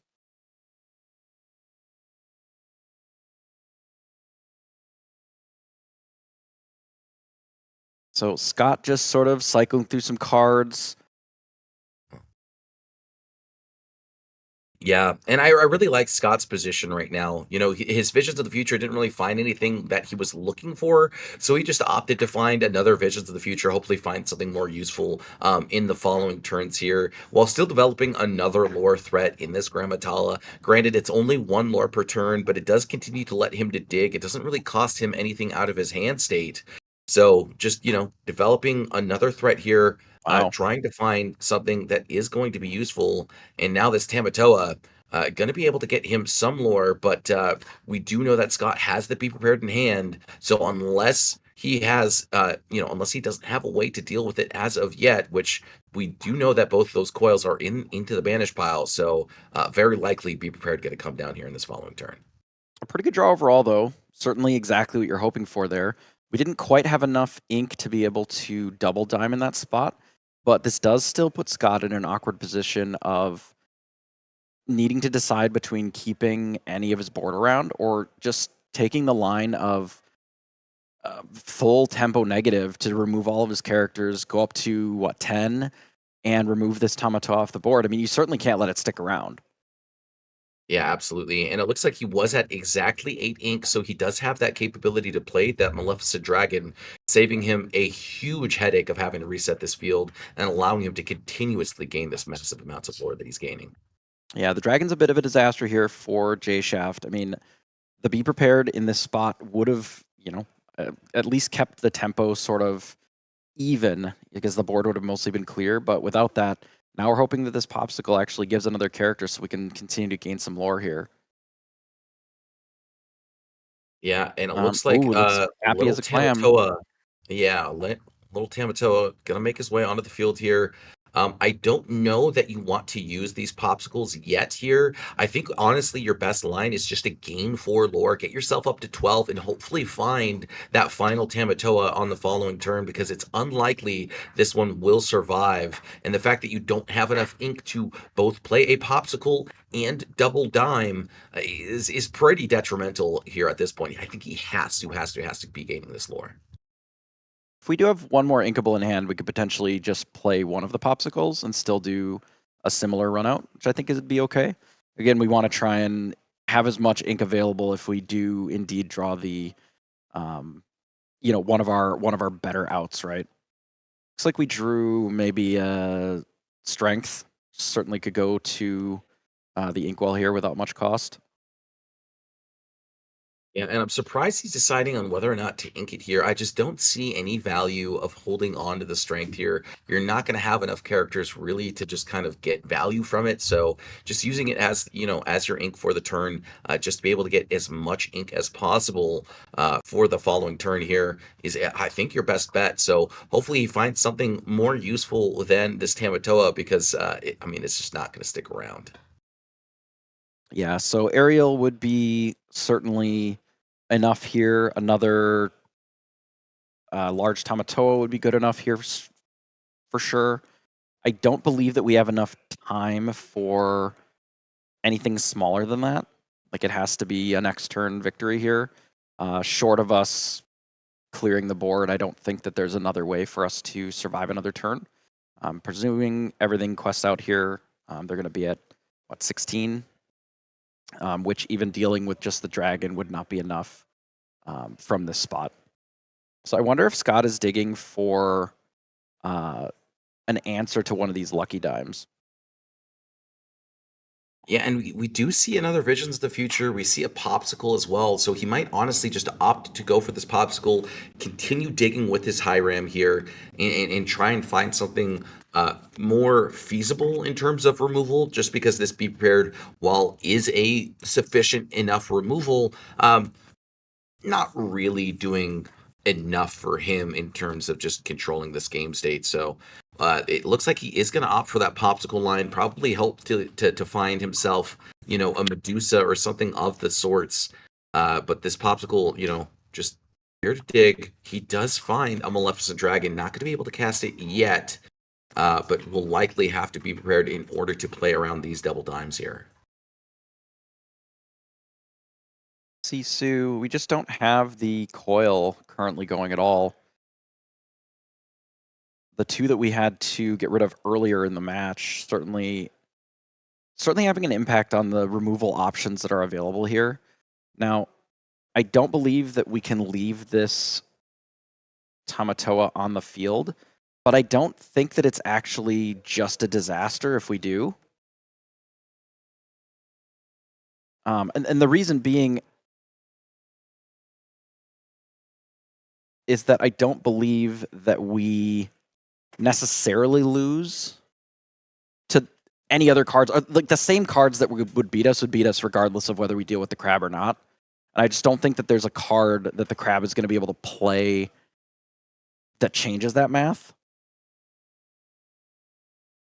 I think you're absolutely right here. So this Tipo just going to get hit into the inkwell, and I think Scott's actually recognizing exactly what you're talking about here, and just likely, oh no, he says, "I'm just going to sing this. Be prepared."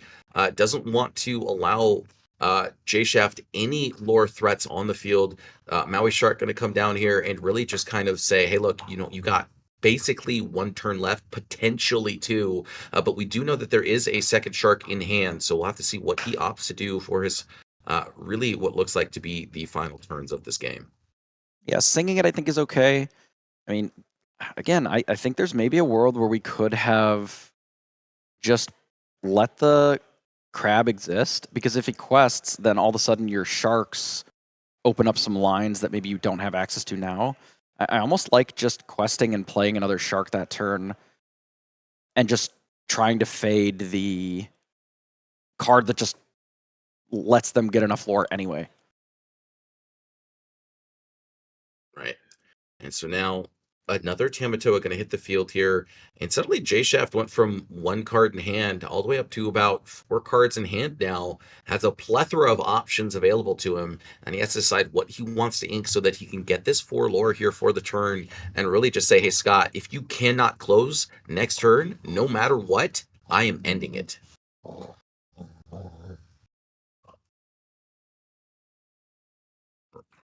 Yeah, I think it limits the amount of draw steps that J Shaft would have available if we left that other crab in play. But I can appreciate removing it. It does make any other random characters like less of a game-winning threat. Now really it has to be a 2-lore quester in order for it to change the math on this a little bit. Now, I'm not necessarily sure I agree with this line of play here from J Shaft. He says, hey, look, I'm going to end the game next turn regardless. But, I mean, now, I miscounted his ink. Okay, never mind. I thought he went down to 2 ink. It looked like he was down to 2 ink, and I was like, ooh, I'm not sure that you're willing to do that here. But, yeah, just going to go for this double line here, get himself up to what looks like to be 14 to 15 ink at his disposal. So yeah, at this point, like now any 2-lore quester is enough to just double dime. I wonder if there's a world where we can play enough sharks to win just off of spells. Because we only need to cast a handful of spells here with the 2 sharks in play. So this is 2, we go to 15.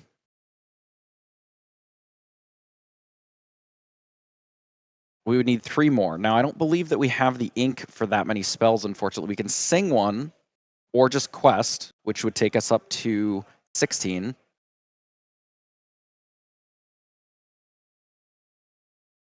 Yes, J-Shaft should be at 16. It is up to the players to update the tablet that is right next to them. Generally, they're also keeping track on paper as well. So Scott ends up scooping it up. I do believe that it was possible that Scott had a line that the only thing that he would have needed to have faded was specifically Tamatoa or Ariel as opposed to just any character. And that would have been just not using the B prep on that turn, specifically to keep just more characters in play, to try and actually close the match out. But unfortunately, opted for the Be Prepared line, and it just gave J Shaft a little bit too much time to be able to use those double dimes and actually close out. So a good comeback there from Sapphire Steel against the Ruby Sapphire. This event is being held in Fond du Lac, Wisconsin. At the and I will Chimera Hobby say, Shop. I will say, I think that's just one of those lines that, like, not necessarily wrong, but because we get to look at both players' hand states, we get to see what both players have available to their tools. You're just fading. You're just picking which cards to fade, right? There's always going to be something that you have to dodge in spots like that where it's so close that you pick one, and if you're right, then it works. If you're wrong, then it doesn't. So I don't necessarily think that it was a huge mistake, right? I think it was more you have to pick a line somewhere, and J-Shaft just could have as easily not had another Tamatoa there, and then didn't have the ability to get it that close that turn specifically either. So yeah, absolutely. And like, it's just one of those turns where, like, when you look at it in retrospect, it looks so obvious. But again, we get to cheat in a sense, and we get to see what both players have available at their disposal. And so because of that, it's obvious to us that, hey, Scott definitely shouldn't have used his Be Prepared there. Should have just said, hey, Scott or J-Shaft, you need to have it. And just as easily that Be Prepared could have been the difference, right? Because if there was a way to generate a 3 lore threat, which we're not sure J-Shaft has or not, in, let's say, Gaston, then that play looks a lot better. So, and that could just be exactly what Scott was playing around, was exactly his opponent potentially having a Gaston. We don't know what these players do know about the opponent's decks here. So we'll have to see if there is a Gaston. Definitely a card that's a lot more fringe nowadays than it used to be in terms of blue steel, but definitely a card still worth considering, I'd say. All right, Scott runs out of sail, inks a couple of things here, and with the double popsicle is set to draw a lot of cards if we've got a Flaversham. Just straight running out an Oswald, no protection and no activation of it. But Scott's just got a Flaversham, kind of set that up as the draw. So we'll see if this Oswald is really able to do much. I mean, if J-Shaft has got ink something, hit an item into play Fishbone Quill, ink again, hit another item, like that could be a huge board all of a sudden. Yeah, and a second Tamatoa going to get hit into the Inkwell here. And luckily for him, he immediately hits this Greatstone Dragon right off the top. Fishbone Quill, just like you predicted, going to get played here. And we'll have to see what he decides to throw into the Inkwell here. But there is a lucky diamond in hand, so probably just wants to try and get that out as soon as possible. And it looks like Let the Storm Rage On going to get hit into the Inkwell. And actually, thankfully, throw Bell onto the bottom of the deck there. Not really a card you want to see in this matchup. Yeah, not too worried about just a random 3/3. It's not heinous on turn one, but it really isn't impressive either. It's just a random body. So putting that to the bottom, not a big deal. Still got 1 for 2 on hits, so that's really not bad at all. I mean, I would say that Oswald misses a lot because your deck doesn't have 35 items. It's probably running 20, 22. So missing a few times is not unexpected, and hitting something like a Greatstone Dragon is awesome because it always comes into play exerted anyway. And now, if this Oswald gets sent to the discard, it's just another ink. Yep. And it looks like he drew for turn Shield of Arendelle. So likely going to be the card that he throws into the Inkwell here. Unless he decides to play a Flaversham, which I'm not sure he has in hand. It looks like he's got Tamatoa, though. And so, yeah, really just can't quite decide what he wants to ink here. Yeah, Scott has a huge grip of cards. Being able to leverage the double popsicle with the Flaversham really sets him up quite well to try and counter whatever our Sapphire Seal player is going to put down here. So there is, I don't know. It'll be interesting to see what happens this turn, because I do like the idea of Flaversham both to draw cards, but also to set up future Tamatoas to be able to actually have some items to get back. Because Happy as a Clam really does need some items to actually get going here. So gonna probably use this Quill here to trigger Oswald a second time. So we'll have 4 looks then, and we'll see how many items we actually get off of that. I can't imagine getting rid of this Lucky Dime unless we're desperate for Inkables. No, and it looks like he's just gonna. Yeah, it looked like he just sent down an Along Came Zeus, which again, just not really another very strong card in this matchup. You're just almost never going to use it unless you're hard casting it.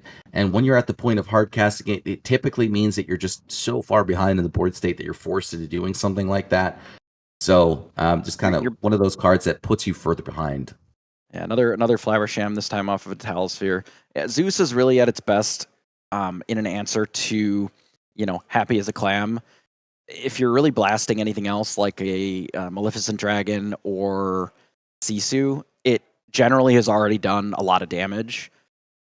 Not that we love them getting 2 items back and then having to use a card to take care of their crab, but sometimes you do what you got to do. Yeah, absolutely. And this Oswald here is just sticking around. I mean, he has only gotten 1 item so far, but as these turns continue to pile up, he's just going to keep sending all these non-item cards to the bottom of the deck, in which, in this matchup here, Oswald's here to find your items, and while the items themselves don't necessarily win you the game, they do bring you closer to your game-winning board state. So we'll have to see what he decides to do here. A second Oswald going to hit the field now. It's going to be a pretty good turn. So I do see why this Oswald is stuck around this long. Looking at Scott's hand, it is very light on interaction. There's a couple of sharks and a few other sort of Sapphire cards that just don't interact very well with what the other side of the table is doing. Certainly can't interact with Oswald. So, being able to ink 3 times this turn with double Oswald in play, we'll see how many items we're able to get. That's another workshop. We can actually choose to draw off of this one if we want even. Yeah, and just because it went into the bag here, he can decide whether or not he wants to do the Oswald trigger before the Maurice's Workshop trigger. Opts to draw first. Hits the Scrooge, sends that to the bottom. And I mean, double Workshop is the ultimate ideal situation here if you are Scott. And so now third card going to get sent into the ink, and Other second GSD. dragon. Wow. Worth putting into play for free. It does give us the option of drawing up to 2 cards here. Not sure what else we have in hand that we're looking to use this turn. It looks like probably we want to actually use some of our cards rather than just drawing this for the rest of this. We have drawn quite a few cards this turn, so we actually want to be able to play things as opposed to just putting more cards into hand. I like this here just because from J Shaft, he recognizes that he's not going to be able to ink a second time here. It looks like he has a high ram and is about to play it here, probably removing the second Greatstone Dragon from the field. Very likely wants to keep both of those Maurice's Workshops. Very likely wants to keep the Fishbone Quill. Instead, opts to banish that over the second Greatstone Dragon here. So not sure I agree with that. I think the second Greatstone Dragon is a little bit redundant considering how few characters you have in your banish pile right now. I think there's the assumption that all of the characters that are currently in play are not going to be in play. I think that he's probably working off of that idea. There's plenty of ink to shift out a Sisu or be prepared here. Or we could just hardcast a Sisu. And, I mean, we've been seeing Ruby all day. There's just always going to be a Sisu in their hand because most of the decks are playing 4, 3 at the probably latest. And, we're kind of in a world where this board doesn't live. And rather than using the cards that are in hand, we just want to use the ones that are in the inkwell for ink instead. Yep. Can't shift Shark onto Sisu. Sisu can shift onto Sisu, however. Gaining 6. So Scott is definitely putting J Shaft on a clock here for sure. But now we've got this double Greatstone Dragon, and any items that we've got, we can draw 2 cards with them. So a lot going on, but there is a pretty scary board on the other side. And there's not really any steal options that allow you to catch up from too many characters on the board. At least not that these decks are generally running. Yeah, I mean, really the only option you have is grab your swords, which I feel like at this point in time has just been dramatically outscaled here. And unfortunately for J Shaft here, he just doesn't quite have enough turns left to kind of set up the dime and then next turn play something else here. But yeah, I mean, he needs to figure out something quick. It doesn't look like there's too much available to him. He does have the Tamatoa happy as a clam, however, and so hopefully he can get that to resolve. But we do see that Scott has that Maleficent Dragon to be able to immediately answer it. But you know, obviously he's just at this point playing for hopes and dreams and just saying, hey, like, you know, either you have it or you don't. And I really respect this line here. He recognizes the fact that he doesn't have quite enough turns yet.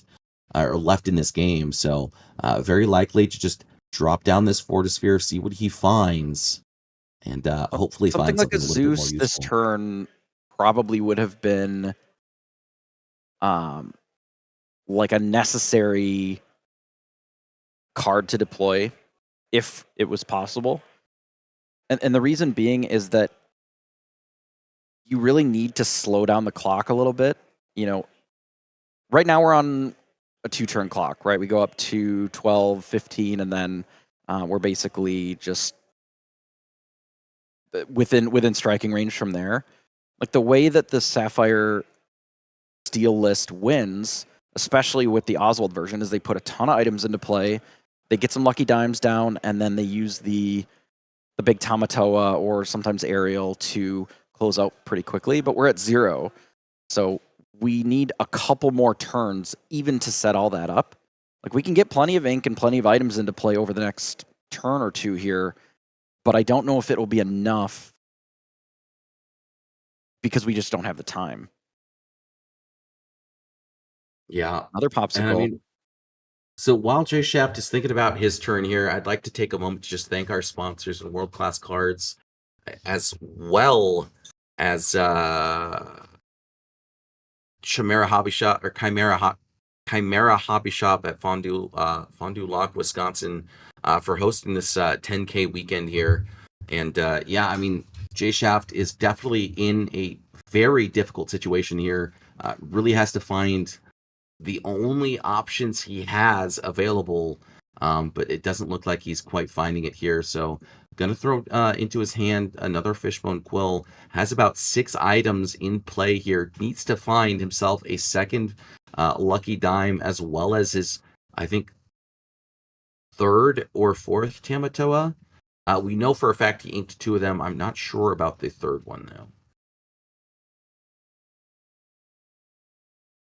I don't know if we're going to have enough ink available to be able to close out these games, even with a dime. Now, you do have to play towards your win conditions whenever possible, right? So you want to try and play to win and play to your outs. In this case, we only have a finite amount of outs here, and all of them revolve around this Tamatoa happy as a clam surviving this whole turn. Because what we're looking to likely have happen is that we're able to get a lucky diamond to play without having to pay additional ink for it. And then also getting our Tamatoa into play. I don't know if we have enough resources to really do much better than that, and that's still just not enough. Yeah, the Maleficent Dragon comes down, and there's just no way that we have the resources to be able to compete with what's going on and also still put down enough of a threat to actually win the game. Like, this was our last turn here, I think. It absolutely was, because even if he does find a way to remove this Sisu, he still has to remove at least one more lore threat. And on top of the fact that that just means that he's spending his entire turn not losing rather than trying to win, which just, you know, in Lorcana is one of those things that puts you further behind. And that's part of what makes Sisu such a powerful card, is because it doesn't necessarily just mean that, okay, like, I'm just not losing. It also develops a 3 lore threat, which means that like you aren't playing towards your win condition in playing that Sisu. And so now this Oswald just going to come down, hopefully try and find himself something that would be more useful than what he's got on this in his hand state right now, because right now this is a nightmare scenario for J Shaft. He is going to be able to use the double Greatstone Dragon to hopefully find some more useful items, but nothing in his hand really seems to be doing what he wants it to. There is a world where we can deal with the Sisu with something. Perhaps the duck, right? Use Scrooge to take care of the Sisu. And then we answer one other thing, perhaps with a Zeus or something or other. And then this Oswald is able to find us perhaps a lucky dime and just put it into play. Maybe we ink another time and we are able to get maybe 2 dimes directly into play. And then Scott has just actually nothing in hand. And then we untap and we drag and then we crab and win. Okay.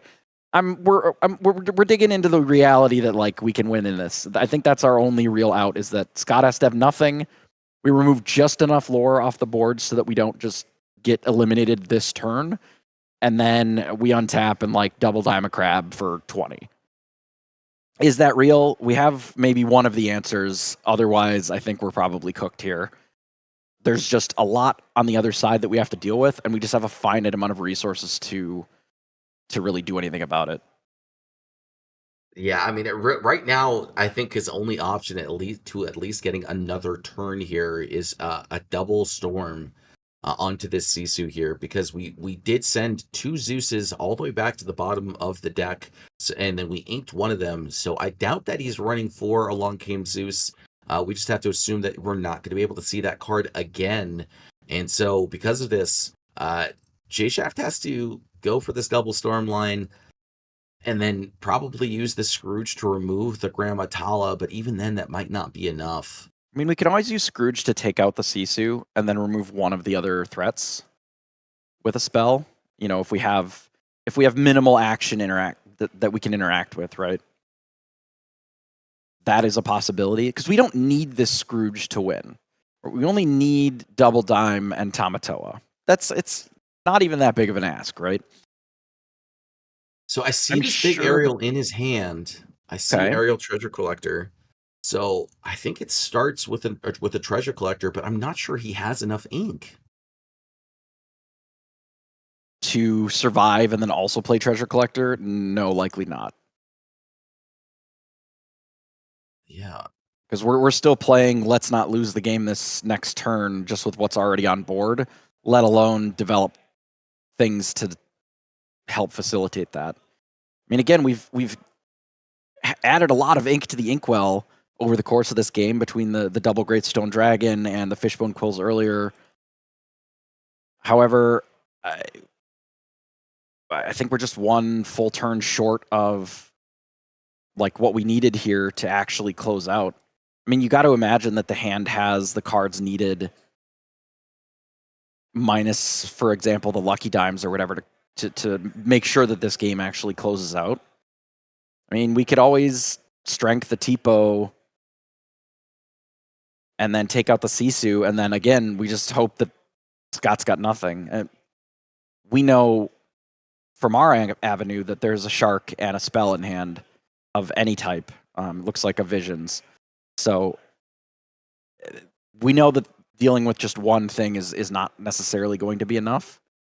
But I do appreciate, looking at the 20 extra cards that you can to see if there is anything that we're missing.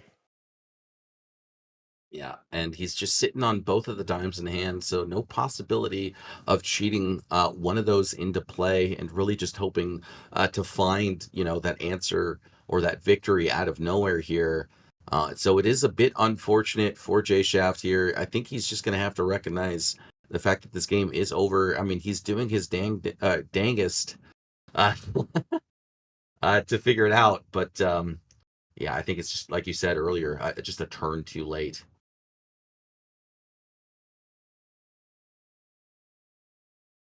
Gonna keep drawing, keep looking for those answers. I mean, it is pretty fun to draw all these cards. But yeah, I mean, there's just really nothing you can do about it here. Gonna drop down a bell, probably sing a Strength of a Raging Fire in some capacity just to get rid of some of these threats. If he has 2 more bells, he can strength down a Maleficent Dragon and then deal with that Sisu. But yeah, I mean, he's just going to put down this Fishbone Quill, very likely to ink just anything that isn't useful to him right now. Hopefully find himself at least one more item so that he could potentially, dime and win it here. So Popsicle going to come down. Well, we've certainly seen every card in the deck at this point, or getting very close. We must be very near, like where some of the visions were towards the, some of the like Scrooges that we had cast earlier. So I'm wondering if we're back down to the bottom where the Oswalds and the Scrooges have sent cards already. We've gone through quite a bit of this deck at this point. Yep, and now this Strength of a Raging Fire going to be used to remove. So it is this and this, and then the shark plus the spell is just going to be shown from Scott, and then it's going to be scooped up for the next game. Yep, and Oswald had come out this turn, so not able to utilize that. All right. Yep. And you don't want to reveal that before they've made all of their decisions, right? Because it can not necessarily change what they do, but if they know that you have a particular thing, they may have a better way of answering it or tackling the board. I mean, look, he put himself in a position where, if Scott has actual nothing and based on the onboard, that's only 19 lore. That's not enough. However, it just didn't work out. So I can appreciate digging as much as possible. I do feel like there was the potential to be able to maybe close out on the next turn. We'd have to see how much actual items were in play versus how much ink to be able to dime. I doubt that there was the, 27 or whatever it is to be able to crab plus double dime plus activate in the same turn. But it was probably getting a lot closer than you would think, with the triple and sometimes quad inking per turn. Yeah, I mean, he would have had to have had a minimum of 26, right? Because 18 for the dime plus the plus for double dimes plus 2 dime activations, right? Because 7 plus 7 is 14, Yep. And then an additional 4, 18, and then another 8 from the Tamato itself. So, I mean, he was a far cry and a half away from getting there, but definitely digging for it. And he almost found it, I want to say. We want to thank everyone for joining us here with 20 Lore Pro. So far, we've had Jeebus and Sasuke giving great game analysis and commentary to today's match. We're here in round 6 with Scott piloting his Ruby Sapphire list against J Shaft piloting his Sapphire Steel list. We're here at World Class Cars 10K Lorcana Weekend. We're here for a 5K today and another 5K tomorrow. Very exciting time to be here for some Set 7 competitive Lorcana. And here we go with J Shaft playing his Oswald turn 2. Now, I do believe that the players recognize that time is getting a little away from them in the third game here. Not to say that they won't have enough time to be able to finish, but they are playing a little bit more quickly. You can see in the at least the first few turns here, because these games can be pretty long, quite complicated.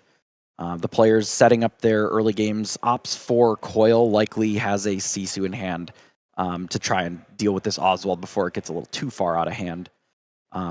Now, this is kind of the same situation we were in last time where, see if Oswald is able to hit anything, maybe run out a Fishbone Quill to get double activation on it if possible. Instead, ups for the Queen Diviner.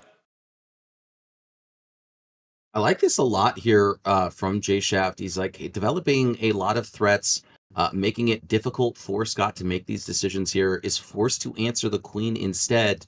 And so now this Oswald going to be able to survive just for one more turn, hopefully find an item that he's looking for. Unfortunately, doesn't find it, but is able to develop a Hiram. And so now Scott has to figure out, hey, look, do I answer this Oswald again, or not answer this Oswald again? Or do I answer, and answer this Hiram, or do I answer the high? Okay. My words are getting lost. He has to pick which one he has to decide is his best choice. And so now instead he says, look, I don't have an answer for either of them. I'm just going to develop a high ram, start filling my hand up as well, and give you at least one more turn with this high ram here. We just checked with the judge. We have less than 8 minutes left in this round, so these players are going to be kind of playing a little bit quicker, and that could affect some of the choices that they do make. So something to be mindful of on the board. So trying to leverage our Oswald here a bit more. Inking, we have the Fishbone Quill as well. So far has not hit anything with the Oswald, which feels like that is more common than you would imagine with a card like this, because without any sort of deck manipulation, it's just kind of random. I mean, on average, the card has about a 1 in 4 and a 1 in 3 chance to proc, so it's not unreasonable to expect it to miss the first couple of times here. I think J Shaft right now is deciding whether or not he wants to get rid of this Fishbone Quill with this high rib just to get a couple more cards in hand, or if instead he wants to just do a little bit of digging before he makes that decision. And he opts to do so with this Let the Storm Rage On, cuts off that that shift line that is that has been so threatening all throughout this tournament. Yeah, you really can't have the shift Sisu just sitting there. It just all of a sudden you can lose your board with just 6 ink in play. You know, historically you're wary of 7 ink with the Be Prepared, but now there's the shift line, take you out on 6. You know, the big Sisus can come down later in the game at 8 and just take everything out while still keeping everything. But sometimes you even have to be aware of the shift line when they have enough, just because they get to start questing or challenging right away.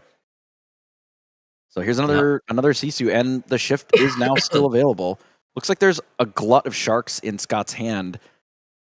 Now those are Sisus actually, because they're uninkable. Those are all Sisus? Okay, well that's worse for J Shaft then. They look very similar when they're on profile like that. Yeah. My really only the tell there was that the card was uninkable. I thought they're all uninkable. Sure. Yeah. His only uninkable card here is that Hideaway. So going to be forced to get rid of his only real item interaction here early on, which is very unfortunate. And so now J Shaft just going to develop that Tamatoa, happy as a clam, drop down a Fortisphere, find some more cards in his, at his disposal, and hopefully find something a little bit more useful than what he's got right now. There's a Tipo that's actually a pretty solid draw. I'm wondering if there's ever a world where you use the Tipo to ink something else a little bit more quickly. I guess it's fine because you get to shift and still take out the Oswald. Like, we don't really necessarily have to force it. We can always sing next turn if it lives. Yeah, this is maybe better. We get to keep the Hideaway then. Yeah, I like this line a lot, just exactly like you said, because you get to keep that Hideaway. So J Shaft in game number 1 was able to develop that double dime and really just kind of eke out that victory from nowhere. So now that this Hideaway gets to stay in hand is very important here for Scott. So if this dime does come down here on this turn, he's going to be able to answer it very quickly. We'll have to see what he decides to do here. It's likely going to be Fishbone Quill, so probably will not see this lucky dime on this turn if that is the case. So gonna ink first. Gonna be a Zeus. Zeus's. Okay. I think this makes sense to me. I think that this with the dime in hand is intentionally respecting the idea that this is, with time in the round, going to probably just be a race. I'm suspecting that either Scott is going to look to just draw some cards here because his hand is not the best, and then just deal with the dime, or be prepared this turn. I would say dealing with the dime is probably more important right now. There is a Sapphire Coil that was picked up, which is actually very important here, because it allows these Sisus going forward to actually still deal with things like the Tamatoa. Yep. And he's considering inking the Sapphire Coil here. I think he knows for sure that he wants to use this Hideaway this turn, and so because of that, he kind of feels like the Shark is the weaker of the two cards between the Coil and and the shark. And so now this hideaway going to come down, get rid of that lucky dime, and really just kind of make things a little bit more awkward for J Shaft in terms of being able to close out this game. He's going to drop down a popsicle now, be able to find 3 more cards for the turn, and really open up his decision making. Okay, so we have a lot of removal in hand. Taking that lucky dime out of the equation helps some, but really Scott's entire hand is just removal. Large, board wiping things. Now we have a second dime, which is really problematic. It would not surprise me if J Shaft is on 3 dimes in this deck. Yeah, I mean, I believe it was Jeremy that ran 3 dimes in his first place finish.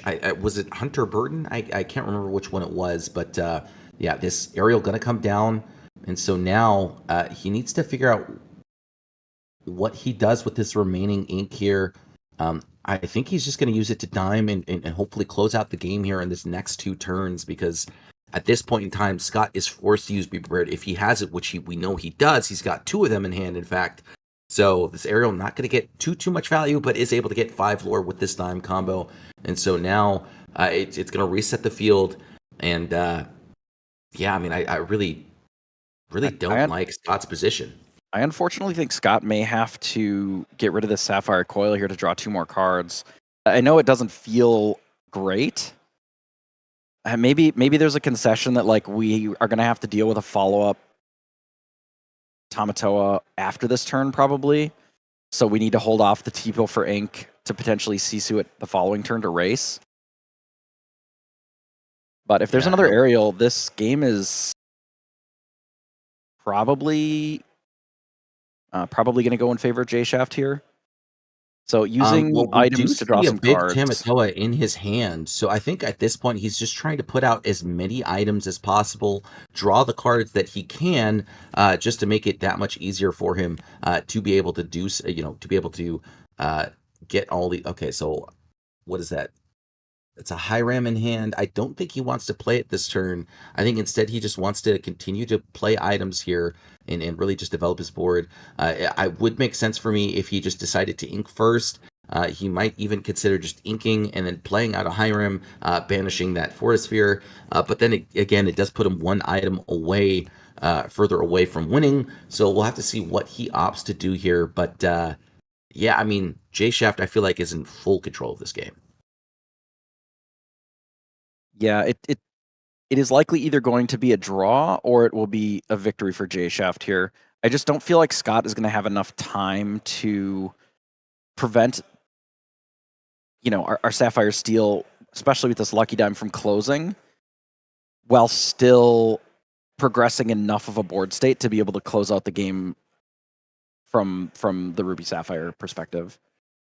Like, yeah, we have 2 CCUs, but if there's any answers and if those don't answer the board on their own, like, it's gonna be rough. Yeah, and just deciding to play more items, draw a few more cards.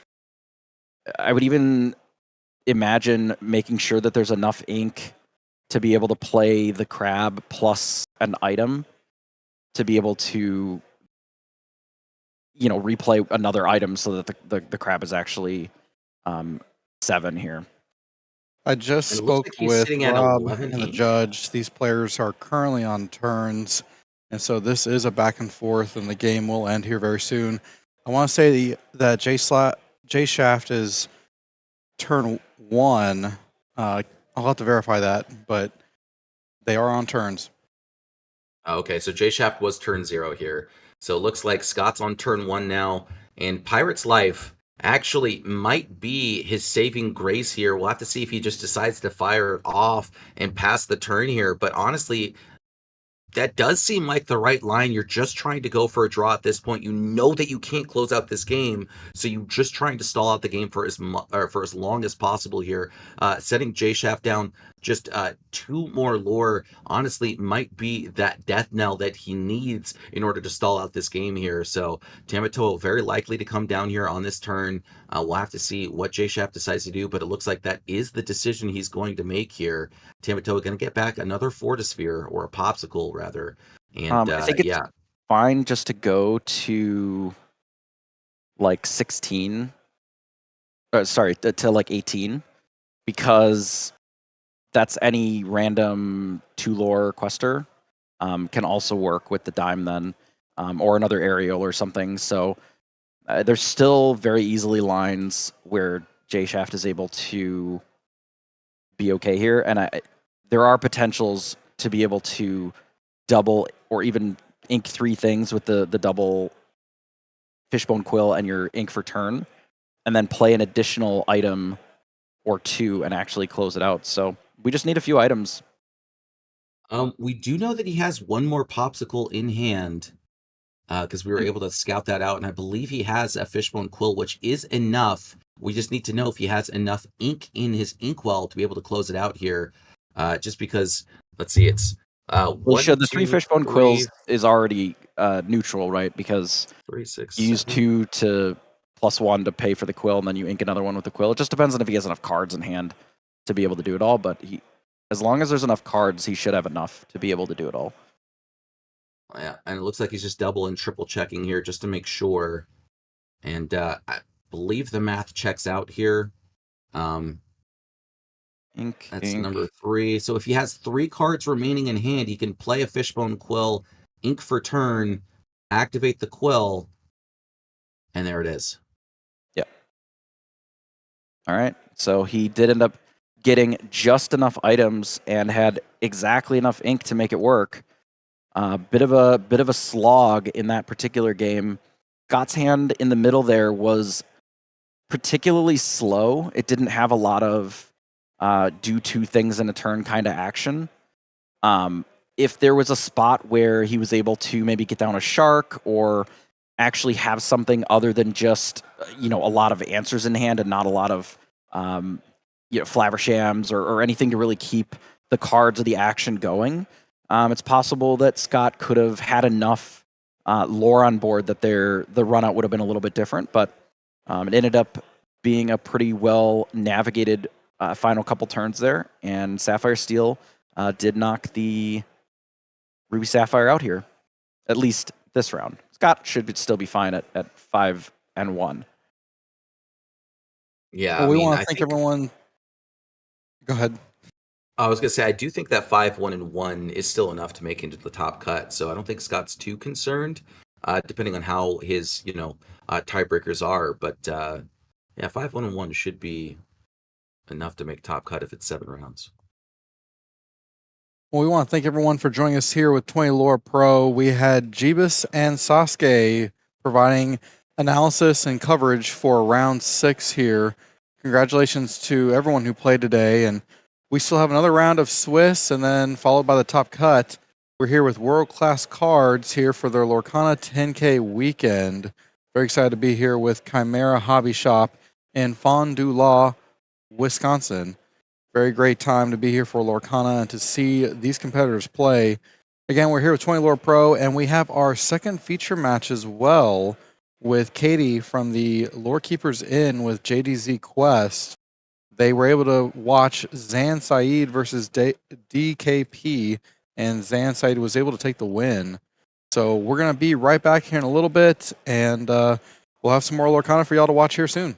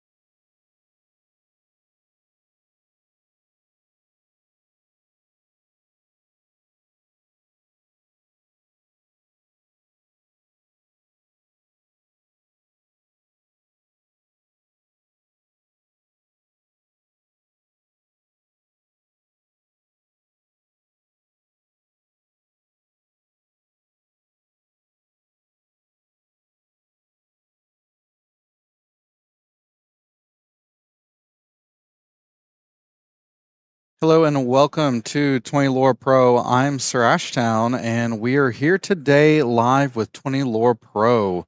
We're here at World Class Cards with their 10K Lorcana Weekend here in the last round, round 7 of today's Swiss, before we head into the top cut. Really excited to be here as we were watching Scott piloting a Ruby Sapphire list versus Robinson piloting a Emerald Steel list. I want to say this is also our first Emerald Steel on the coverage match today. So this should be an exciting match. Oh, I'm sorry. I misread that. It's Emerald Sapphire for Robertson. They just updated the overlay. So Robertson piloting a Emerald Sapphire list, and he's 4-2 versus Robinson piloting an Emerald Steel list. This should be an exciting match to watch. Jeebus, how has this matchup played out that you've seen in the past? Because this could be pretty interesting. It really kind of depends on how quickly that the Emerald Steel gets characters onto the field. If they're playing, for example, the Merfolk and cards like that, Merfolk into Smee, into Prince John can be pretty brutal for a deck like Emerald Sapphire. Emerald Sapphire looked like there was some ink geysers in the altar that I saw. So generally trying to prey more on the slower Sapphire decks than ones that are looking to put a lot of characters on the board. Now, a lot of times they do have, given how many songs are in hand, likely something like the Muses. So if you're able to, say, Tipo or Sail into a Muses, then singing a song or two can help catch you up from being a little behind. So we will have to see how this plays out a little bit. We were at the Hunter Burden Memorial. This was 2 weekends ago now. They're all starting to kind of blur together. But the Hunter Burden Memorial happened on the 14th of March, I want to say. But it was really exciting because we got to see an Emerald Steel list that revolved around Pirates. So we've seen a couple of different ones, but here we're taking a look at his hand right now for Robertson. So a pretty respectable start from Sapphire Emerald here. There's a Tipo, there's a Grammatala, and some amount of how far I'll go. It looks like 2 now. So the ability to get some ink into the inkwell while still developing a board. And it does also look like there was a... there was. I don't know if it's still there, but there was an Under the Sea. So we'll see. Yeah, and it looks like he just decided to ink it with the Tipo here. Yeah, And I thought so. I'm not necessarily sure that I liked getting rid of that McDuck Manor. I think I would have much rather have gotten rid of that Heffalump and Woozles there. I know that you get to sing it. You probably just using it as a way to answer this Diablo here, just at least for a turn while he tries to set up what it is that he really wants to be doing here. Smee is going to come down as well. And so now these draws, when you draw, I draw kind of effect, starting to come into play here. But I think I honestly would have rather have liked to have seen a McDuck Banner here, just considering how little strength Emerald Steel is known for having. Possible that we're just edging towards trying to be more controlly towards the board, just knowing that we're not going to be able to race necessarily. Even if we get the McDuck Manor down, generally I would say that Emerald Sapphire doesn't have a very fast clock outside of that. Like, it's just not going to have a whole lot else going on. So maybe just working under the assumption that, hey, we're going to have to play this game for a while if we're going to actually win. And that is going to require us setting up more ink, getting a bigger board, and sort of leaning in that direction as opposed to getting a little bit of extra lore. Yeah, absolutely. And what's interesting is that he did get himself this Cloud Kicker into hand, very likely to play it here, and instead is just opting to ink it. Says, hey, look, I just want to ink for the turn. I wasn't sure if he was going to decide to play that kit, return that Ursula to hand, or just stop this Diablo draw for at least one set of turns here. Obviously, values that double singing as much more of a threat, so going to return that to hand. But I am honestly a little surprised that he didn't just opt to play the Cloud Kicker here, and then on the following turn return it again. I believe that's just an inkable decision. If we want to play this Clarabelle next turn, potentially, we needed another ink.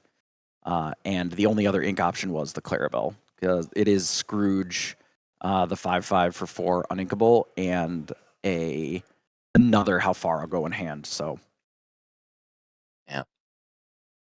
Well, that does make sense here. And unfortunately for Robertson, not able to find a way to cast this Clarabelle, just because this Pete does come down, shuts off that capability to do so. And now, really, I feel like Nick is in the driver's seat here, going to opt to ink a second Ursula. Prince John going to come down and what looks like to be a big Ursula. And so now How Far I'll Go is going to get hit into the inkwell. He is going to be able to draw an additional card, and now he does know to play around this Bend to My Will. We'll have to see if he has the opportunities to play around it. But for right now, definitely in the driver's seat. So how many cards are in hand for Nick here? It's like maybe 3 or 4. Diablo will draw another one. It wouldn't surprise me if we see something like just ink play Clarabelle, so that we can try and like the way that we are able to win this game is with Under the Sea at this point. I mean, that's the only way that we're going to be able to catch up from this at all. And we're going to need a little bit of help to be able to do that. And that may come in the form of a handful more cards. Yeah, unfortunately for him, I mean, that Clarabelle is going to hit the field, but this Diablo is going to be able to draw an equal amount of cards to do so. And so now Robertson just says, hey, I'm going to stop the bleeding with this Pete here. Does not want him to continue to quest, but that does mean that he gets to, that does mean that Nick gets to draw 3 more cards with that Diablo, so...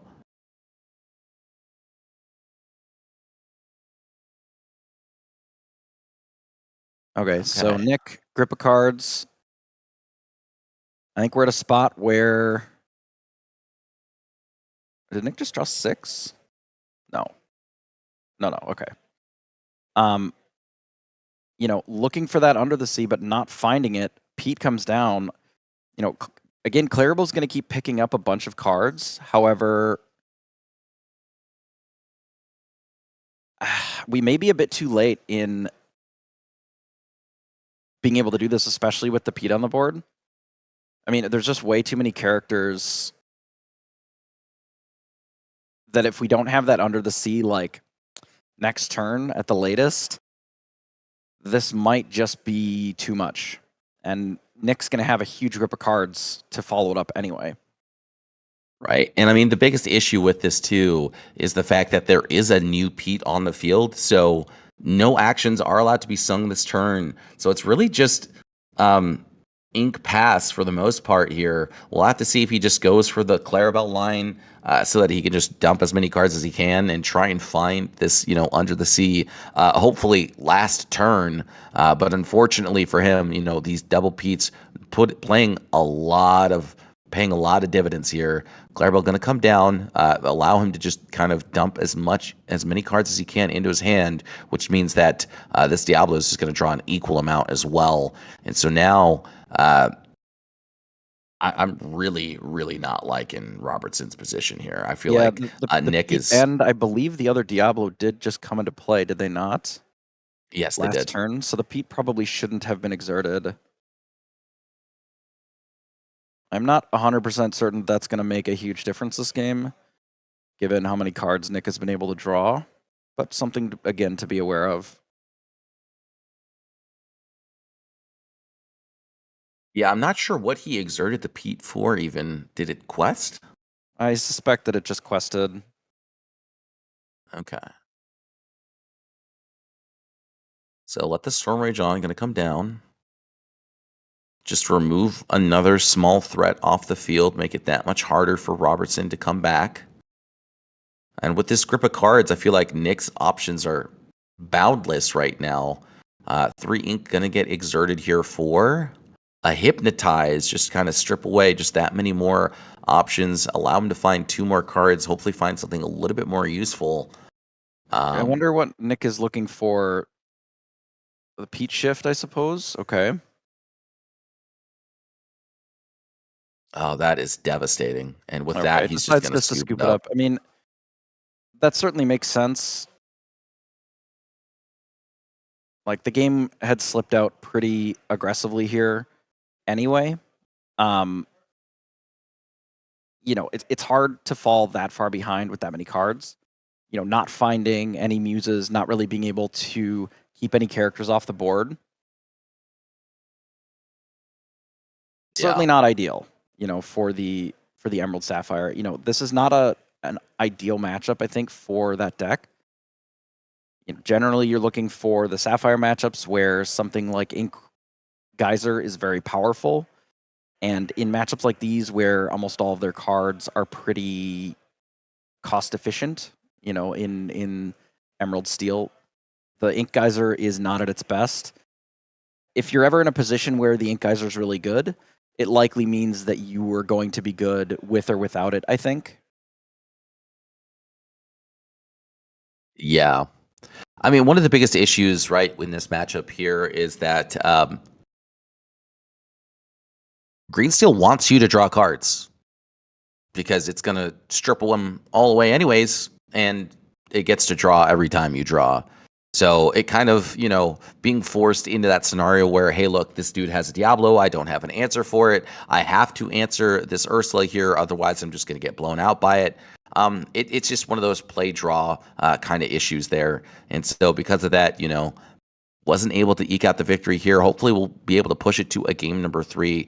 We'll have to see if this matchup is a little bit better on the draw here. And it looks like he's considering keeping triple Cloud Kickers.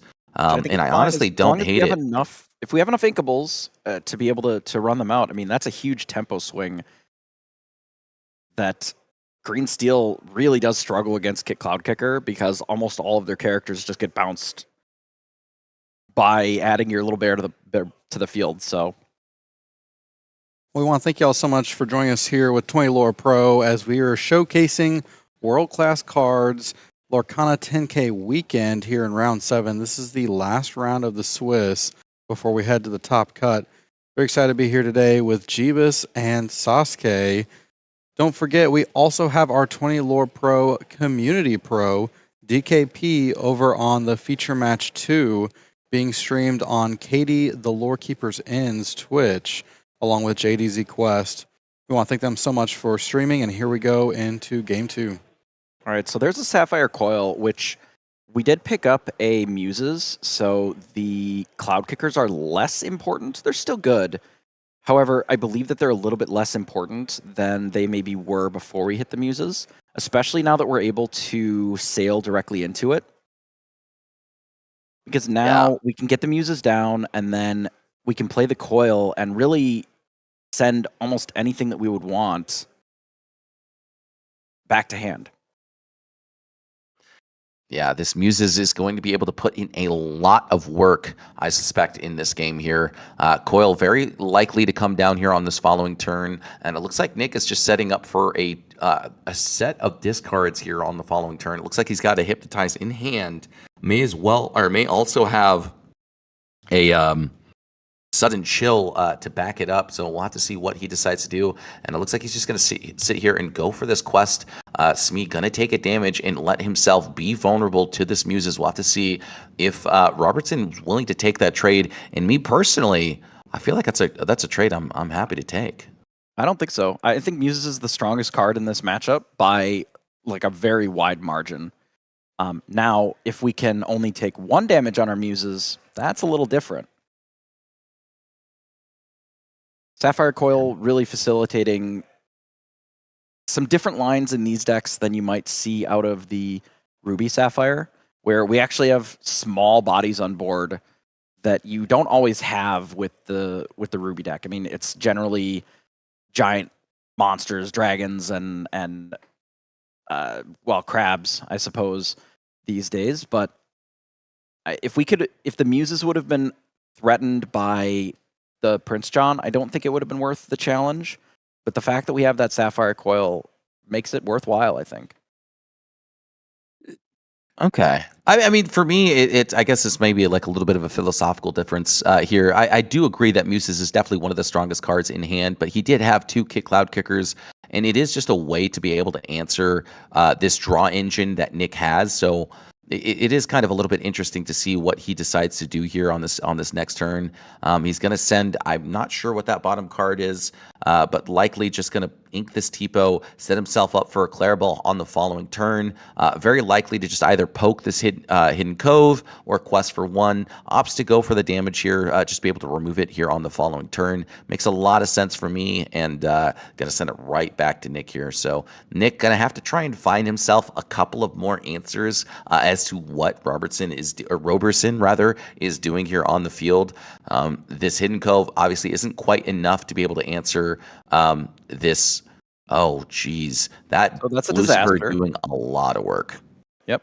So 2 of our cards discarded. They draw 2. Now, had we had the opportunity to get this Clarabelle down, there's not much of a concern about discarding cards at that point because we would have access to, well, really as many cards as our opponent has, which in this case is however many we've discarded. But we don't have that opportunity anymore. We can tap Grammatala to bounce Grammatala to replay it to play another card. We don't really want to bounce Lucifer to hit our opponent's hand because that's not awesome either. It's a pretty bad spot to be in. Lucifer, not always at its best, especially in a metagame where players a lot of times have a sizable amount of actions. But in this spot, just don't have it. Yeah, so we do bounce it, and we bounce the Lucifer. So I'm actually really sad about this here, just because we got 2 uninkable cards into our hand, and it looks like he opted to go for the Scrooge McDuck. I'm not necessarily sure that I agree with that. I think that the song overall has more uses. Unfortunately for him, there is a Lucifer on the field. Pete is going to come down, so I guess the Scrooge McDuck does make a little bit more sense, especially because Ursula does exist. So maybe that's what he's playing around here and just saying, hey, look, this is more likely to be able to get out of my hand on the following turn than how far I'll go. And so now Diablo going to hit the field, and I really feel like Nick is just closing in on this victory. I'm really surprised that Nick didn't opt to make our opponent discard a card in that spot. Like, we know that there was just a single card taken off of this Grammatala, and like we could have gotten rid of it and drawn a card with Prince John here. Maybe the only discard that we had was the bounced Lucifer, and it felt like that was kind of the whole turn. And we were trying to protect with Pete here, but I don't know. I just really feel like we could have removed the card in hand entirely, just picked up another card ourselves, and had limited their resources even further. Yeah, I mean, I tend to agree with you here. Ursula, unfortunately, Robertson revealing what he had in hand and just making Ursula that much better. I'm surprised that he doesn't just drop down this Lucifer, set himself up with a 5-cost Singer, just to be able to get those we don't talk about Brunos and allow himself to draw off of removing all of those characters that Robertson does have on field, especially with cards like Scrooge McDuck available right now. It makes it that much more difficult to just be able to quest away, and looks like he actually does have the removal for it. And at this point, Robertson is just done and dusted, it feels like. Yeah, this is a terrible matchup, I believe, for Emerald Sapphire. Again, you have some of the same tools available in, a little bit of hand manipulation, with some discard. But also, I don't know, you just have a better board presence a lot of times if you're out of characters from the green steel side, because they've designed their deck, for this sort of top decking battle, that every card is kind of very redundant. All right, so we shift out of Pete here. So this is a new card, and one of the more interesting reasons to sort of be in Emerald Steel, this, while it's exerted, opposing characters can't exert to sing, and your pirate characters actually get resist 1, but it allows your Pete to quest for 2, which is interesting. So it gives it a little bit more lore pressure on the board. Historically, this deck has not closed the game very quickly because a lot of the characters, Diablo and Ursula and Pete and such, they only really quest for 1, which just, even if you have 2 or 3 of them on the field, it just doesn't finish the game that quickly. But being able to turn some of them into 2 lore generators is much better. Yeah, and I mean, from this position here, it just kind of feels like doom and gloom here. He's going to be able to get rid of this Pete, or Prince John, with his muses, but this Pete is going to be sticking around. He is one of his only 2 lore questers here. It has resist 1. It really just shuts off your opponent from really, like, any real semblance of ability to come back. And so now he's just going to play this Hidden Cove, use it to boost up this Ursula to 2 attack, and just continue to just snowball this lead that he has. Double Diablo's obviously going to continue to help that as well. He's considering just playing this Hypnotize just to be able to draw a card, dig a little bit deeper into his deck, and that is going to be what he decides to do here. Doesn't really find anything too useful. Wants to drop down a Smee. I don't know if he has the ink to do so. I believe he had his exactly 5 up there, so. Oh, okay. Yeah, the game's pretty well just over. I mean, it had been over for a little bit. Losing the Clarabelle line entirely by just the Lucifer pretty well sealed the deal on this game. Again, if the Clarabelle's able to come down and maybe pick up 3 or 4 cards while still making it so that Nick had to actually answer it, it could have been a bit of a different game. But yeah, this is not really the matchup that you're looking to see. Things like this and some of the Daisy matchups, like the ones that have a lot of reach in just direct lore gain, so like your Amethyst Emeralds and your Emerald Ambers, those kind of decks are also pretty tricky for this, simply because they play pretty well off the top anyway, because a lot of times they just put their whole hand on the field, which makes the Geyser and the Clarabelle really not do much, the Bend of the Will not do that much, and really they just put all their things on the board, and then bouncing them generally doesn't help a lot either, because bouncing a Honey Marin or a Goat or whatever just doesn't really help that much.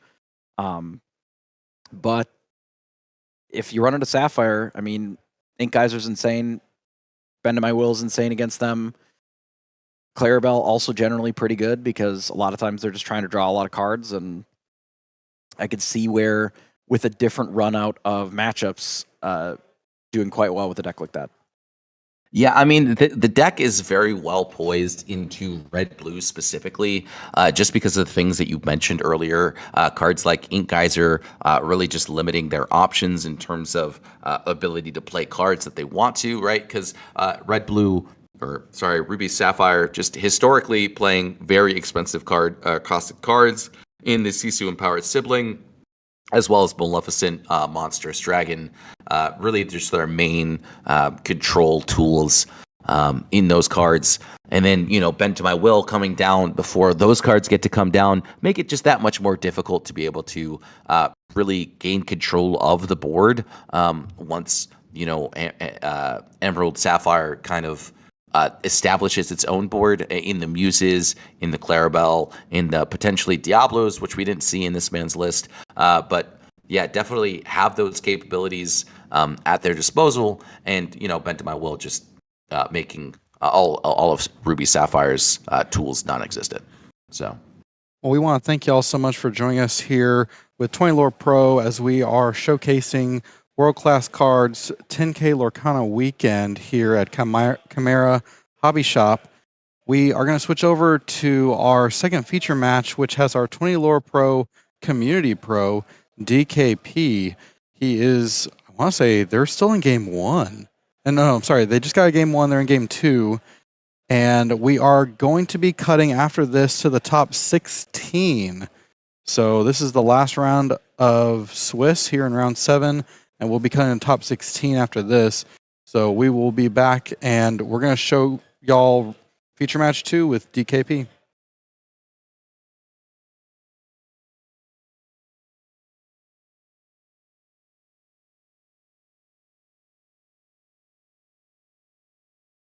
Standpoint. So you get an opportunity to hear someone who's collecting real-time data.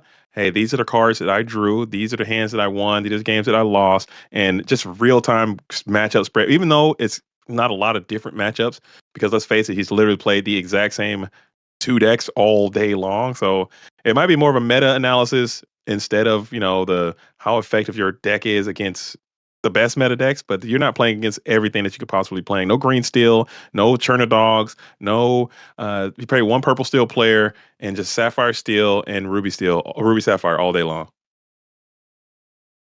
Yeah, and it's yeah, I know. I think R&B had to leave the chat. He's like, I emotionally cannot handle this anymore. If you're still here, no, he's still there. Is Beefcake's name Brandon? I don't know. You go ask him. I'm scared. Oh, strong. Beefcakes or Luisa Madrigal? No, Beefcake is Nicholas. Okay. Or maybe not. I don't think that's who he's paired against right now. So another interesting match is Zach is paired against Zach. You know Zach? No, Zan Syed is paired against Bannable, which is interesting because Bannable's had a very good day. Not very good day, but like a pretty good day.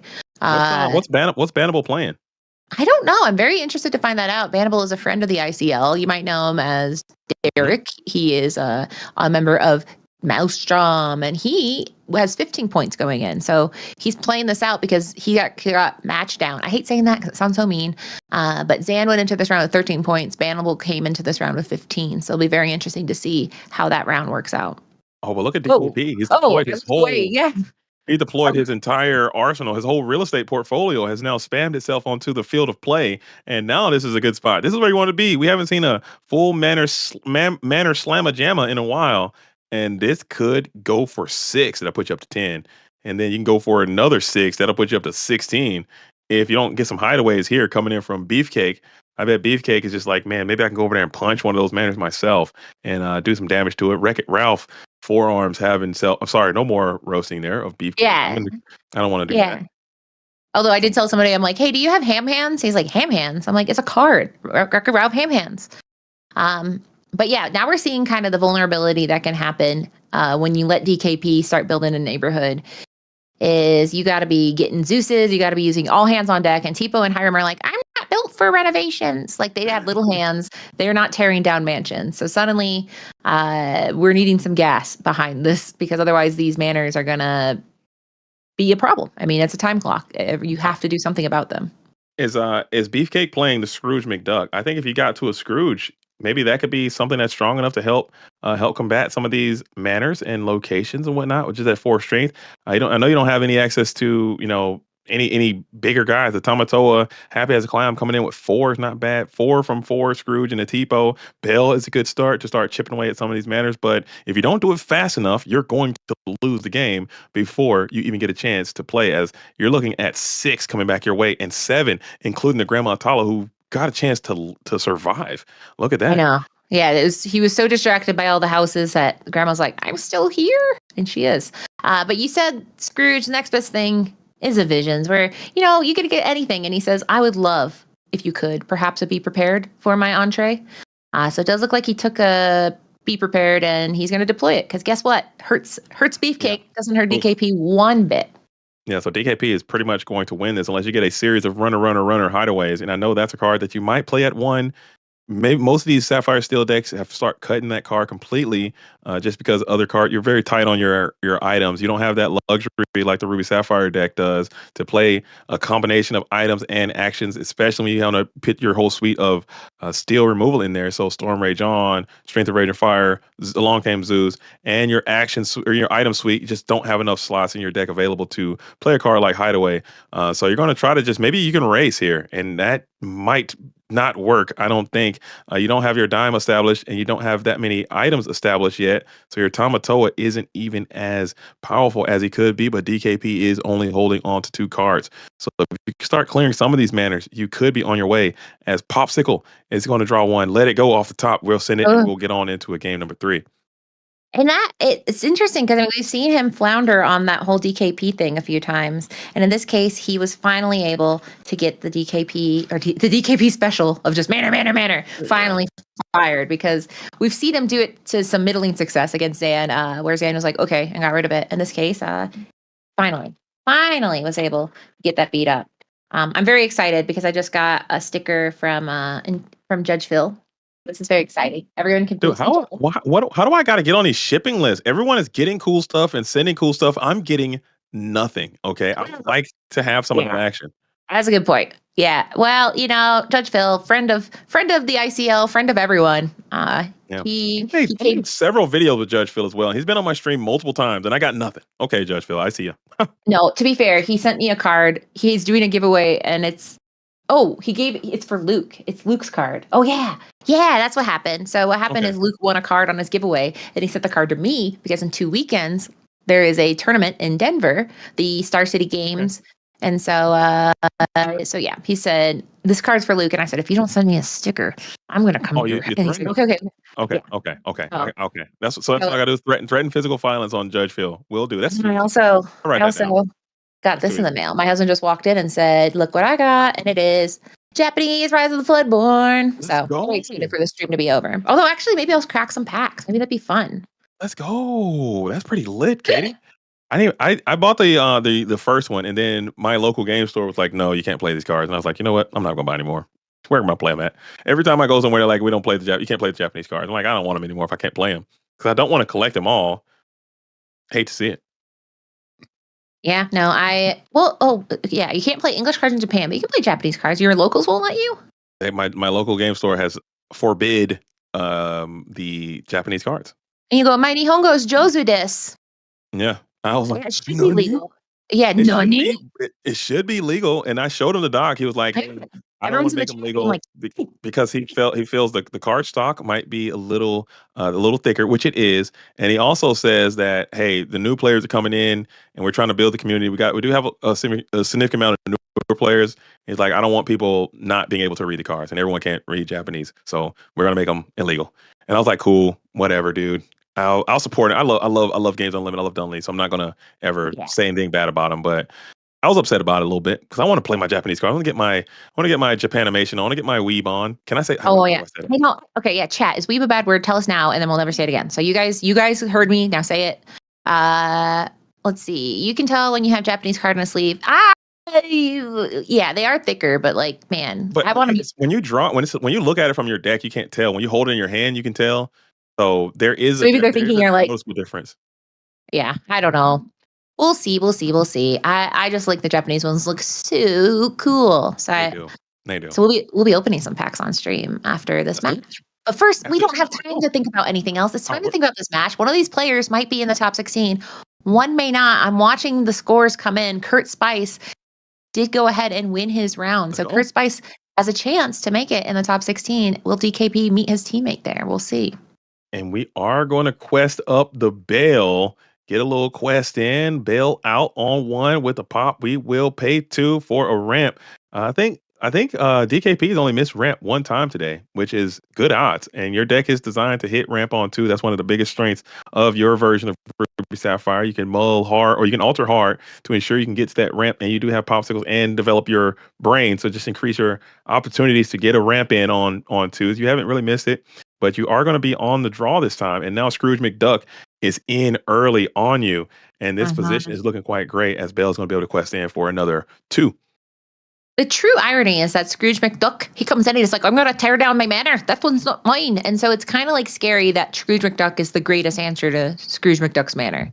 But it makes sense. It's his home. Yeah. And he's like, I'm going to tear it down. What's the house is? That's what you get. That's my accent. I hope you liked it. I practice not at all, as you can tell by the fact that that's it. Scrooge McDuck. I can't do it. I'm trying to get there. I'm trying to work on it. I need my lucky dime. I'm about to get kicked out of here. I cannot do that. That just seemed wrong. Yeah, that was it's fine though. It was an accent, whether it's correct to any country is Man, I'm beyond trying me. to I'm trying to compete, Katie. I'm trying to Scrooge McDuck. I got my I don't got it. I mean, sometimes you got it, sometimes you don't. He You knows hate the to weak see it. points of the house. You sound like Borat. I like in my house. That's Borat. So anyway, Oh, this is nice, very good. so welcome to the party stream. There you There's go. 237 of you guys going. Is this like professional? Yes, actually, we're doing. yeah.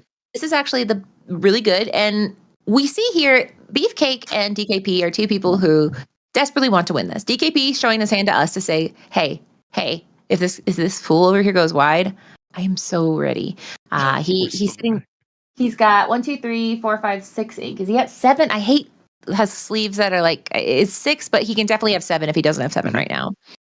And I think So honestly, I think the shark is actually quite good too. You might have to force out a Zeus here onto the half shark just to get him off the field right now.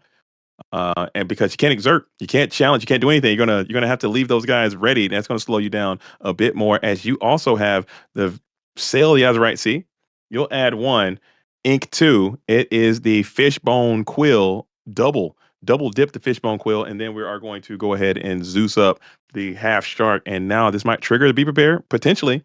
I know you want to play on that 11 ink turn, and you will do so. You'll wait a little bit, get the popsicle, T-po into the inkwell, another half shark spawns himself to the field of play. Do you have another one? Back-to-back Zeus. Do you got it in you? Global Guts. all right, I'm asking, will we have the deck list? Because I know after this, everyone's gonna go, is it Doctor? Doctor, tell me. Is it all Sapphire Steel and Ruby Sapphire? Doctor, tell me. And it might be. But I'm just letting you guys know we're gonna do our best to get that information to you, but we'll have a diagnosis as soon as we can. It absolutely might be a complete Sapphire 16 all the way through and through. And if that's the case, I hope somebody somewhere is listening. Hello, is there anybody out there? You might need cheaters. Granted, Hello. there isn't any like major full scale events in this set, it seems. So I don't know if there's going to be, who knows, they can make an announcement tomorrow. You never know. And it'll let us know, like maybe there's a DLC or something happening, but I just don't see it. And this right here is just going to be a hard press because you got so many people playing the same strategies. Makes it a little bit stale, in my opinion. What are your thoughts on that, Katie? Yeah, I mean, it kind of makes it where you feel as a player, do I want to win or do I want to play a deck I like? Someone earlier said, what kind of deck do you like? I love bounce package decks. I love bouncing around. I love songs. And I think Kiwi Birds is my favorite flavor of Sapphire Steel. I like a aggro / mid-range top decks, but I want to win. And it sucks as a player to feel like you have to pick, do you want to win or do you want to play your favorite deck? And usually, everybody has a deck that they love, but it's not good. And it used to be, you're looking at it. Blue Steel or Sapphire Steel used to be the deck that people was like, I love it, but I want to win. So I hope we don't get to a point where people feel pressured, like I have to play this deck. I think there should always be the decks that are very good, the decks that are pretty good, and then some decks that can sneak in. And right now it doesn't feel like that. And that was one of the allures to the game, at least earlier on in set 4, set 5, set 6, is that if you put in the work on your deck and you designed it to be a part of the game, you can have success no matter what deck you played. If you worked hard at it and you got the reps in and you curtailed your deck enough, you can have success. But now it just seems like these decks are so much more powerful that I don't care what you do. I don't think your Jafar Wheel deck is going to make it. I don't think your puppy deck is going to make it. I don't think your green steel. I mean, it could, but it's going to be much, much, much more difficult. And it's like why would I take it the hard way around when I could just do the easy route and play one of these decks and just have much more success at an easier way? So I don't know. I was hoping that the evil plan is that discard. I mean, that makes me so sad that the answer that I was hoping for is like, maybe discard. Maybe if we make them get rid of all their cards, people can win. And I'm like, oh my God, I'm praying for discard? Like, what happened? Like, that's scary that I'm praying for that meta again, because as everyone knows, being told you can't have cards feels bad. So we do see a hideaway here, a very well-timed hideaway to say, hey, I know you're going to try to do some things here. It's going to be harder. You're going to need to get a crab out. And that crab's going to need a quest. I'm going to do everything I can to make sure you don't see that dime again.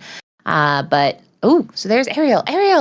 Yeah, I think that. So if you had that play set up, I think putting that dime out so early, I think was a little ambitious. It's a little long in the tooth there coming in from Beefcake. I think you might have made this play and then put the dime out later, so that way you can get tremendous value from your dime. That's a 10-point dime.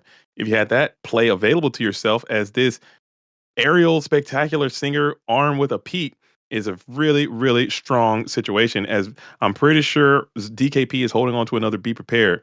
And that could have been a game winning maneuver there if you had access to that play. As we're going to go ahead and put a Storm Rage on. So that Grandma Tala should be sitting at 2 right now, not necessarily that 1 that is reflected on that dice. The Storm Rage on does 2, and Grandma Tala didn't have any resist available to her. So this card will be banished. We're just going to quest and Be Prepared no matter what anyway. Grandma's built different. Grandma knows how much time she has left on Earth, and she says, it doesn't matter. Let me just see myself out. So she does quest. But yet, Beefcake we see slowly crawling back into a better position here. I mean, he goes and he gets that Fortisphere back, and he gets a popsicle and does the thing they've been doing where he seems to draw every card possible, to the point where, like, I think there should be like a legal limit. Like, you can only draw 10 extra cards per game. You reach the limit, sir. I'm sorry. You've had enough, and we have to, if I serve you any more cards, you can't drive home. It just feels like so much card draw. And we've seen it 2 games in a row where you're like, is that how? And we've hit maximum overload. I think in terms, it's just a popsicle Fortisphere thing. I think you get rid of both of those, and the game is just back to greatness. I think it might be some more imbalance, it might facilitate more of an imbalance in the force somewhere if you do that. I'm not sure what that is, but I still think the decks would have a nice identity. I think the meta would open up significantly. I think Green Steel would be probably too strong. You might have to go ahead and take Diablo as well if you were to make those changes. So I'm losing Popsicle. I'm losing Fortisphere. I'm losing Diablo. I'm losing. I think I'd start with those 3 first, and I think you might have a nice, healthy, balanced game. I think. Yeah, they have to. I think Sapphire fans everywhere, this tournament, I would be shaking in my boots a little bit, because we saw what happened when Bucky was riding high on that bird. He was on the bird's back going, woo! And like, you should be a little scared. And like I said, I mean, we have the discussion, we've already had it, of what's cards the problem. I don't know, pick one of 5 of them. But I do think Sapphire should feel a little, I'm in danger. Banning Sapphire, I've been saying that for sets and no one believed me. You said I was crazy. And now everybody wants to ban Sapphire. I think it's too strong. I mean, it's too strong, and I'm glad at least R&B can see that as a Sapphire main, or as someone who plays Sapphire a lot. You can see that there's a problem, and it's with your own colors. A lot of people will defend Hiram, or they'll defend Popsicle, they'll defend whatever cards you want to ban because it's theirs, and like, that's my card. Fine. And it's always like, look at Diablo. He was doing this. Why not ban him? You're gonna ban mine, but not ban them. And now my time's in the sun. I'm like, nah, you got to call it. You got to keep it copacetic all the way across. Call a spade a spade. If there's problems, there's problems. You just got to figure out a way to balance this game out, because I don't want the game to lose its identity. And I want creative deck building. I want unique strategies to still be a part of the game. And if it just coalesces to 1 strategy or 2 strategies, the game is going to be way less fun. And I think people may stop showing up. I don't know. I mean, think about my opinion. Yeah, because I mean, the other thing about these games is it's not fun to lose against these. Look how these matches are going. It feels like you are paying some kind of like price. You're like, I have to sit here and I'm going to see it through, because you don't want to scoop. Scooping is not great, but I mean, Beefcake's probably going to draw 30 more cards, because he's about to do it, and that's not your fault, Beefcake. That is not your fault. I'm not mad at you. That's your legal right to do this. But holy Benoli, it's just misplay there. Yeah, so he no. He didn't. He didn't. DK is calling him out. I love it. I love it. Hey, he didn't have a pop. Oh, he didn't audit before. You got no chance. I'm letting him take that back. I don't. Hey, we're gonna have to show me them beefcake muscles. You're not having it. I'm not giving it to you. No chance. It's gonna happen. Yeah. So for people who are just watching, I'm pretty sure what I saw is he put Crab on the board, and then he went to go grab Popsicle, but he realized he hadn't banished Popsicle yet. So he was like, "Oh, well, I'm gonna do it." And DKP said, "No, it's on the battlefield."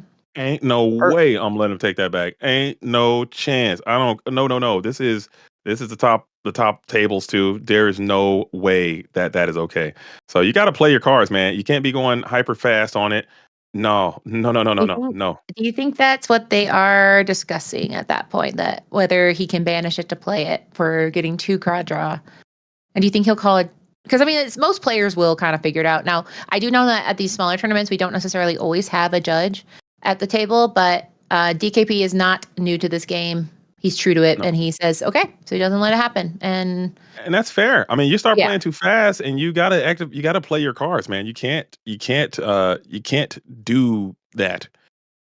You can't do that. You gotta play it out. That's just a part of it, man. I'm not saying that's a rule shark or that's anything. That's literally that's literally against the rules. Like, you cannot subvert the rules of the game. I'm sorry. That's just not the way the game is played. But it is what it is. So it's gonna be like that. The judge did make the correct call. You gotta put your cards, you gotta sequence the correct just cards in the yeah. correct order. And that's just Especially like you how said, the at game is this played. level. And I know someone says this isn't a top table. Well, it's kind of secretly a top table because the top tables all said, "I'm not playing." So we're Yeah, at the yeah, the pudding. You're wrong. This is literally the top table. This is the only table being played right now. These yeah. guys are Everybody 4 and else 2, are. so everybody else already drew in or whatnot. So these guys are fighting for a chance to get into the top echelon of the tournament. And yet, it's not. I don't think that's sharp. That's not sharking at all. That is literally playing within the rules of the game. If they had allowed that to happen, that would be the opposite of sharking. That would be Yeah. chaos and madness, because you cannot Or not do things the right way and get rewarded for it. Just how the game is played. I'm so sorry. yeah, Play by the rules. if you have to. I mean, if it's league, yeah. If you're learning, that's friends. But this isn't league. This is at this point to give you guys an idea of what they're playing for here today. Top prize is $1,500. So people Yeah. want to play by the rules, and they are. So they keep playing through. We see this manor slowly getting lower here, but we also see that Beefcake is drawing what can only be described as every card in his deck. Meanwhile, DKP has 2 cards in hand. So it's still not great. It's not like saying, "Oh, I'm sorry, you can't draw one Right. more card." Beefcake, you've had enough cards. We're gonna have to cut you off. You can't drive home. I'm serious. Yeah, It's and just opening cards. especially that's a play that you've been making all day long. So I'm certain it's just like a little fatigue as Aerial Pete comes out, and this game might be over. Like, you Yeah. might lose the game here if you're DKP. And there's really not a lot of counterplay to this strategy, as Pete Aerial Dime is going to end the game, as Beefcake is in a supremely comfortable position. You can tell he's feeling it. He knows that game is imminent, as Lucky Dime could end it, and there's no way that DKP can stop it. We'll move guys into the manor, and we'll pass reveal Dime, and the game is over. And GG's all around, fist bump, and DKP Wow. goes down just like that. He started out super strong, super hot, but Beefcake Supreme is gonna take it. Now, Beefcake. I forget. yeah, you finish that. I don't want to cut you off of what. No, sorry. Go ahead. I'm thinking about Idiocracy. Oh no. Okay. Yeah. What is it? Yeah. Brondo. I don't know. Either way. Rondo. Yep. It was a beefcake. I forgot when I left. I had you on Tipo Cam. So let me get JDZ back. We'll get him back. Oh, Okay, there he is. There he is. Cam. Yeah, Tipo Tipo Cam. It's what plants crave. So what you just saw there is probably something that DKP will talk about quite a lot on. I'm not sponsored by DKP, nor do I get any cut of what he talks about.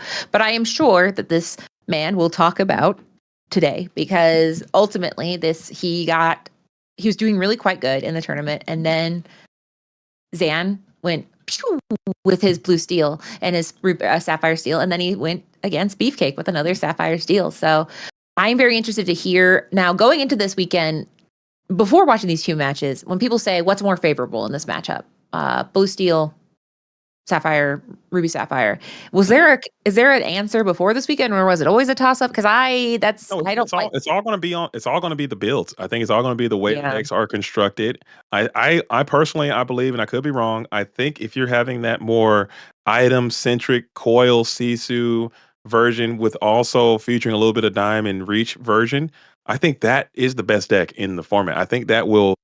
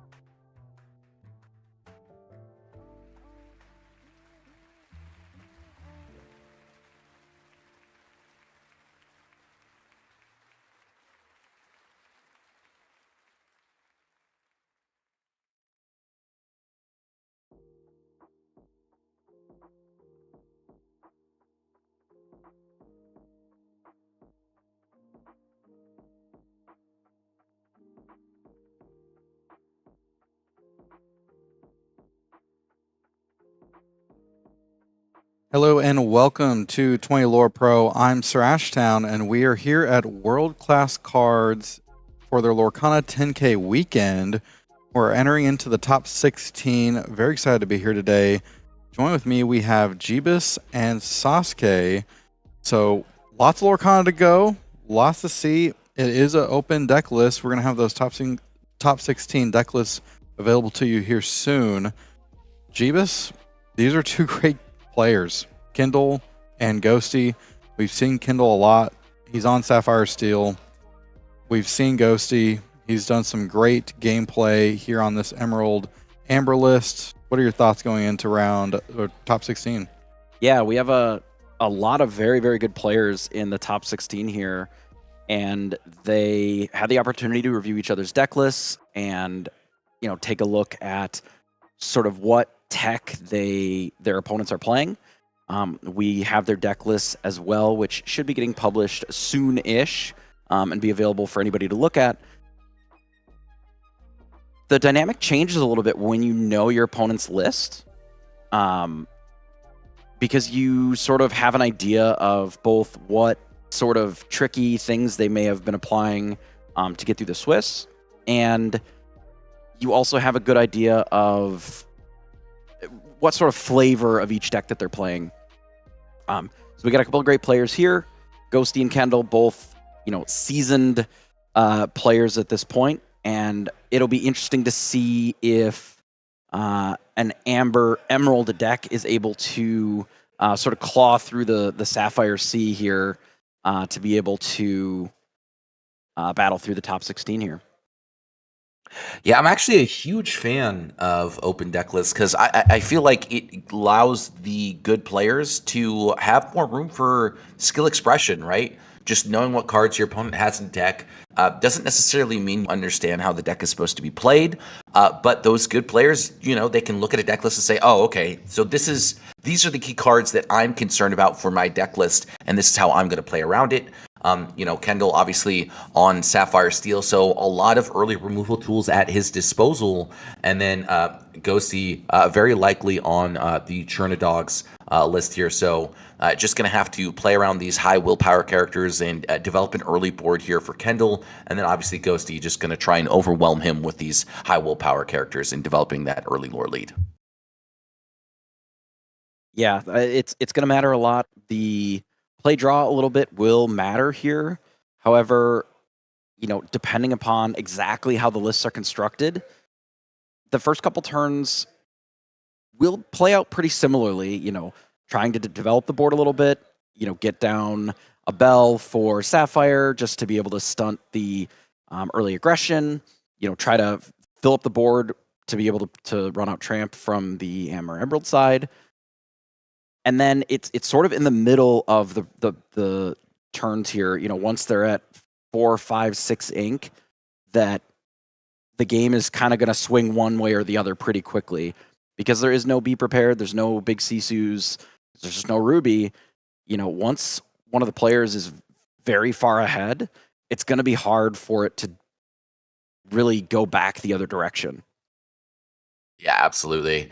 And I will say, I'm pretty sure that Lemon Lime or, you know, Chernadogs, whatever you want to call the deck list here, is actually fairly well favored into Red Blue in general, just because by the time Red Blue is really able to come online, you know, the deck's already at about 16, 17 lore.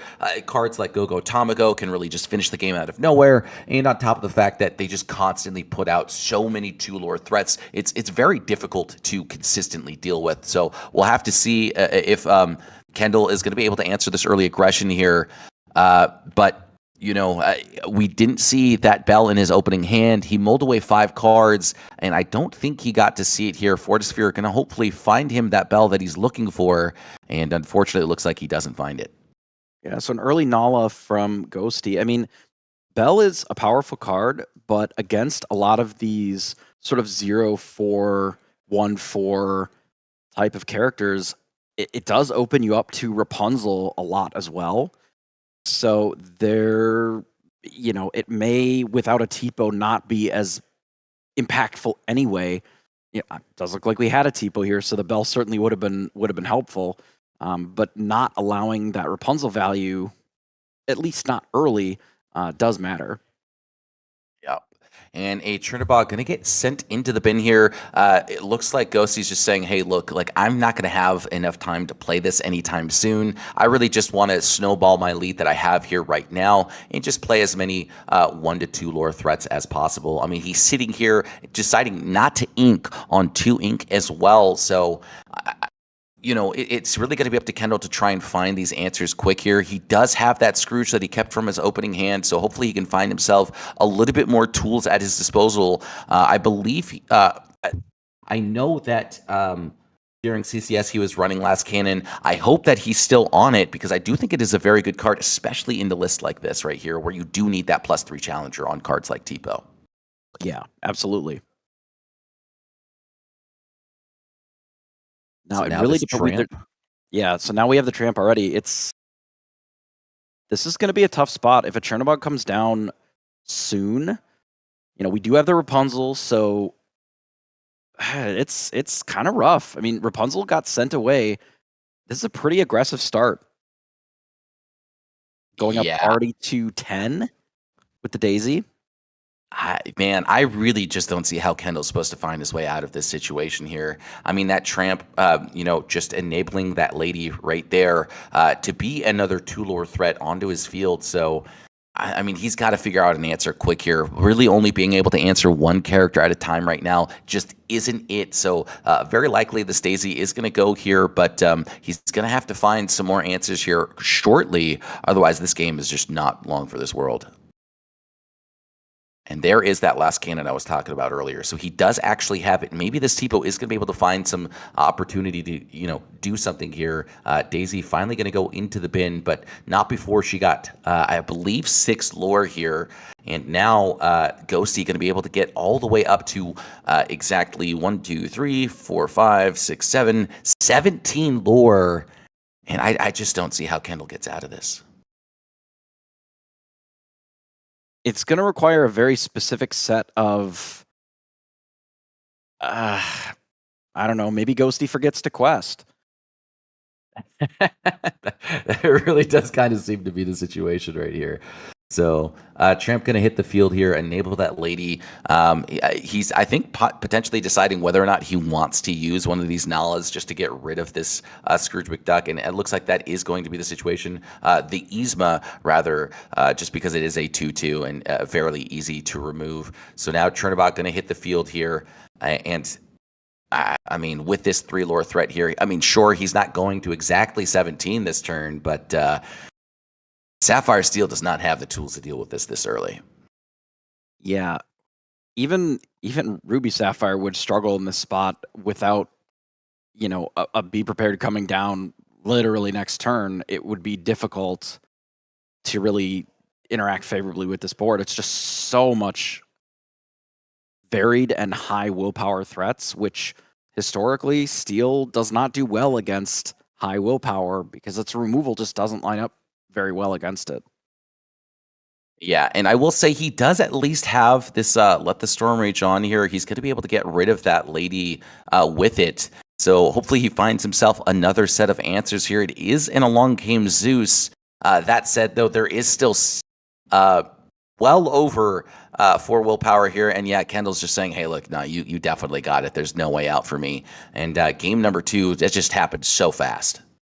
Yeah, I think even if Kendall had the resources to be able to deal with all of the small characters that were on the field, just the Chernobog is such a massive card that Steel generally, at best, it's a 2-for-1. If you're dealing with 5 other permanents, just questing every turn, 5 other characters, just 0-4s, so you can't easily, even if you had the bells, deal with them, it's tough. Yeah, and I mean, that Tramp getting to filter 5 cards, dig 5 cards deeper to try and find himself another Chernobog, which he obviously did end up finding there. I mean, that was just, I want to say, probably one of the most devastating turns I've ever seen. Getting a 1 or 2 cost character for that just cycles so much through your deck and enables the rest of your deck to just kind of function the way that it's supposed to here. It's I mean, we're getting to see this deck on full effect right now. Yeah, I mean, Tramp getting a discount for every character that you have in play means that it is very easy to just dump out several 1-drops, play Tramp, find your huge payoff, which in this case is Chernobog, and now all of a sudden Chernobog is also affordable because Tramp let you discard many, many characters, and you just present this very wide and healthy board that even if that's dealt with, you still now have this 9/9 Chernobog that's just a big problem. Yep. And we do see this Daisy here on turn 1. Hopefully, Kendall can find this turn 1 Bell on the opening hand here. It doesn't look like he has it. He does have some ramp, and it looks like he does have a Bell, so he just needs to be able to find that Popsicle or Fortisphere. And unfortunately, I don't think I see it as of yet. And so now it's definitely going to be Ghosty's game to lose here, just because this altar here really just not going in Kendall's favor. He needs to get this turn 1 Bell, even to really just have a shot at fighting this incredibly wide and healthy board. Yeah, this is generally already not an incredible matchup for Sapphire Steel because, again, instead of playing really small characters that your removal lines up with, they're playing 0/4s, they're playing 2/6s, 1/5s, 9/9s. So none of your removal really lines up at all. Even Bell, which is generally pretty good against these aggro decks, the 3/3 can't trade with anything. It's got to hit everything twice. It's almost like fighting a locations deck, except they're just all characters. Yep. And unfortunately, he does find the Bell here on turn 2 a little bit later than he'd like to see it, but at least he does have the answers this time to be able to answer some of this early aggression. And as Sail the Azurite Sea going to be able to come down, which means that Scrooge McDuck that he drew after his altar is likely going to come down on the following turn. I believe it's right there on that far left corner. Oh no, there it is, right here in the front. So deciding whether or not he wants to play the Bill, obviously, or opts to do so, and passes the turn. Yeah, Scrooge is really nice in this matchup. There's not a lot of things that remove it out of, Amber Emerald at all, especially in a deck that's very full of characters here. So more often than not, it's going to be able to just sort of keep the aggression under control a little bit. This Daisy is at a big threat if your opponent just has a 4/4. Yep. And thankfully for Kendall, that Daisy did flip over a big Tamatoa, which means that he's going to have this opportunity to, get himself another card, which looked like it was an Along Came Zeus. So the fact that Along Came Zeus was just one card deeper means that he doesn't get it sent to the bottom and has more removal tools at his disposal coming these following turns. Yeah, luckily the Bell does line up favorably with the Ursula here, so it does minimize some of the potential for aggression. Obviously, if it was even just a 0/4, then the Bell just doesn't do much into it. I wouldn't even hate questing here with the Bell. Yeah. Yeah, I like this quest too because you're safe from a Rapunzel line here. At best he's going to be at 3 ink on this following turn, and now this Daisy really doesn't want to be able to quest here. He's going to try and dig for a couple more answers. Definitely doesn't want to see this cursed Merfolk. In my opinion, opts to remove the lady instead. I'm not necessarily sure I agree with it, but I also don't disagree with it. There's definitely something that he's playing around that I'm not quite seeing here. And I mean, he's made it so far. I think he's gone undefeated with this list as well. So definitely a very strong pilot at this list and understands exactly what he needs to be playing around. I would say that the lady having only the 2 willpower makes it a bit of a liability against the removal that up to this point hasn't really done much. There's maybe a consideration for the fact that Bell can just sing and take it out without it really being able to do much. Could be an inkable equation, like you want to make sure that you have ink and it's another uninkable. Yeah, I think it's more likely that, and just exactly like you had said earlier, it's just that that lady is a bit of a liability at that two willpower. And while the Curse Merfolk has 1 willpower, at least if they're forced to attack it, it does force them to discard a card. So it makes things a little bit more awkward. And so now this lady and this Curse Merfolk going to come down. I believe the last 2 cards in his hand is a Little John and I think a Go-Go Tamago. So he's just trying to find something that he's willing to ink here. I think all the 4 willpower characters he just wants to hold on to. The fact that these double Scrooges are on this field here makes it very awkward to quest in. He's not going to be able to get to 18 at this stage in the game. So he's just waiting for an opportunity to find, to do so. And so now Kendall, given a little bit of breathing room, is going to be able to get back both of these items and start to draw into more of these answers. Yeah, and the way that Ghosty is playing this match, some of it is how you can play when you know what your opponent's deck list is. Knowing exactly what Kendall's on, you don't have to guess, like, oh, do I have to play around Tinkerbell, Swords, Bagheera, some nonsense that can really blow me out if I just go super wide? And the answer is no. You can just play your characters, go as wide as possible with your deck, and then quest when it is relevant, as opposed to needing to do it, sort of in ways that are disadvantageous for you. So you can kind of just keep adding these characters, find a tramp down the road and just pick up a lot of cards to be able to look for what you need, as opposed to just holding them so that you have to rebuild when it gets to that point, because Kendall's just not running those kind of things.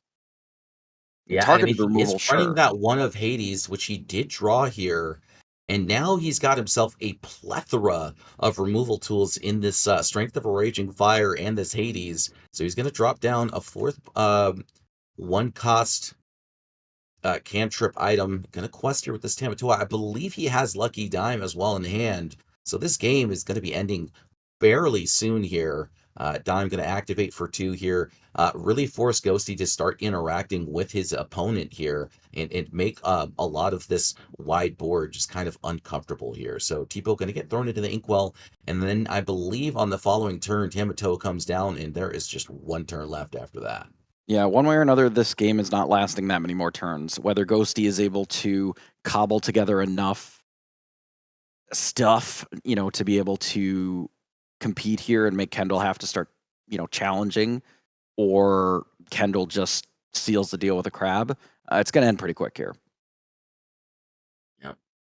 And I believe he's considering whether or not he wants to sing the Strength, and it looks like he does. Might opt to get rid of one of these X4s, and that's exactly what he does. And this just a full sense this quest here. It feels a little bit safer to play around this Rapunzel. Really the only card that's going to give Ghosty an avenue back into this game. And with that Cursed Merfolk draw, I feel like this game is all but done and dusted. Yeah, without the 0/4 representing the ability to, kind of jump in front of the bell, draw 3 cards to maybe find a tramp that you could almost just cast for 0 at this point. That's really the only avenue I think that Ghosty had to sort of claw way back into this. Now we're at the spot in the game where there's just a bunch of items available. We got a lot of crabs working, and we can just start using this dime over this and the following turn, and it's just going to be over.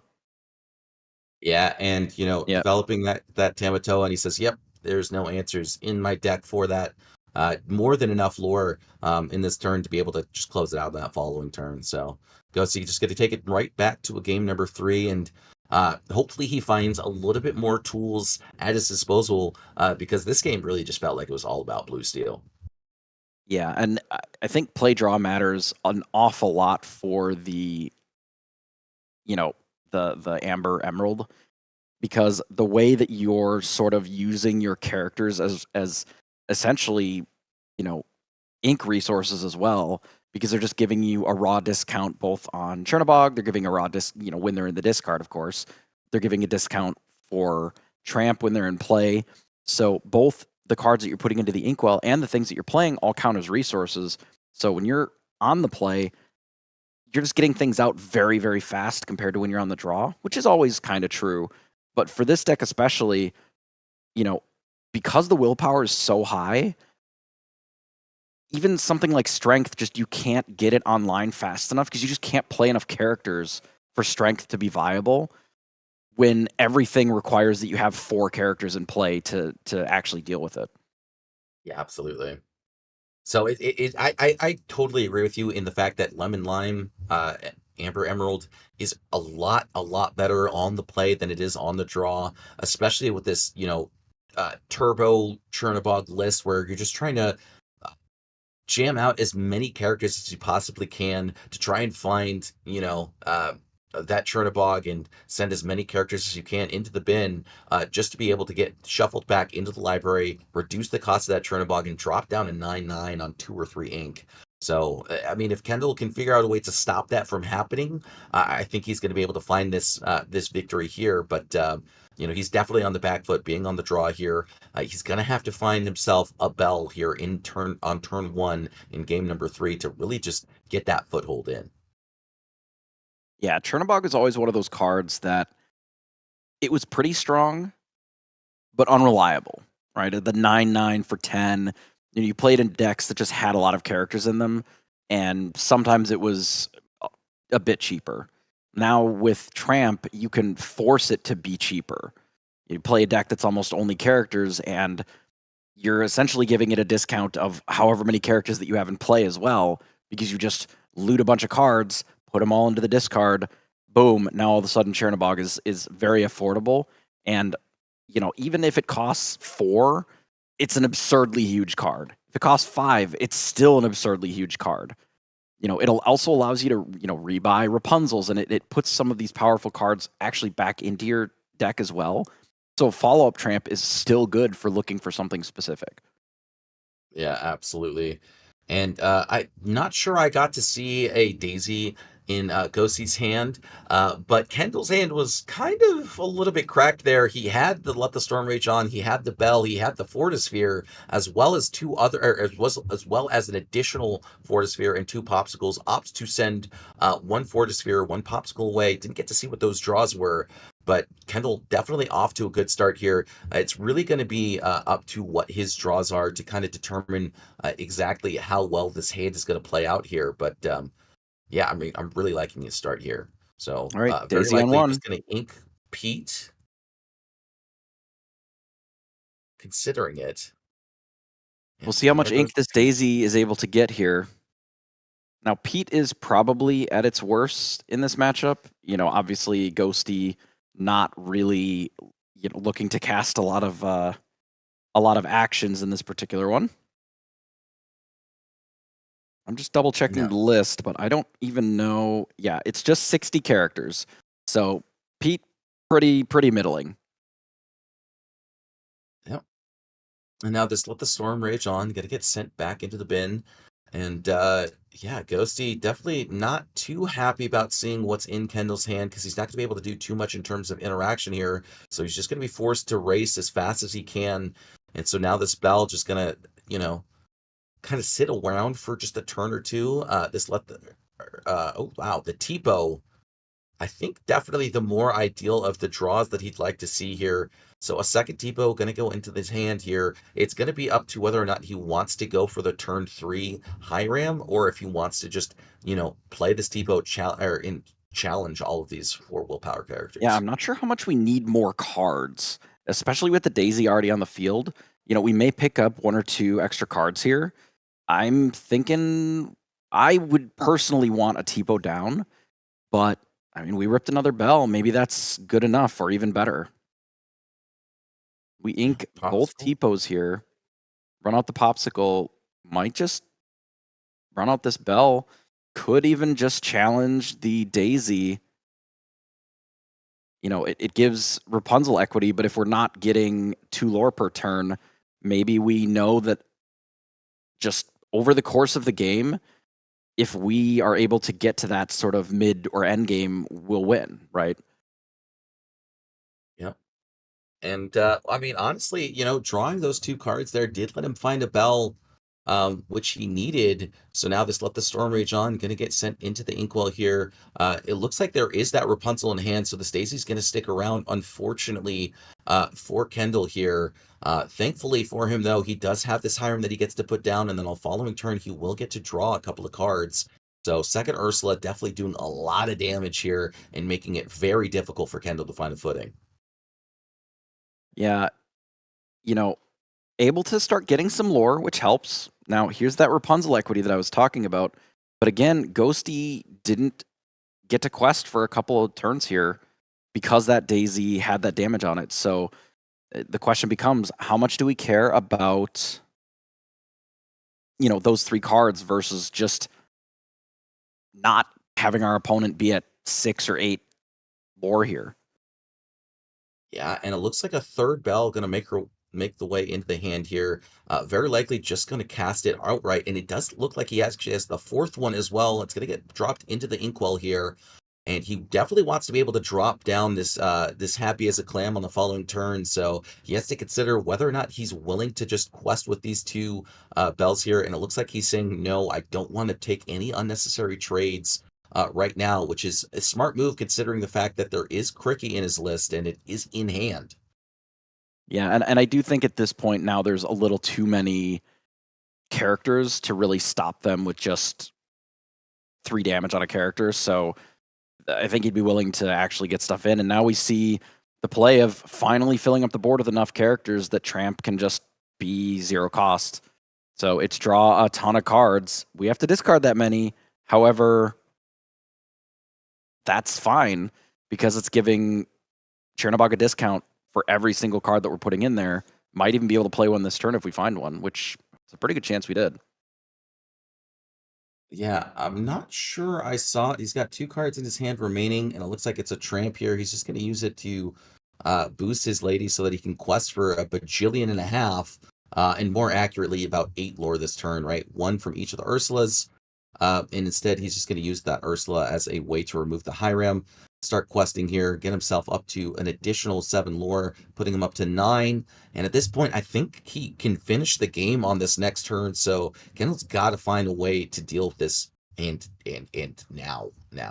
So Yeah, and I'm not sure that there's much. Again, I've seen Kendall's list, and like most of the, Sapphire Steel decks, they just don't have a way of dealing with this much wide board presence. Sure, we play the Tamatoa here. We'll put a couple of popsicles or whatever, a Fortisphere and a popsicle in hand. But okay, Ghosty quests for 1,000. Yeah, I mean, it definitely feels bad. We're likely going to see both of these bells crash into either the Daisy or the Rapunzel here, and then one of them go into this Ursula or this lady. I guess probably the lady, just because it quests for 2 year. So, Yeah. He is going to be able to remove 4 lore here, but Ghosty definitely in this commanding position. And look at this. I mean, this is just a devastating position to be in. What is that? Additional 1, 2, 3, 4, 5, 6, 7, 8, 9 more lore going to be able to be gained here from Ghosty. And if he has a Go-Go Tamago, this game just ends right now. So Go-Go Tamago in the hand, unfortunately, or in the bin. And it looks like he's just going to take this Daisy, play down probably another Rapunzel. There it is. And Sure, draw 3 cards. He's just got so much Sure, fuel play a in the tank. Chernobog. Absolutely. Well, we know that there's literally no answer in Kendall's list for this Chernobog that also deals with the rest of everything, so pretty brutal. Yeah, I mean, Chernodog's really just showing exactly why this card or why this deck is being played. And I gotta say, I love the Enchanted Tramp. It's just such a beautiful art. Honestly, one of my favorites.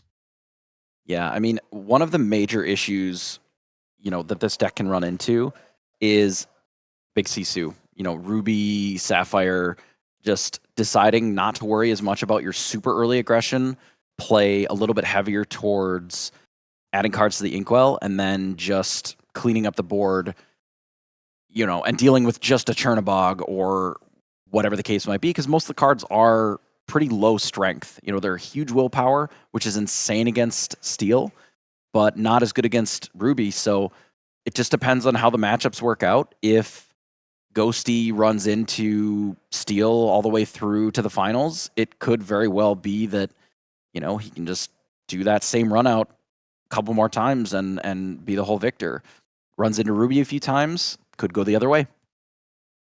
Yeah, I mean, I think one thing that that is in his list specifically to be able to tackle these Ruby Sapphire lists rather, so effectively is that Go-Go Tamago, right? I mean, he would have been at 19 lore there. He would have had a 9 strength character in that Chernabog, so that Sisu wouldn't have been able to get rid of the Chernabog. He would have been at 19 lore or 18 lore. Chernabog would have finished it, or he would have had, would have kept Go-Go Tamago in hand, just in because there was a 2 damaged character right there. So that 9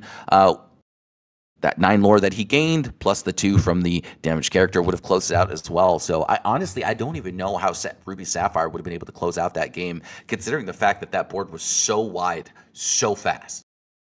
Yeah, it all comes down to when can you leverage your Sisus, right? Because there's very few answers that are actually good against like the human Sisu in this list. We've got Kit Cloud Kicker can bounce it, I suppose.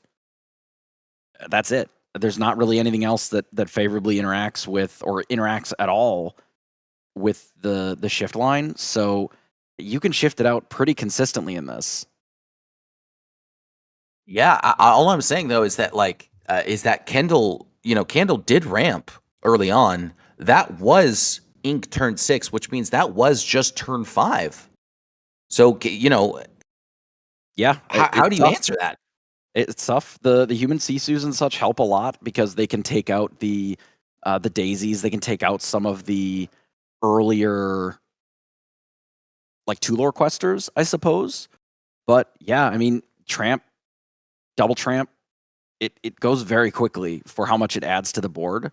And you're right. It definitely could be that, you need to have those on time in order to be able to just keep up with what's happening. And maybe it just isn't enough. We'll see. I mean, be prepared is always an answer to some of these, right? You ramp a little bit and then they don't hit the Ursula and you just, get to 7, be prepared. All these decks always sort of lost to that. That's not really a new thing, but they have to get there. You're right. They need to get to 7. They need to get to 6 to shift. And if they stumble at all or you miss like that line, they could just run you over with the Tramp into Chernabog and they gain 3 or 6 off of Chernabog and that's enough. Yeah. I mean, that was just, I think, just a wonderful masterclass of how to play that Trinidad's deck. I mean, we just got to see how quickly that deck can snowball out of control. I mean, just that turn 1 Daisy going to stick around made it a little bit difficult for him, and then it turned into a draw 3 off the Rapunzel just because he was able to strip away both of those Let the Storm Rage on with those Ursulas, and then those Ursulas were able to quest for an additional 3 lore on top of the fact. So it was just so much just natural pressure from just characters alone and just being able to take advantage of it and use all these very toolkitty characters in such a unique fashion here. And, taking in 3 here, really, really great match. Yeah, I mean, it is absolutely a combo deck. You can't really have them get to that many characters. You get a bunch of characters in play, and all of a sudden, Tramp is a 3 cost, 2/6 that quests for 2 and also draws 3 or 4 cards. That's a problem. That enables the rest of the combo. Maybe it's just finding another Tramp and then you just get to do it again, or maybe it's finding the Chernabog and now all of a sudden, the following turn they just have a 2 or 3 cost 9/9. Even if you're able to deal with what's on the board, then now you have this problem. So it's presenting these big problems that are all sort of hidden and protected by these little 0/4, 0/4, 1/4 bodies that, I can see why he's been doing so well. Any steel matchups that he's running into are really going to struggle into this because the removal suite just doesn't line up very well into this at all. Yeah, absolutely. And I would just like to note that looking at the deck list here, there are 21 drops and 18 2-drops in the deck. So just incredibly low to the ground, able to feed the rest of the deck with those big spells in that Tramp, in that Chernabog. And then really your big ticket, your big interaction ticket is that Rapunzel and that Donald Duck that you use to gain a little bit of additional lore and protect your field that much better. So, I mean, I couldn't have asked for a better example of how this deck is supposed to be played. Yeah, everybody's saying that the meta is just solved with Sapphire, but Ghosty is demonstrating, hey, there's other options that are available that these decks just are not set up to deal with. I will say that we likely maybe have some game on the feature match 2 that we should probably jump over to just in case. And if not, we'll be back for what would then be the top 8. Sounds good.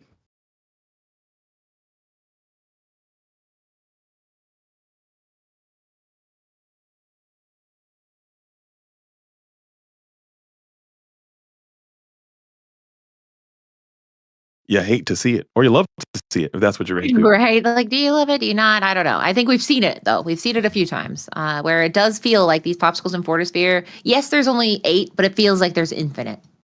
And Oswald hits for the first time. It's a Great Stone Dragon. As our Beard Melon says, turn 3 Scrooge the hard way, playing the iron price of just burning your turn and then play another item and play the Scrooge for free. That's actually a really good feeling. And even when you miss ramp or you draw these really awkward, fully item jam-packed hands, you can kind of salvage that game still with Scrooge. So I think that card is great. Big fan of Scrooge, like his energy, and let's see if that's going to happen. We got another Fortisphere. Is that Fortisphere? So you might be at an iron price. Here it is. No, we're going to ink here and just pay the 3. And it looks like it's going to be the Fishbone Quill. Do you have it? Iron Scrooge. No, you don't. We're going to ink one. We do have the Fortisphere. You can tap it, draw, get to the Scrooge, and then still bring them onto the board, which is a super high tempo play, honestly. Pay 4, tap 4, do it. Or exert the 4 items. Come on, do it. And there he is. He did it. Oh, he got there. Look at that. Get to the mana now. Is that what he had to do? Get to it. Come on, do it. What are you waiting for? I love that play. That's a really, really cool. I love Scrooge. I think it's a really awesome card. And I don't want to punish Scrooge, but I do think we need to get these popsicles out there. That's the last run of the day. I won't mention it again, as it's going to be passed back on over to J Shaft, who now has a ready Great Stone Dragon. Quick little hand shuffle. You need to have something popping off. You need a Hiram Flaversham here. I think would be great for you, because keep inking with this Oswald if you want to. It will backfire tremendously, as you will nuke your hand with no chance of rebuttal, especially if this guy keeps missing. So, J Shaft running the numbers right now. Yep. I feel like you have to. If you're playing Sapphire, you better be an accountant. Yeah, or at least semi decent at math. I tried this deck before, and I was just like not doing it the right way. Because I had so many times I would draw the card and it would always be the item, and I would ink the card and it would always be the character. I'm like, there's got to be something I'm doing that is making this happen. Because it happened so many times, like a ridiculous amount of times. You hate to see it. Maybe you can go double Oswald here, and it looks like you're paying the troll toll for a 3. Is it the Queen? Ponderance has encircled us, as it is the fish bone quill, and you can get another one in to strike another Oswald. Let's see if we can get a hit here. For the first time in forever. No. Swing and a miss from Oswald, as you will not get another opportunity. And a second Oswald. Maybe you can put that Oswald down before you get that fishbone quill going. Perhaps. Thoughts? Yeah, I mean, it's nice to get that double value. I mean, if you're going to use a fishbone, you probably want to ink. And if you're going to ink, you want to have an Oswald. Yeah, I like that. I do like that approach, but it does seem like your hand size is dwindling ever so slightly, as you are going to pop a popsicle or a Fortisphere, as it may be, adding 2 more cards to your own hand. And now you're staring at a pretty sizable board. You would love to clear both of these Oswalds here while your opponent only has 1 card remaining in hand. If you can clear both Oswalds here, I think you're ready to just cruise on to a victory, as J Shaft was not able to set up this deck effectively at all. And you will ink the big crab. Double Storm here. You're on your way. It is interesting because you're kind of talking nihilistic, but then I'm looking here and I'm like, the score is 1-0. So could it truly be over that quickly? But it's over. Sometimes and this deck needs to have. I mean, you can start chaining some hirons together, get to Automatoa happy as a clam, start plussing. But if he can clear both of the Oswalds right now, the game is over for sure. And I'm sure he knows that as one Oswald falls to the storm, the strength of Raging Fire, can you clear the other? And you can't. So you do have a chance. You're telling me there's a chance. Hiram Fluttersham off the top, and you're on your way back. And did you get it? Oh, it looks like you may have not. It looks like the lucky dime is in hand. You're going to stay a little patient. Maybe you can play that Sail the Azurite Sea if you felt so inclined. We will Stone Dragon here. And hits another Oswald. Miss again. Wow, this is actually the most out of pocket thing that could happen is you hit an Oswald with an Oswald. Like don't do that. That's okay. You know, he can recover. He's still going to get 2 more out of it because he knows that this Oswald. Another strength. Oh, and those are 2 cards. I mean, the strength you would definitely like to have right now. Well, maybe not with just 2 little guys on board, but still. It always hurts when you miss and it's a card. You're like, well, I could use that. Can you please come back? And you could. I think the hand is lucky dime at 1. So you might have to just send I don't know what you can do. You can quest if you want. And maybe force this Scrooge into the bill. That's silly. I don't think you should do that either. You might have to just pass. And you'll just pass back on over as now your board is looking beef supreme over there. Beefcake sitting on some beef as Hiram is activated as well, getting another 2 cards in. You cannot stand it if you are Jay Shaft because you could just feel the walls closing in on you as Beefcake is just flexing as well, feeling good in the swivel chair. Yeah, he's doing the happy little like hee, and you're like, stop it! Don't look happy. That's one critique I will say. I mean, if we're going to play, we cannot have a tournament in swivel chairs. That's just too distracting for me. I like it. I like seeing when they're in a silly, goofy mood. I kind of like seeing that Beefcake is feeling good because you don't swivel when you're in a bad mood. That's not something I got my whole swivel chair. He's like, what card am I going to play? I've got like 30. So here we go. And it's a crab. You know it. You love it. Let's get some more cards. 2 more coming back in. Ugh. And you do have that fishbone quill as well, as you're going to ink 1 for the TPO, pay 1 for the item. And you also could jam that fishbone quill down as well to continue to ink more cards and play another item. And you also have Pete in your hand too. So this game is cooked as Beefcake looks like you're gearing up to clear a 3rd world-class card member defeated by the hand of the Beefcake. And that is just muscles on muscles and brain muscles. That's his biggest muscle, it seems. Well, I mean, the other thing is Oswald betrayed him because, Oswald giveth. They got him to the top 16, but then Oswald can taketh and say, I ran out of luck. How much do you want from me? So I imagine there was times where he was high on the Oswald hits, but now he's probably like, hey, Oswald, I need to talk to you right now. Do you have a minute? Let's go. Is what I would be doing with Oswald. Yeah, it's all roses for Beefcake here, as you are going to play the Maurice's Workshop, which I forgot we have this thing. I should probably typing names in here. Let me see if the fatigue is setting in a bit. I'm not going to lie. We are. I mean, for those at home, we have been streaming for 9 hours and 37 minutes. That's nothing. I'm locked in. Let me get it. I love JDZ keeps coming like that's a long time. It's not that long. It's a long time. It's not that long. If I had another Diet Coke in here, if I had another Diet Dr. Pepper, I'd be on my way. But I've ran out of Diet Dr. Pepper. I've drank 3 Spindrifts and a tube of water over here. Well, at least you're hydrated. You got to hydrate before you dehydrate. So good for you on that front. And yeah, my goodness, that Oswald's still hanging around. Yep, look, he's happy spinning again. It's unfortunate we can't do post-game interviews because I'd say you're spinning in your chair. Was that because you were feeling giddy? Was that because you're just a dime and a Tamatoa away from winning? Is that what I'm seeing? I mean, he's got to feel very comfortable to be in in this position that you're in, and it's got to feel strong.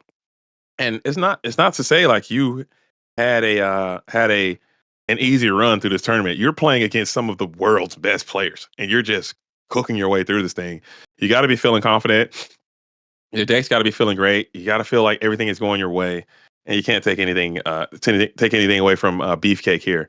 As Oswald has failed to function, you hate to see it. and it looks like we have enough ink to make a pretty significant maneuver. Excuse me. Yeah. It does look like the only match that has wrapped up is Ghosty versus Kendall. So that is, I'm just checking in on that. And we will just go ahead and hardcat or just play the storm to include the Oswald, who really didn't do a whole lot. I mean, he just came out and missed a ton of times. And if Shay Shaft's going to turn this thing around, you need to get a Hiram Flaversham literally yesterday. yeah, he's got the items. He's got the items, but not he can't flab them if you don't have them. Is the thing they don't say.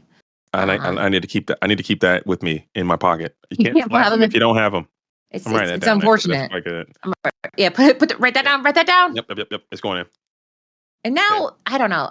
Being against. Oh gosh, there's Treasure Collector. That feels unfortunate. Yeah. Game's over. It is what it is, and he's got Pete in hand too. Yeah, the game's absolutely over. Yeah, it's. And this is the part where you feel like you're watching someone do a deck check because you're like, what card is not on your mat right now? I mean, I still see some cards, but he's like, oh, I'll take another. Actually, I'll take some more here while I'm here. What could you need? What could you want for? And the answer is a dime and a Tamatoa So Shiny would really drive in the final nail on this win.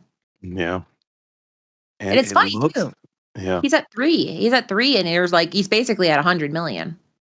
I mean, it's honestly in this deck, in this matchup, the lore is not a part of it. It's about the board control. It's about card advantage. It's about your ink advantage. It's about your item advantage. And because the game can literally be over in a second. When you got Tamatoa and a jillion items, it doesn't matter what the score is. But looking at Beefcake's position, it's kind of like Beefcake is at the gym and they're like doing squats or something. Mm-hmm. And J Shaft's like, hey, I got 110 pounds on my bar, and Beefcake's got 700 pounds on his. Like, who's lifting more weight? And that's just kind of where it is. But we're going to go Scrooge McDuck. We're not giving up. And you're hoping for a miracle here is what you're going to need as you do add the lucky dime back to hand. And maybe you can coerce a little victory here. I don't know if you can get to a Tamatoa, get both of those dimes in your hand established onto the board.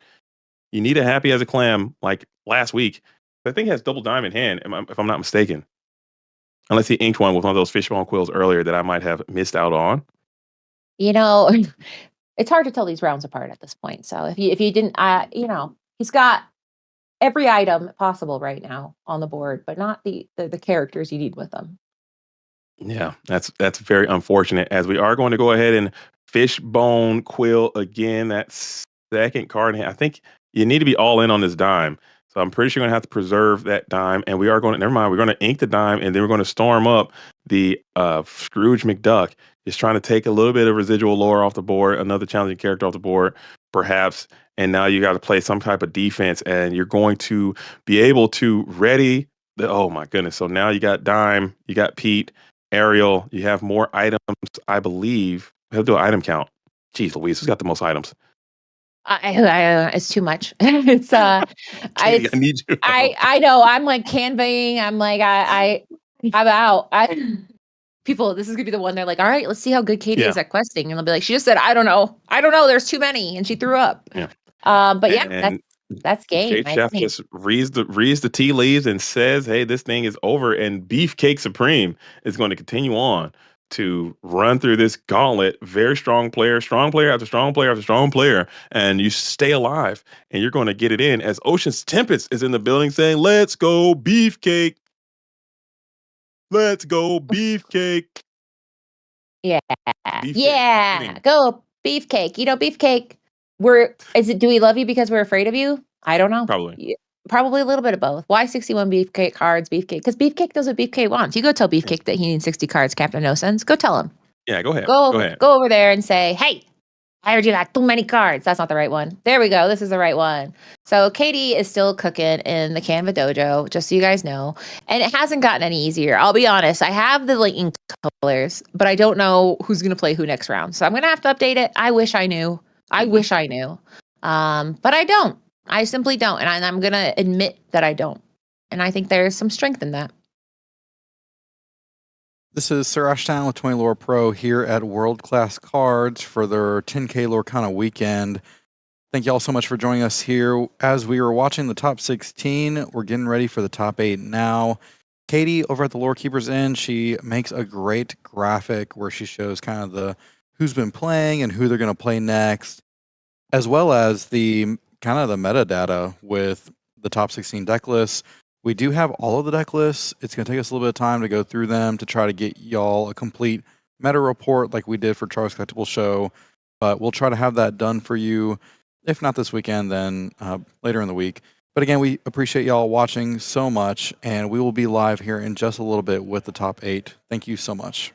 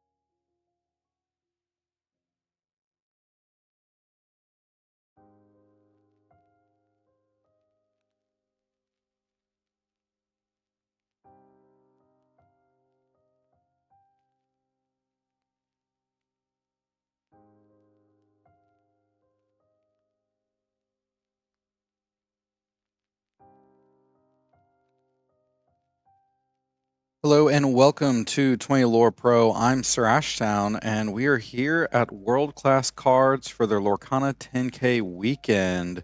So excited to be here today and to showcase the latest in competitive Lorcana here in Set 7.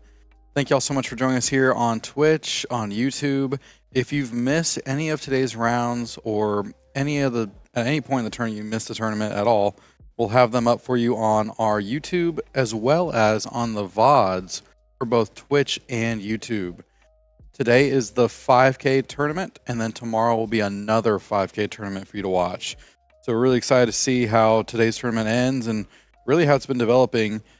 The players right now at the top 8 table are looking at each other's decks, getting a feel for their opponent's deck lists, talking about it. And really it's just been an exciting time here at World Class Cards. We're here at Chimera Hobby Shop in Fond du Lac, Wisconsin. It's been a great day today. Jeebus, how are you doing? I'm doing really well. By popular demand, we decided to put something on the stream that was not Sapphire. Unfortunate, but here we go. We'll have a little bit different for you. I feel like it'll be quick one way or another. We talked about it a little bit last round, watching Ghosty do very well against the Sapphire Steel, that it feels like you really kind of need something like Sisu or Be Prepared. Once the deck goes a little wide, you clean it up, and then, sort of that combo element kind of gets shut down. It's hard to do that with the Sapphire cards, as, most of the Sapphire sort of board wide removal, like Grab Your Swords and Tinkerbell, really haven't been seeing a lot of play. So we'll see if the Ruby Sapphire is able to tackle this matchup a little bit differently. We'll have a good top 8 here. Honestly, it's something that we can't really avoid with this Set 7 meta, the way it's developed, where we're going to see Sapphire lists, because they got a lot of tools in Set 7, and it's caused some very powerful lists to be developed, whether it's Ruby Sapphire, Sapphire Steel. We're seeing a lot of Sapphire in the meta for this tournament, and we even saw it last weekend when we were at Charles Collectible Show. A lot of Sapphire going around, but it's nice to see some other decks kind of come to the forefront here in the form of this Emerald Amber deck, and hopefully we'll see some others. I mean, I know we saw the Ruby Amethyst that was in top 16. I don't know if they made it through, but there are some other pairings, but you're right, it's difficult. Yeah, if you look at a lot of the decks that have been doing very well and sort of consistently showing up to these events at the high level, you're going to run into a lot of how are you able to, and who is playing the most things for free throughout the game, because it is generally like a low resource game for a lot of these. Even the decks that are looking to put a lot more ink into the inkwell faster are still trying to double spell. They're trying to play things for free when they can, with the Tamatoa Happy as a clam, and, to some extent, even Bell. And wherever you can get these, cheap resources or free resources, whoever does it the best is likely going to win a lot of these games. So we will see how the Amber cards and the Emerald cards are able to stack up against the kind of boogeyman in Ruby Sapphire here. I think it'll be tough just because they have some cards. I mean, they got the Sisus, Sisu Visitor. They have Big Sisu. Some of them are playing B-Prep, Brawls. Lots of things that want to target these combo pieces that are in these Emerald decks. So I think it's going to be a tough matchup, but we'll see how Ghosty navigates it. Yeah, Ghosty, pretty high seed, so likely on the play here to start off game 1. I believe Ghosty was second in the Swiss, which is helpful, certainly in a deck like this. You want to be getting out as quick as you can with all these cards, sort of combo off, and then close out the games sooner than later. Because the later that these games go, the more opportunities that you give the Ruby players to both find their, board wipes in Sisu or Be Prepared, the worse it's going to be for you, because, there's a lot of resources and a lot of combo stuff, but once all of them are wiped the first time, then it looks a lot worse. Well, join with us also today in announcing and giving us his analysis of gameplay is Sasuke. Sasuke, how you doing? I'm doing well. I'm actually really excited for this matchup here. I mean, it looks like, Ghosty's got himself a pair of daisies in hand, as well as another 1-drop. So those 21 drops paying dividends here. Very likely just going to go as wide as possible, as early as possible, and just make things incredibly awkward for the Ruby Sapphire player. Yeah, and it looks like this list is on 3 of the small Sisus, 3 of the large Sisus, and 2 Be Prepareds. So we'll see if that is enough as far as being able to play the catch-up. I mean, the run-out that is likely the strongest answer to this deck is you get an extra ink out on turn 2. On turn 3, you play Seize, and you also cast your human Sisu and deal with the threat, and then you shift it on turn 4. That's gonna be tough if that's the case, though. Unfortunately for this unfortunately for Ghosty here, the Ruby Sapphire are going to be able to pick up a Medusa and just draw an additional card here. It looks like his hand is a little bit awkward and a little bit worse for wears in terms of what is and isn't inkable in his hand right now. So that extra draw actually going to be a lot of value for him, and he is going to be able to just throw away one of these less useful cards in that Vitalis Sphere, and then kind of set up for that next turn Sisu here. We'll have to see how Ghosty responds, but this Ursula just going to take away one of these How Far It Goes, 3 of them in his hand, and yeah, I mean, a lot of uninkables. Yeah, it wouldn't even surprise me if rather than running out the Sisu, that it might even just be a How Far I'll Go, just to try and set up a better following turn. It kind of depends on the draw. It looked like there was another sale. Crazy fast. It did look like there was another sale in hand, so that may be, if there's enough inkables, do the sale plus the small Sisu play, take out one of the daisies, and slow this down a little bit. Looks like there's a Cusco picked up, so that probably is going to be the line. Yep, and he does manage to find a Tipo as well, so those are likely to be his inks for the turn, as well as this little Sisu.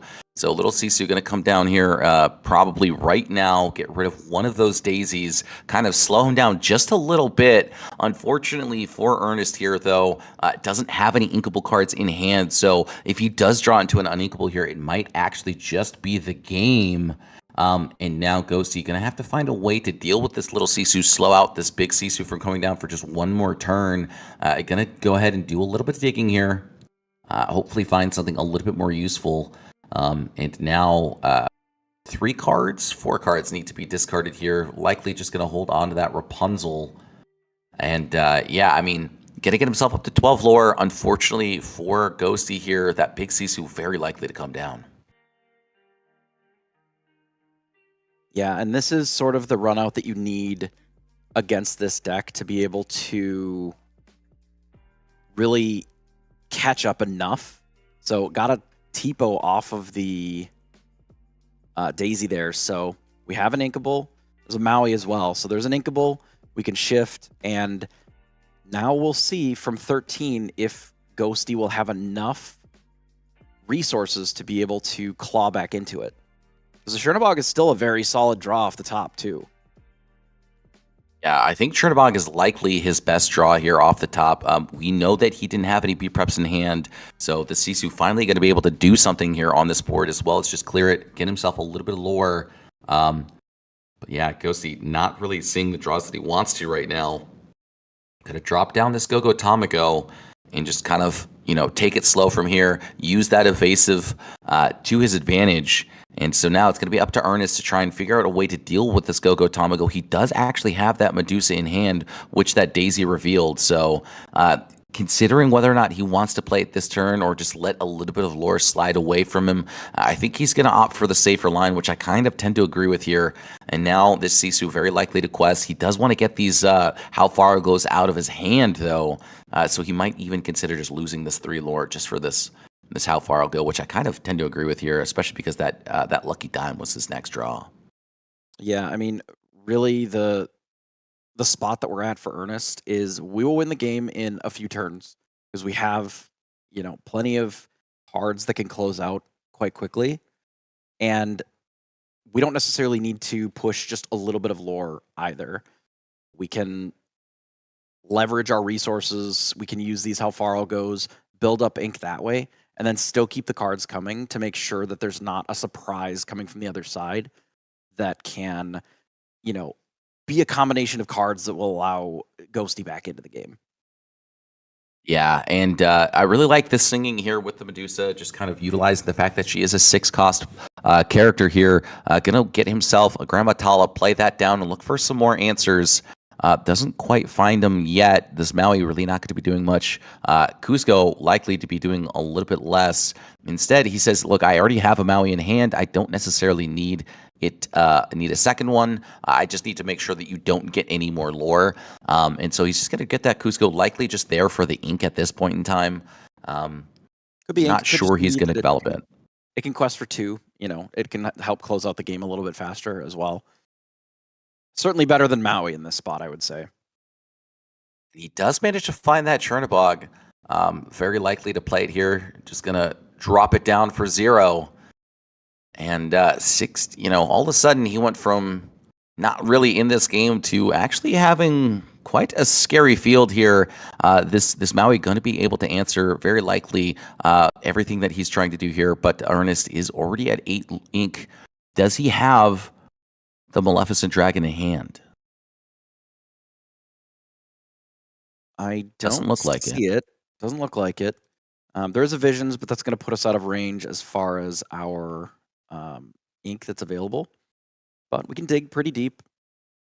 It does not just end the game if the Chernobog has to have several characters run into it, but we do have to be aware of Gogo Tamago. If we get some damage on our characters, Ghosty quests up to 17, 18, and just Gogo Tamago can close it out from there. So we have to make sure that that's at least something on the forefront of our mind. Make sure that we don't allow that to be an out.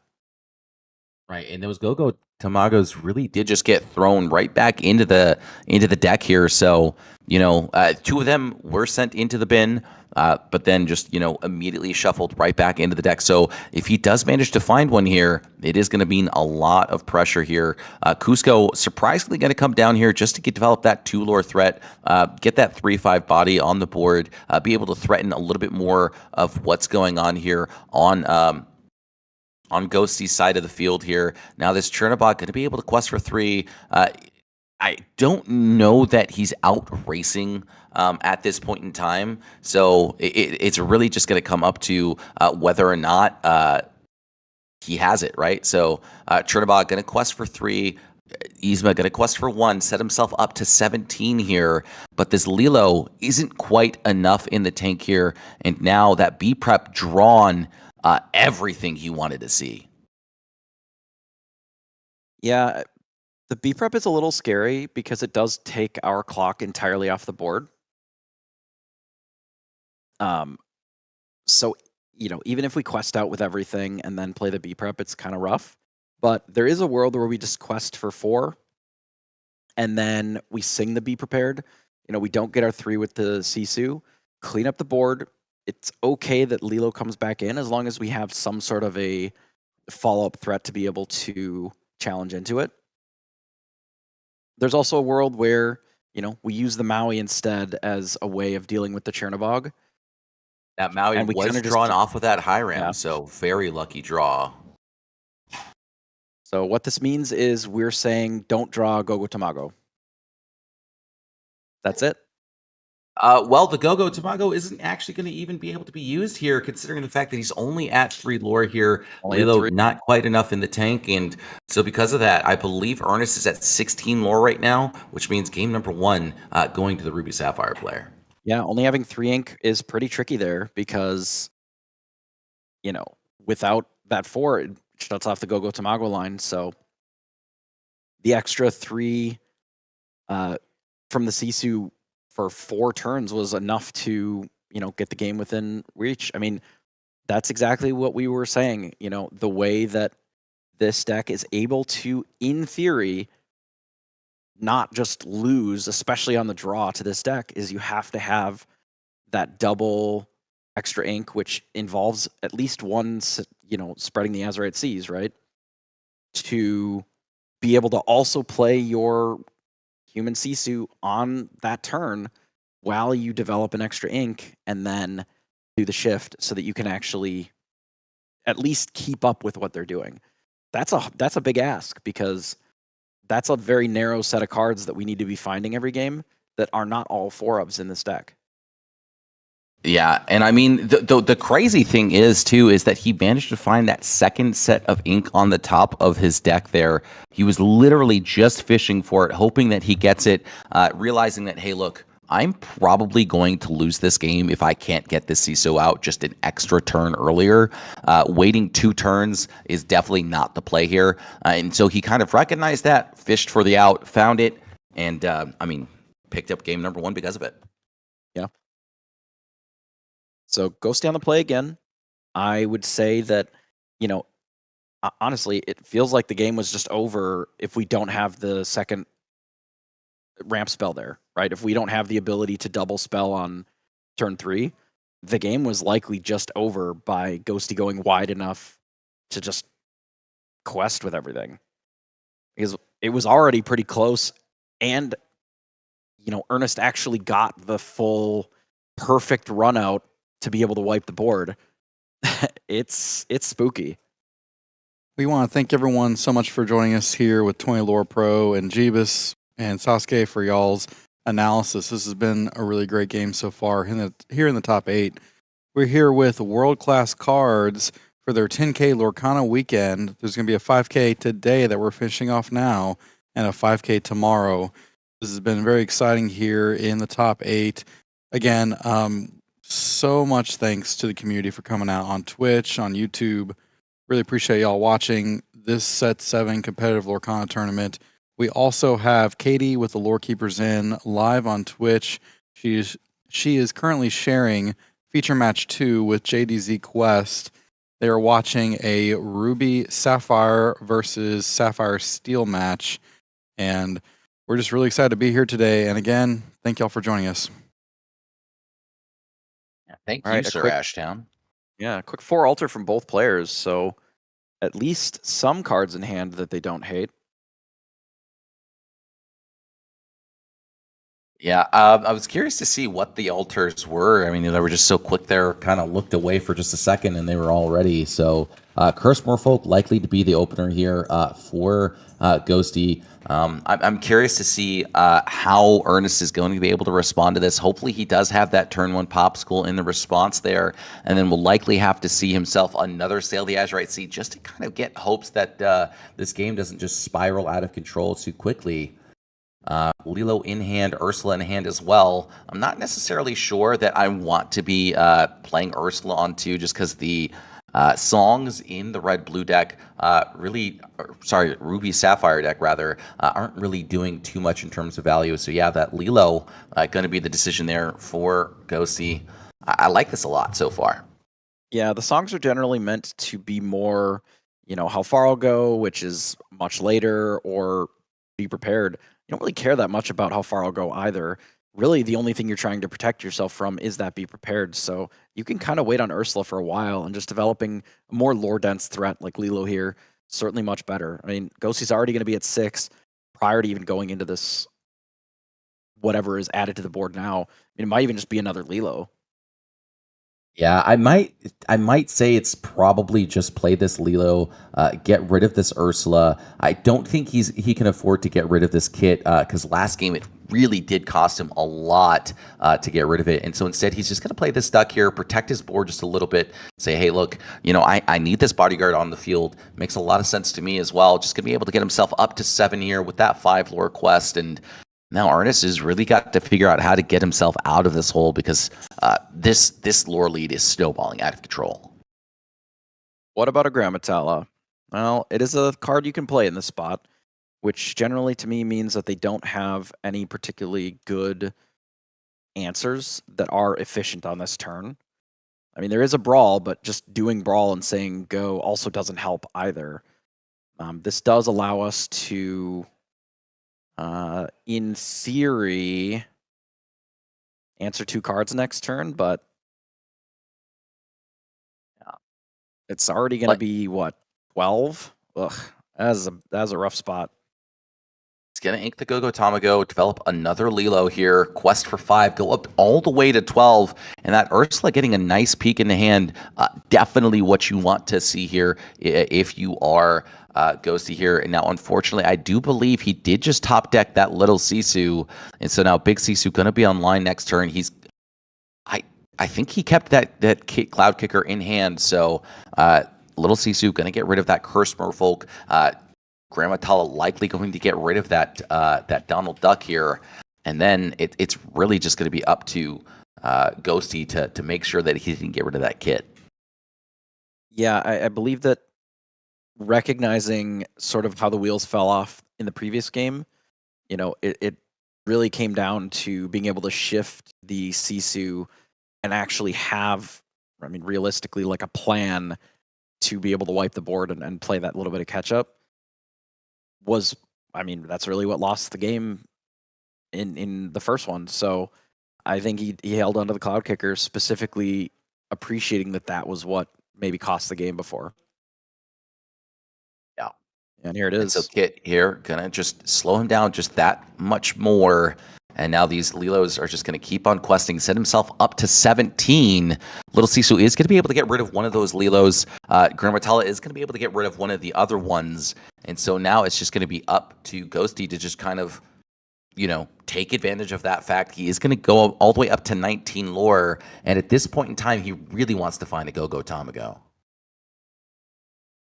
So instead, opting to get rid of the Ursula instead, just say, hey, look, I need to get rid of this permanent lore threat rather than this just temporary lore threat here. And there so should then be a Sisu and a Brawl, I believe, in hand.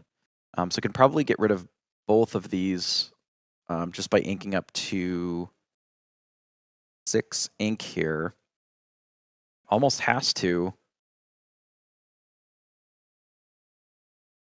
But it's a bit of an awkward position ink-wise. I think we just don't have a ton of options. It decides to get rid of the Sail, which I think is fine. Yeah, it does use the Brawl, and then probably debating on using another Popsicle to remove this 1 damage counter, respecting the Go-Go Tamago a little bit. I don't know if it's necessarily respecting the Go-Go Tamago just as so much as saying, like, hey, look, this kit's going to get rid of it here. And he says he's okay with making that trade, and I kind of tend to agree with this here. Just considering, like, hey, look, if you're gonna get rid of my Grandma Tala, that means that you're not getting lore, and that's not really an issue for me. So now he's considering whether or not he wants to play both of these Lilos from his hand. He's just gonna quest here and not play either of these Lilos, and instead just kind of develop this board just a little bit slower. Take the patience and say, hey, look, I'm just gonna force you to play that Big Sisu anyways with that lady. And I'm not necessarily sure that I agree with this here. He's just going to shift on the Big Sisu anyways. And he's got a couple of them in hand. He's going to go up to 7 ink, which means that he can hard cast the Big Sisu next turn regardless. So it's kind of an awkward set of turns here for Ghosty. He's got to figure out a way back into this game knowing that there is that second Sisu in hand. Yeah, sometimes, especially when you know that they're there, there's not much that you can do. I know that in hand Ghosty has a Rapunzel, but like in this spot, it's not a particularly powerful card. What do we do? Just run out a Rapunzel for 4? I don't hate it, but it's vulnerable to the Sisus. Like, we're forcing them to play a Sisu, but I think that's kind of the plan anyway. It's just to jam a Sisu every turn until the game is over. That's only 3 turns from now because they each quest for 3. They're going to be able to actually close out the game. It doesn't really matter what threat that we're running out. Almost everything in these lists, the Amber Emerald list is very, very low strength, very high willpower, but it does not hold up very well against the Sisu. Whether it's just Brawl plus developing another threat or a Sisu, perhaps holding back the Sisus in case the double Lilo comes out, just to make sure that the pressure can stay on. Yeah, I mean, I actually really like this line here from Ernest. You know, he's just saying like, "Hey, look, like I already control the board. You have X amount of turns left, which I believe it's 3 left, regardless of whether or not you decide to do what you decide to do. These Lilos are just not going to get value, no matter how many times you look around at it." And so now he's just going to play this one lore threat here, try and bait his opponent, just saying, "Hey, look, I don't have the duck, but you do need to remove this." And unfortunately, there is at least that second Sisu in hand, so very likely to come down here and just close out this game. Yeah, I don't really see a reason not to put out another Sisu here, unless we for some reason don't have enough ink, but that seems unlikely. Yeah. Because now the board isn't quite enough lore, but I just don't see a way for Ghosty to be able to close out from the 18 here. You know, there is not 2 on the Grammatala, and as long as this character is removed and an additional damage counter isn't added, I think that'll just be it. So there is a Be Prepared in hand. Popsicle going to be able to find him just one more card. How far I'll go? Oh no, Sapphire Coil, unfortunately. So he's just going to quest out to 19. It's not going to do anything for him. And yeah, that duck going to be able to close out this game.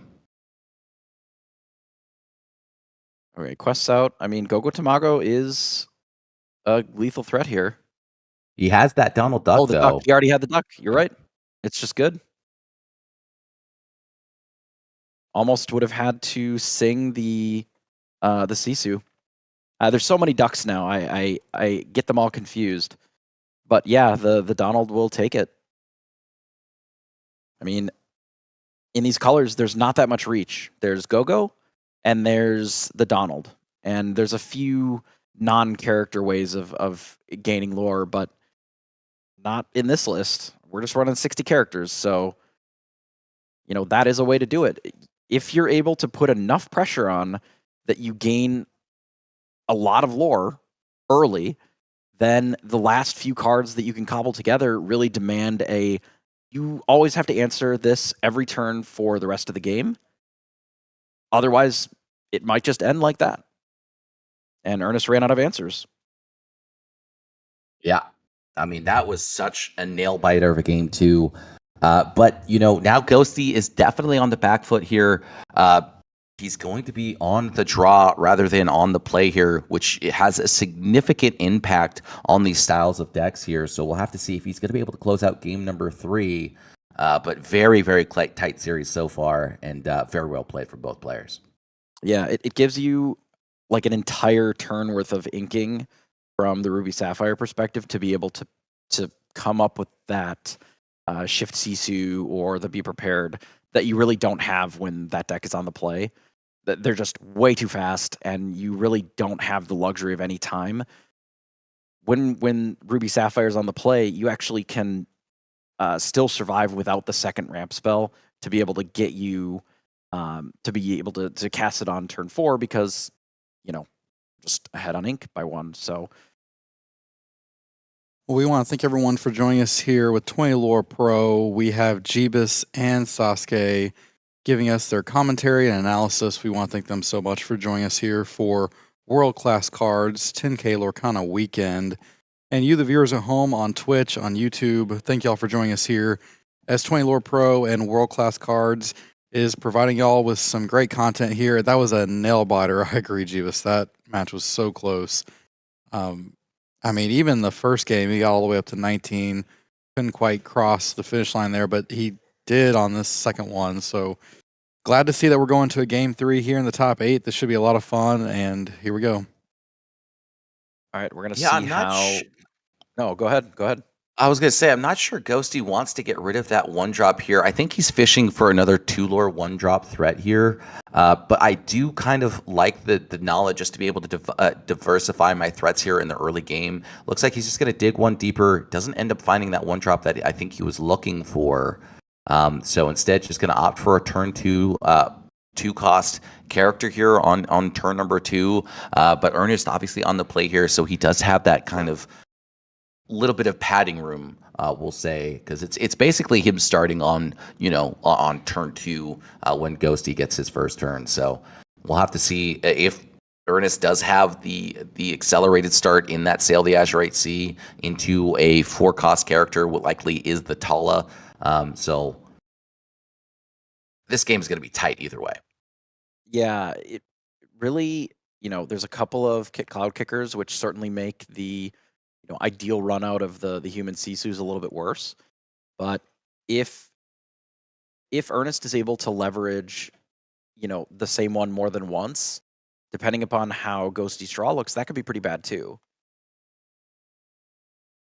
Inking a dragon, not really something that's viable for this matchup. I just don't think it's going to last quite that long. Yep. And so there we go. Fortunately, picking up a Be Prepared here, which certainly is at its worst when your opponent is running Ursulas. Now, it is up to Ghosty to determine whether or not just running out a couple of threats or the Ursula is better. Based on what we decided in the other games, it does make more sense just to add threats as opposed to trying to attack the spells this early, because most of the spells just don't really do that much, especially not yet. Yeah, I mean, we'll have to see, how these turns develop here. But that early Sisu just going to be doing a lot of work here. He is already at 4 ink right now. Not quite the big Sisu in hand as of yet. So a little bit of space bought here for Ghosty. Ghosty's just going to be able to very likely peek at the hand, see what his opponent has, and if it is that Ursula there, to do so, going to be able to strip away that how far will go as well. So just, removing a couple of options. It's either the Be Prepared or the how far will go as the legal options. But I kind of feel like the draw is a little bit more impactful than the board wipe. It's tough because you know how many Be Prepareds are in the list. So you have a pretty good idea of what, board wipe answers are available. And there's a lot more various ramp in the deck than there are board wipes. So I can definitely see an argument for either. I do like taking the spell that's actually castable, since I think it's more impactful than Grammatala for sure. But I wouldn't fault anybody for taking either of the spells here. I think they're both pretty strong at different points. Yeah, especially in this matchup. Yeah, and this Grammatala, obviously coming down here, he's going to find himself another a little Sisu here. So this Daring Visitor is, showing exactly what they're supposed to be doing, getting rid of these high willpower, awkward to remove characters in that Daisy, and what's likely going to be that Cursed Merfolk here on the following turn. So considering whether or not he wants to get rid of it now, and that looks like that is going to be the case, he's going to end up discarding the Be Prepared, which, honestly, I don't hate here. You're really not going to find an opportunity to cast it without actually just resetting the board, which is exactly what the Lemon Lime deck wants to do anyways. There's a huge diversity of threats here still on the field. Brawl, unfortunately, going to have to get hit into the Inkwell. And now it's going to be up to Ghosty to kind of figure out how to navigate this turn best. Now, without the Be Prepared, it does make the next turn or two interesting here. Ends up discarding the Lilo to this Yzma, right? Which functionally makes Yzma into a full draw card here, assuming that we put that into play on the following turn. Yeah. And now another Nala going to hit the field. 3 lore going to be developed here from Ghosty. 8, which doesn't feel like it's enough as of yet. So a Sisu off the top would be obviously insane. So it gets a Tipo instead. A little less insane, perhaps. Slightly less than insane, yeah. Quite good but card, he still does have that secondary visitor. Yeah, he still does have that secondary visitor to kind of remove a couple of these threats here. Nala likely to be the target for him, if not this lady here. He does have a tramp in hand to be able to answer a couple of these issues. Instead, he's just going to opt for this high ram, say, hey, look, I need to find this big Sisu, otherwise I'm going to lose this game anyways. Going to end up inking and playing a Tipo just to be able to develop a character threat, just to answer what's going on this field here.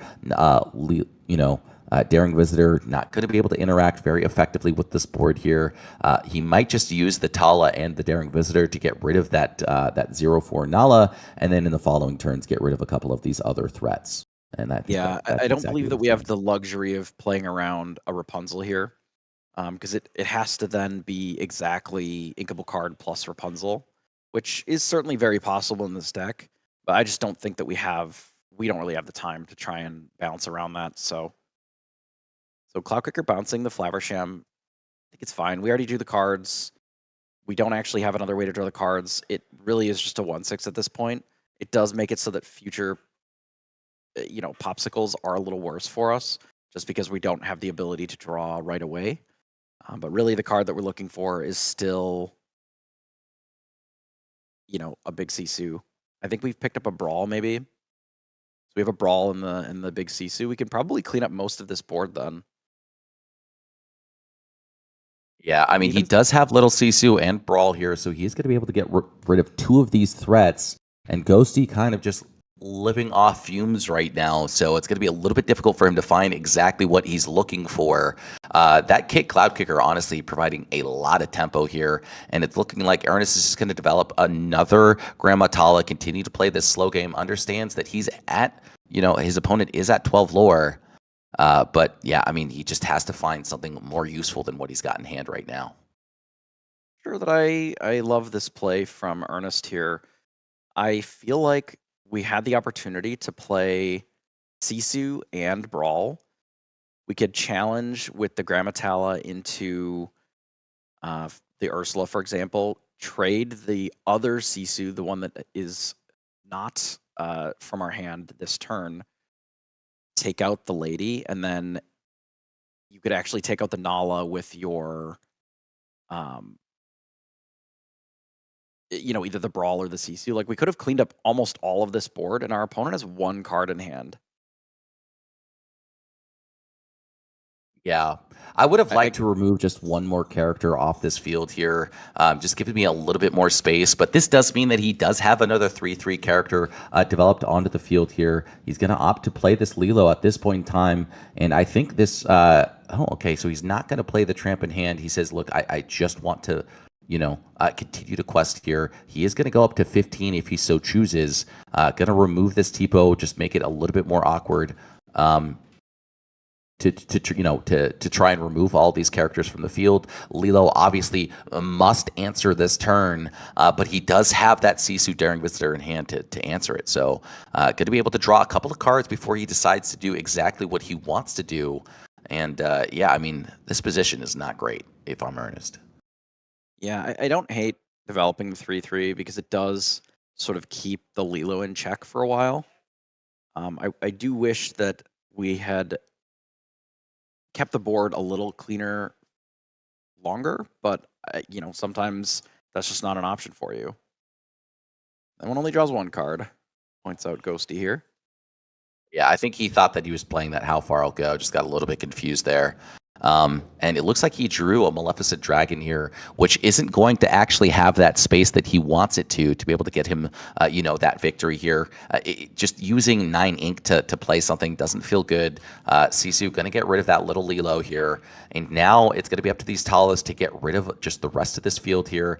Going to take the trade with the kits, going to take out these tramps. And now this board state is looking a lot better. Yeah, now with the lady in play, if there is a tramp, that can be problematic because it would actually gain 2 lore, I believe. Correct. Still not just, over if that's the case, but definitely can be tricky. All right. Yeah, and I to just run off believe Lilo. Okay. I believe the card in his hand is Tramp. I think it's the one that it has its cost reduced, the 7 cost. Tramp, hold on, let me remember the name real quick.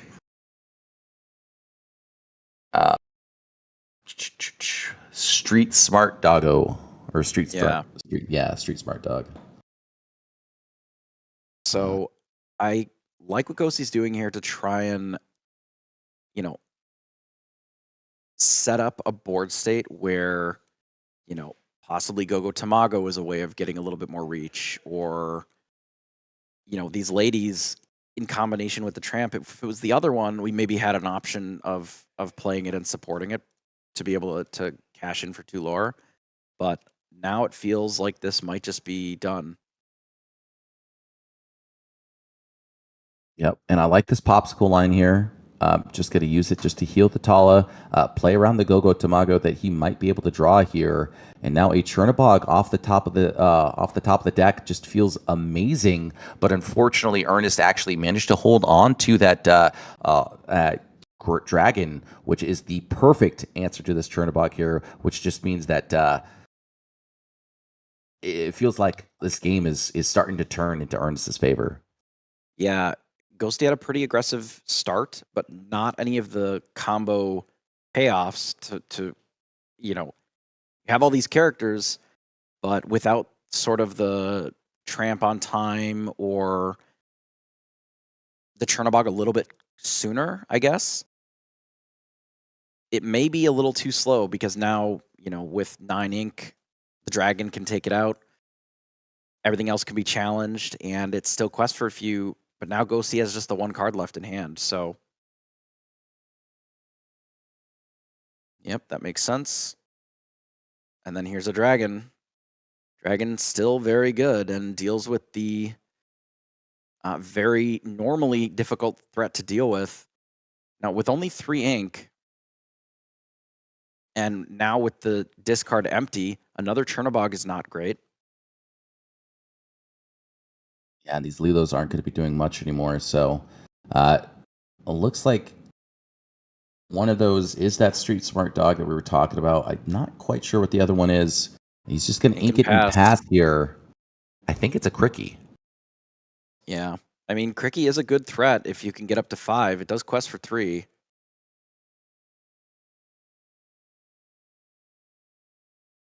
Tamatoa makes it a little challenging because now the door is getting shut very quickly. Yeah, it looks like there's just 2 more turns left, and this is one of those 2 turns. 6, go up to 9. Yeah. It's very likely that this turn, or that this game will end. Well, not likely. It's very possible that this game ends here on this following turn here. 1 ink going to be spent, going to be able to play that Daisy that he has in his hand that he just drew, and we're not sure what that last card is.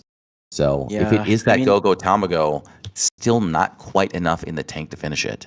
If it was the Cricky here and it was able to be played this turn, and Ernest doesn't answer that at all, which there is an answer, and then we also ripped a Gogo Tamago, maybe there's a world where this is salvageable from Ghosty's perspective here, but I think there just are not any cards in Amber and Emerald that are going to be able to gain 5 lore without 5 damage counters being on something.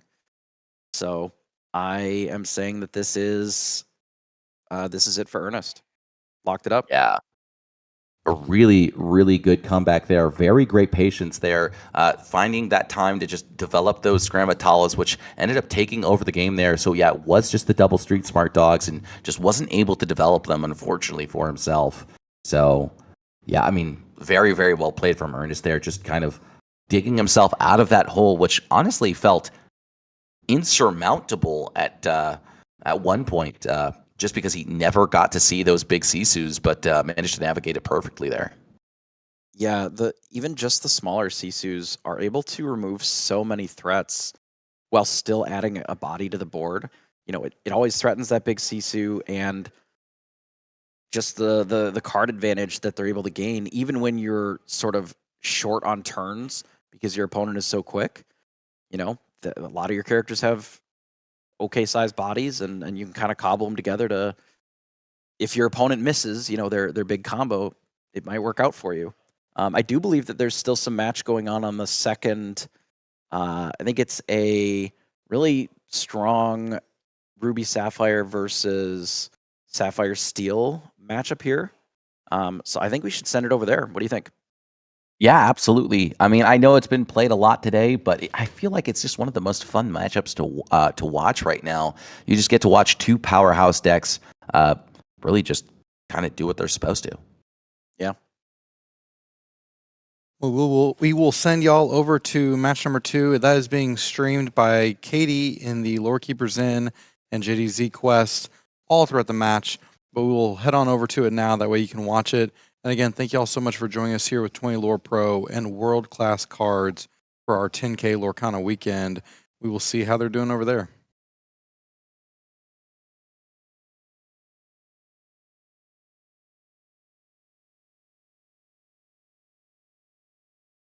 I'll be having a lot more time to stream because I will not be married anymore. I can tell you that right now. So I'm already in the doghouse probably for taking 11 hours out of a Saturday. The production is going to come back, and the Sunday coming back at it again for another 12.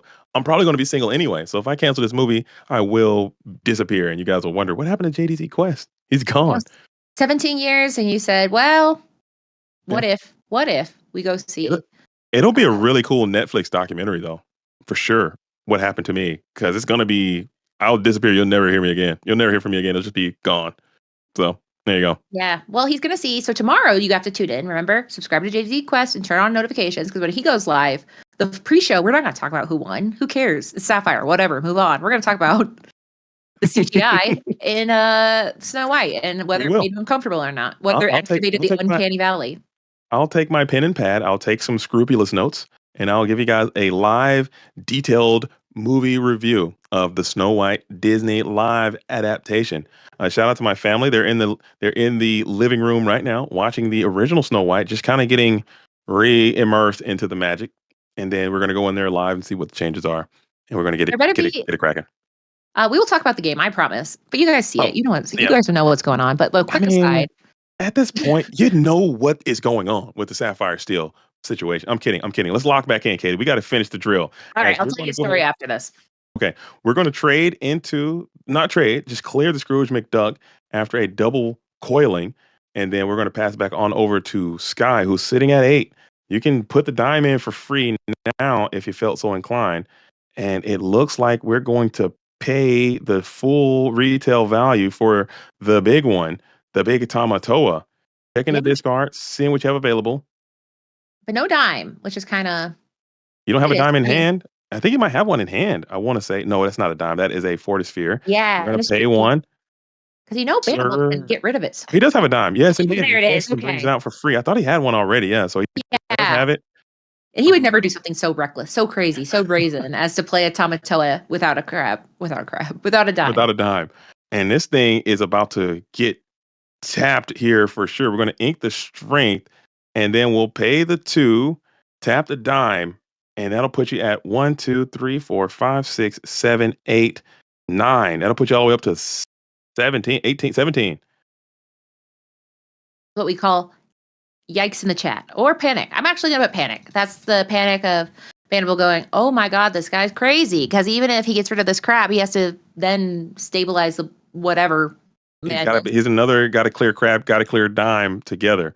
So that is going to be the world. We will be able to send down, bring out the Shield of Virtue as well. Yeah, he put down one more thing. Dime for a Jillian, I think. And Tonto has one. That is 10, bring it up to 18. Quest 1, bring it up to 19. And now you got to say, what do you got? Pass. And he's going to Shield of Virtue. Shield, because that changes the math quite a bit. Shield of Virtue. Shield of Arendelle. Thank you very much. I'm sorry. I said Shield of Virtue. There's Sword of Virtue, which I think is a villain one, and then Shield of Arendelle. But Shield of Arendelle is a very interesting one. And wow, Spannable says I don't have anything for that. What was that? That was scary, man. Yeah, and to absolutely see it. Didn't get them higher. I want to say that the Shield of Arendelle, very cool tech that people have been putting in. Cost 1, you banish it, and then you get to add resist 1, which makes your crabs a little durable to those Zeuses out there, and also challenging. And throws off the math, basically. So it's a very cool card that people have been teching in. But we got Sky going to the Final Four.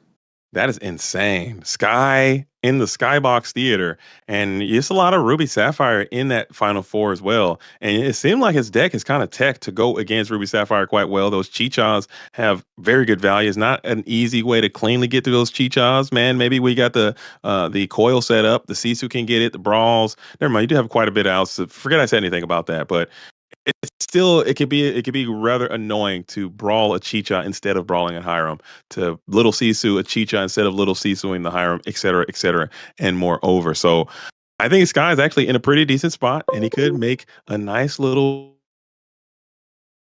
run through this tournament, through this Ruby Sapphire gauntlet that we found ourselves, and potentially making it into a victory position, taking home your portion of $5,000. That's what the players are playing for. This is cash money coming in from. Huge shout out to Chimera Tech. Oh, it's not Chimera Tech. Oh my goodness. Yeah, we got it. Sorry. These guys are cool. They know.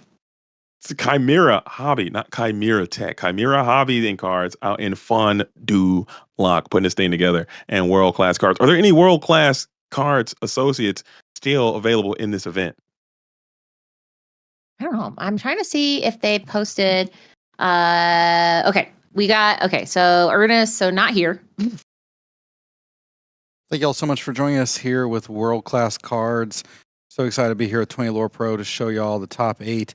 We're going to be getting ready for the top 4. I'm going to be casting over on the second feature match here in a little bit with Katie with the Lore Keepers in.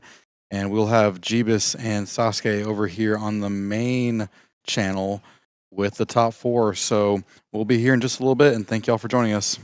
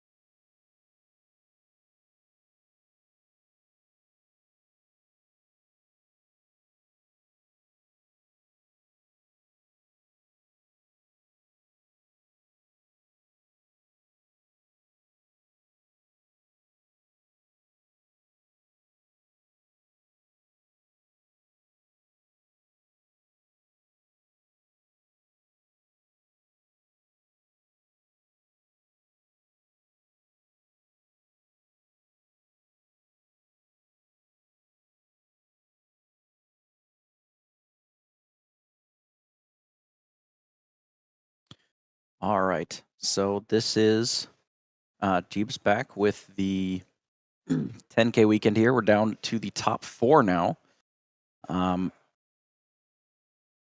Looking like both sides of the bracket have a flavor of Ruby Sapphire versus a flavor of Sapphire Steel. So we're going to run back the Ernest list here.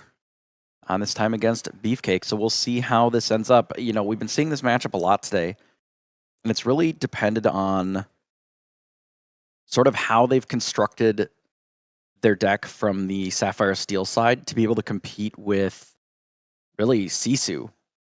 And it just kind of depends on how the runout is on things like Aerial to be able to actually work around getting your cards all wiped up with the same Sisu, you know, adding additional cards to the board and making it really hard to come back.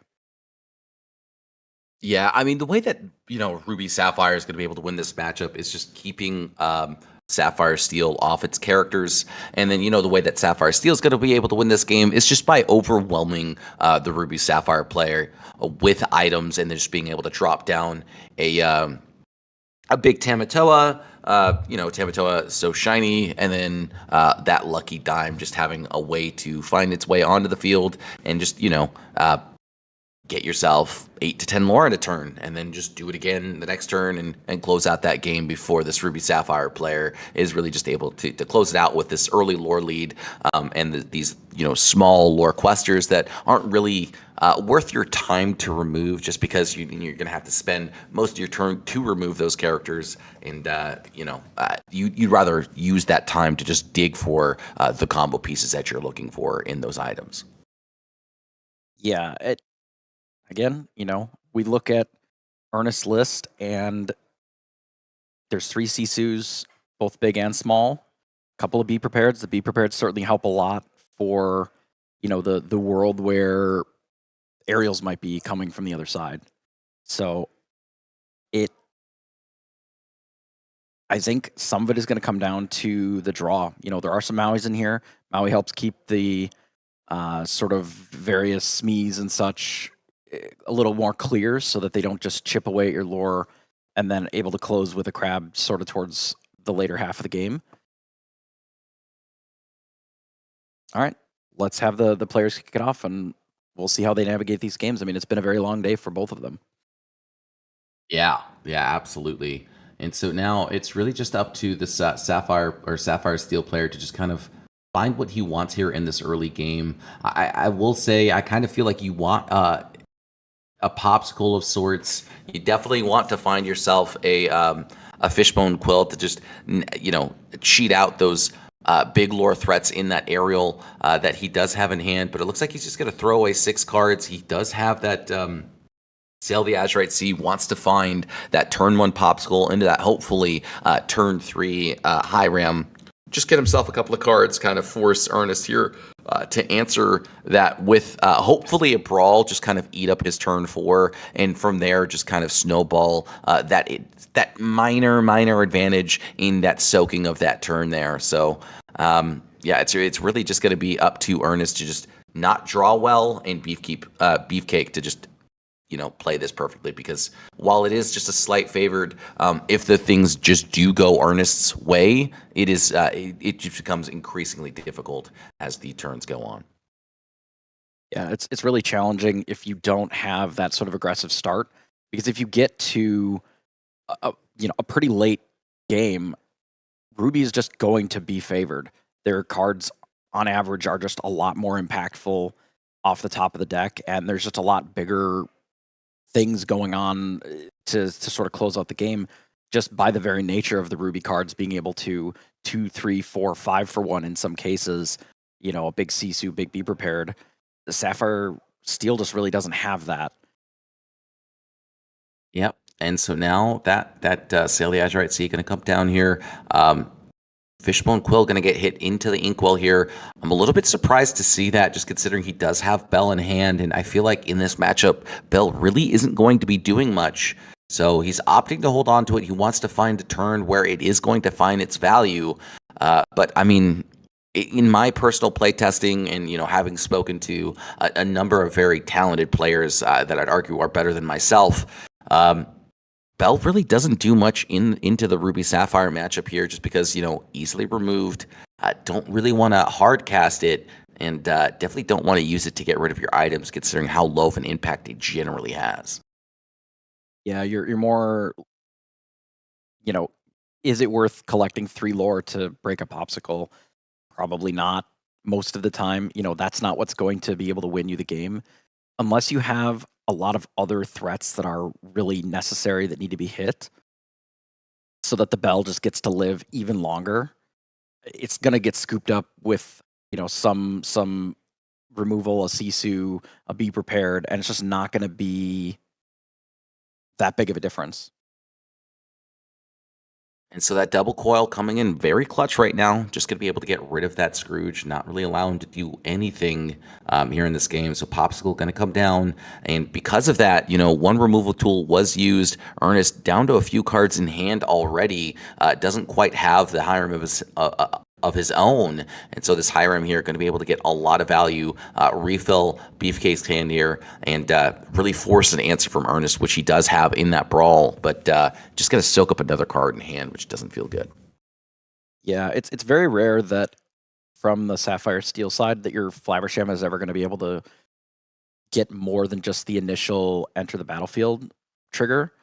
So, like we would expect, there is an answer, but no ink here is pretty rough. I mean, he's down to 3 cards in hand. If he decides to ink here, I mean, he's losing a Tamatoa or he's losing his Grandma Tala here, which definitely doesn't feel good as that Sapphire Ruby player, considering the fact that he doesn't yet have that Hiram to refill his hand state. So definitely a great start here if you are the Sapphire Steel player. Just going to continue to play this slow game here, continue to ink up and try and find some more tools at his disposal to continue deep digging and find more items. So big Tamatoa going to get hit into the inkwell here. We'll have to see if Happy as a Clam makes a showing, but only 1 item into the banish pile. So definitely not the most amount of value, but certainly doesn't feel bad. Yeah, the double coil draw has some upside, but the downside is that you're right. If they have no ability to draw any extra cards, they're just very behind. Now they're missing ink drops, and if Beefcake is able to present a pretty aggressive threat here, I don't know how many answers we really have left to be able to work with that. And if we do answer it, are we just going to run out of cards? So I'll let the Storm Rage on, going to come down here, allow him to cycle a little bit through his deck. Fishbone Quill going to make its entry now, and it looks like there is that 6-drop aerial in hand, so he just needs to be able to keep keep this item in play, and find a couple of more items just to start having more items than your opponent, so this aerial really does get the value that it's looking for. So pretty good start here for Beefcake. 3 is still pretty good. But certainly when it's 5, the game is closed very, very quickly.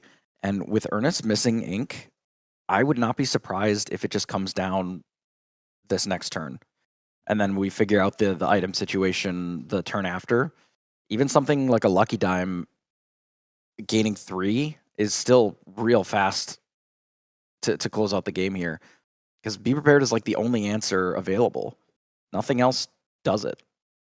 I think he does have Be Prepared in his hand. Yes, he does, as well as that little Sisu and that Happy as a Clam as well. So next turn, hopefully he finds another inkable card, because that's really just going to allow Ernest to find the footing that he's looking for into this game in that Happy as a Clam. Going to be able to find 2 more cards, and from there just kind of start this engine rolling. So it looks like Happy as a Clam is very likely to see its entry here from Beefcake. And there it is. 2 popsicles coming from that banish pile into his hand. He's going to find whatever card he wants to ink now. He's going to use this Fishbone Quill first. I kind of like this here. It kind of hides a little bit of information, allows him to ink something that isn't necessarily inkable. But unfortunately for Beefcake, he's forced into inking that big Tamatoa, which you don't like to see. That's his second know one, if- by the way, going down. I don't down know to if the we well. necessarily needed to play the Pete on this turn. I mean, Ernest only has the 5 going into 6 ink. Medusa is the most likely sort of card or Sisu to deal with this. I guess it protects it from Brawl. But I'm not really sure, unless there's a lucky diamond hand that I maybe am missing when he's flicking through cards. Not sure how much we care about the crab here. It's just a Sisu. It doesn't really matter then. Yeah, I'm not sure I like just inking my big Tamatoa just to cheat out, Pete this turn, considering the fact that there's, only 2 left in the deck now. And it's going to make it that much harder to close out this game on a turn where he'd like to. Fortunately for him, he does manage to find that Fortisphere. He does have those 2 popsicles in hand, so he can start finding better answers. Fortisphere going to come down as well. And then from here, he does find Popsicle again. So 4 items on the field that can be exerted if he so chooses. It looks like he does have a lucky dime as well. Probably just trying to protect it as well as much as possible here. Manages to sing this Let the Storm Rage On, keep digging. And honestly, I mean, Beefcake just has a plethora of answers available at his disposal. 4 ink going to be used here, likely to be a high ram. And yeah, I mean, I really like Beefcake's position. Yeah, a lot of the earlier answers, the Sisus and some of the brawls have already been used. So this is now forcing, okay, if you want to deal with my board, you only have a couple of cards. You're going to have to ink something to, shrink both the Scrooge and the Pete, and then also play your big Sisu. That's like his whole hand. And the follow-up from there is that you get to play this aerial. And if the answer is just be prepared, you know that there's not that many in the deck. The deck lists are open. So you get to look through his opponent's list, knows that there's only 2 be prepareds. If one of them is gone, then that aerial is basically fair game as a follow-up. I actually like waiting on the aerial, knowing that it will be good at some point. You don't have to rush it. Yeah, I definitely tend to agree with you on that in this scenario here. I mean, he's developing enough threats to where it's very enticing to want to use this Be Prepared. You're able to get rid of that high ram. You're able to get rid of that Scrooge that's really just able to answer everything on the field here. And with that Grandma Tala quest, it really just feels like this is kind of his only option here. And there goes that Be Prepared like you were talking about. So now Beefcake kind of feels pretty free to drop down this aerial potentially. We'll have to see if he decides to just at first drop down this lucky dime, potentially use a happy as a clam, which I think is in his hand here as well. So he doesn't quite have enough ink. I don't think he's got 6-10 at his disposal right now. So not quite enough in the tank to do it. Very carefully deciding what he wants to do with this turn. The Happy as a Clam is in hand. Aerial as well. You just saw that Be Prepared, so you're feeling a lot more comfortable dropping some of these big bombs here. Yeah, I mean, even just running out Aerial onto this board and then following it up with Lucky Dime the next turn, that's a 2-turn clock. You quest for 5, gain 5 with the dime, do it again the next turn, game's over. And knowing that there's only the one Be Prepared, with no characters on board, there just isn't that big of a threat to this aerial. Maui is like the only thing that exists that's really a big problem. I mean, we're just looking to make sure that we have enough items, keep the cards flowing. We're just going to bury Ernest in cards at this point. Yep. And now a second aerial in hand here. So definitely going to feel even more safe if he wasn't feeling safe already here. Definitely feeling like this is exactly what he was looking for and why he was just so comfortable with throwing away those Tamatoas. Yeah, you just don't need as many of them. You already have so many cards more than your opponent. You already have, several really powerful threats. I mean, the Tamatoa plus the Flavershem is a be preppable threat here. That is something that if they had a big answer, now would be a good time to play it because it would also be fine here. Like that is a problematic board, especially with so many items in play. Now the Tamatoa questing, putting a dime in, and then the other Tamatoa, that's all of a sudden a 10 to 15 lore gain in a single turn. So 5 items here for Beefcake. That Tamatoa is going to be able to cheat out that Lucky Dime if he so chooses. He's already at 12 ink on field right now. So his board state is feeling very strong. Ernest just kind of starving for resources as his early game was not what he wanted to see here. Unfortunately, decided to play both of those Sapphire coils, and it meant that he wasn't going to be drawing cards. And while he was able to answer and stave off a lot of this early lore aggression that Beefcake was putting down at this point in time, it feels like this is Beefcake's game to lose. Yeah, I would agree with that for sure. I think debating on how to navigate this, if there perhaps is another Be Prepared, there's a Maui on the other side. I mean, almost certainly what you're going to see is this Lucky Dime come into play for free. I think it's, if there's a song in hand, like almost all of them are going to the Inkwell. We're just drawing more cards with the Flaversham. We just don't need to remove this Tamatoa on the other side of the board. There's just no cards in Ernest's grip. It's nothing. There's 2 cards over there.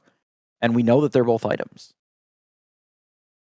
Oh, no, they're not, because the popsicles were replayed. So there's 2 random cards, but I just don't think that there's enough worry of this board being answered because the Ariel has ward.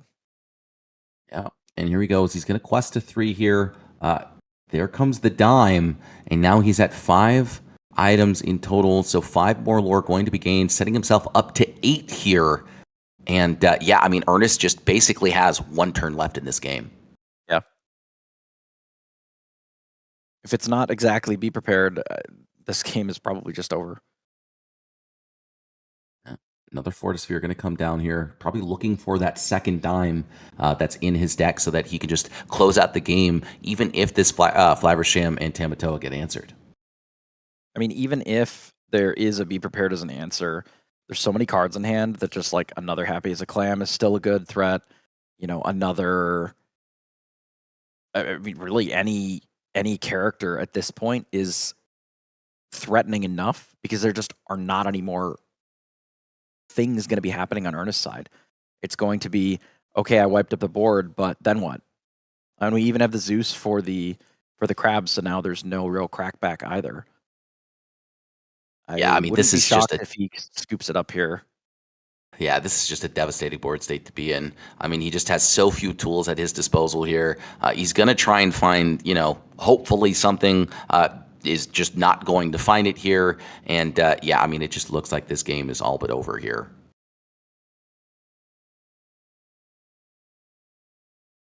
Yeah, I just don't see how you're supposed to be able to answer all these threats on the field. Ariel going to be able to quest for 10, and Ernest just going to scoop it up, and let's go to the next game. So that was Ernest on the play there, but Beefcake just really finding everything he wanted in the early game there, knowing that he's not too threatened about losing his Tamatoas just because he's got those Ariels in his deck to be able to answer this Ruby Sapphire coil, onslaught, if you will. Of just removal tools at its disposal. So he was able to get those double Sapphire coils, but in the end, it really just didn't matter. It just came down to the amount of card draw that was available on Beefcake's side.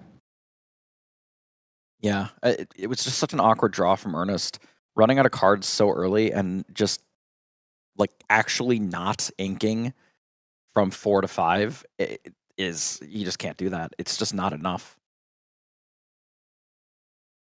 Yeah, I mean, especially that really just felt like it kind of almost in a sense just sealed the deal right there. But Beefcake honestly just playing incredibly well here. While I did disagree with his, inking of the Tamatoa, it was very clearly obvious later on that his game plan was not the Tamatoa at all. And in fact, just win the game with Bell, win the game with a Lucky Dime, and just close the game out in 2 turns.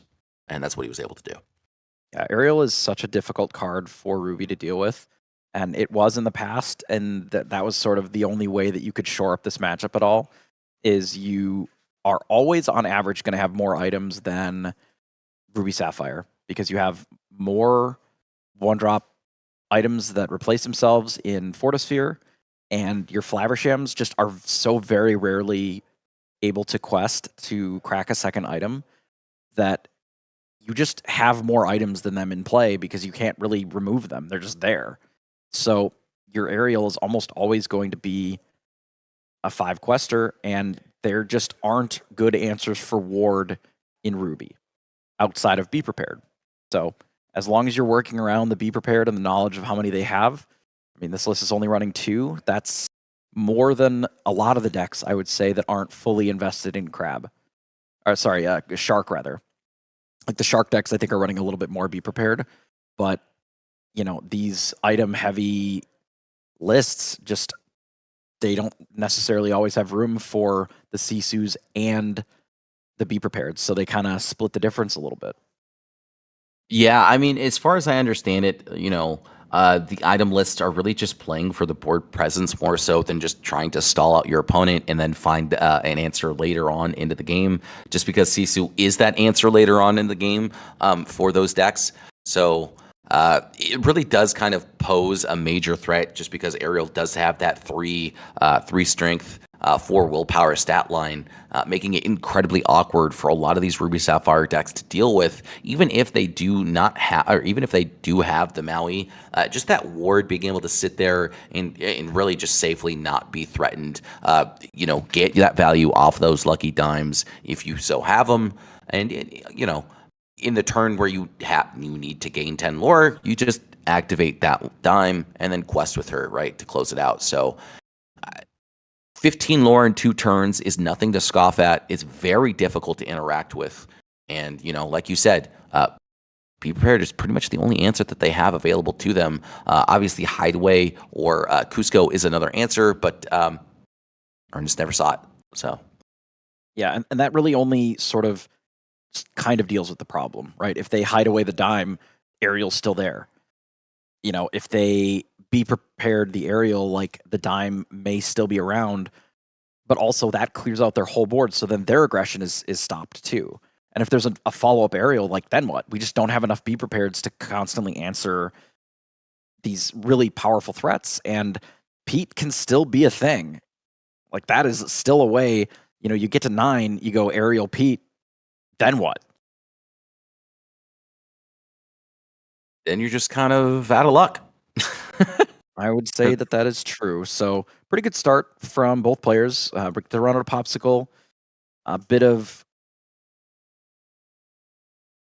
extra ink into an additional popsicle, 2 T-pos into the inkwell. So deciding that we don't need any extra ink in the well. Sale from both players. So we'll see if it's just another 1-drop item here. All right. Well, second verse, same as the first, I suppose. They both liked it so much that they thought they would both do it. Yeah, and I mean, you know, if it wasn't for that strength of a Raging Fire, you wouldn't be able to tell which deck either player was playing up until this point here. So Grammatala going to come down, going to go ahead and find him possibly one of the answers that he's looking for here in what looks like to be a Maleficent Dragon in hand. Yeah, while not yet useful, definitely going to be a powerhouse in that late stages of the game here. Might just even be picked up here just for the ink. Really depends on what he wants to do here. But yeah, I mean, honestly, a pretty good start for Ernest here. Unfortunately, no high ram on ink 4 rather. So we'll have to see if that's what Beefcake decides to do here, and that looks like it is the case. And so now Sisu very likely going to have to be the answer for this Hiram, and if not, Beefcake is in a very commanding position.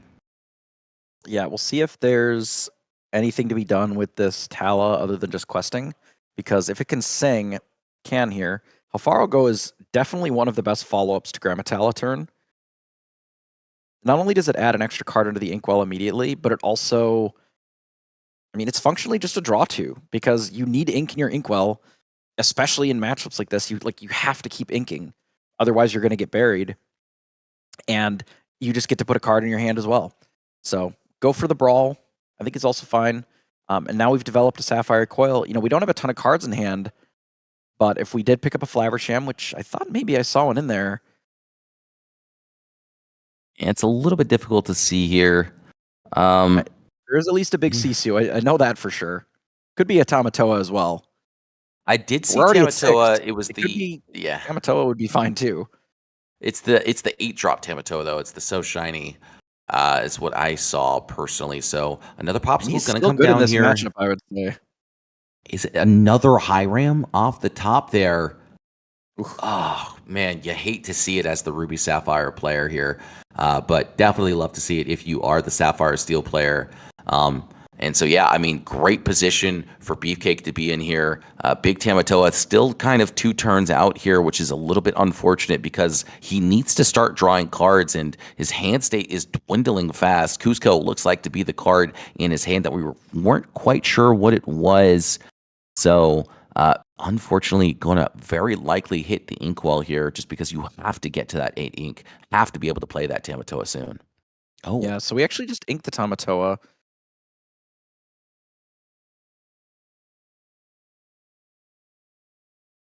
definitely not a good feeling there. So it looks like that's a lucky dime in hand as well. So probably just going to spend 6 ink instead. Just going to ramp his opponent, deny the 2 cards potentially. Depends on whether or not Beefcake has a Happy as a Clam in hand. He does also just have another popsicle. So 4th popsicle in hand already, 2 high rams. I mean, Beefcake is just off to the races. Yeah, I don't really know how much I love that here.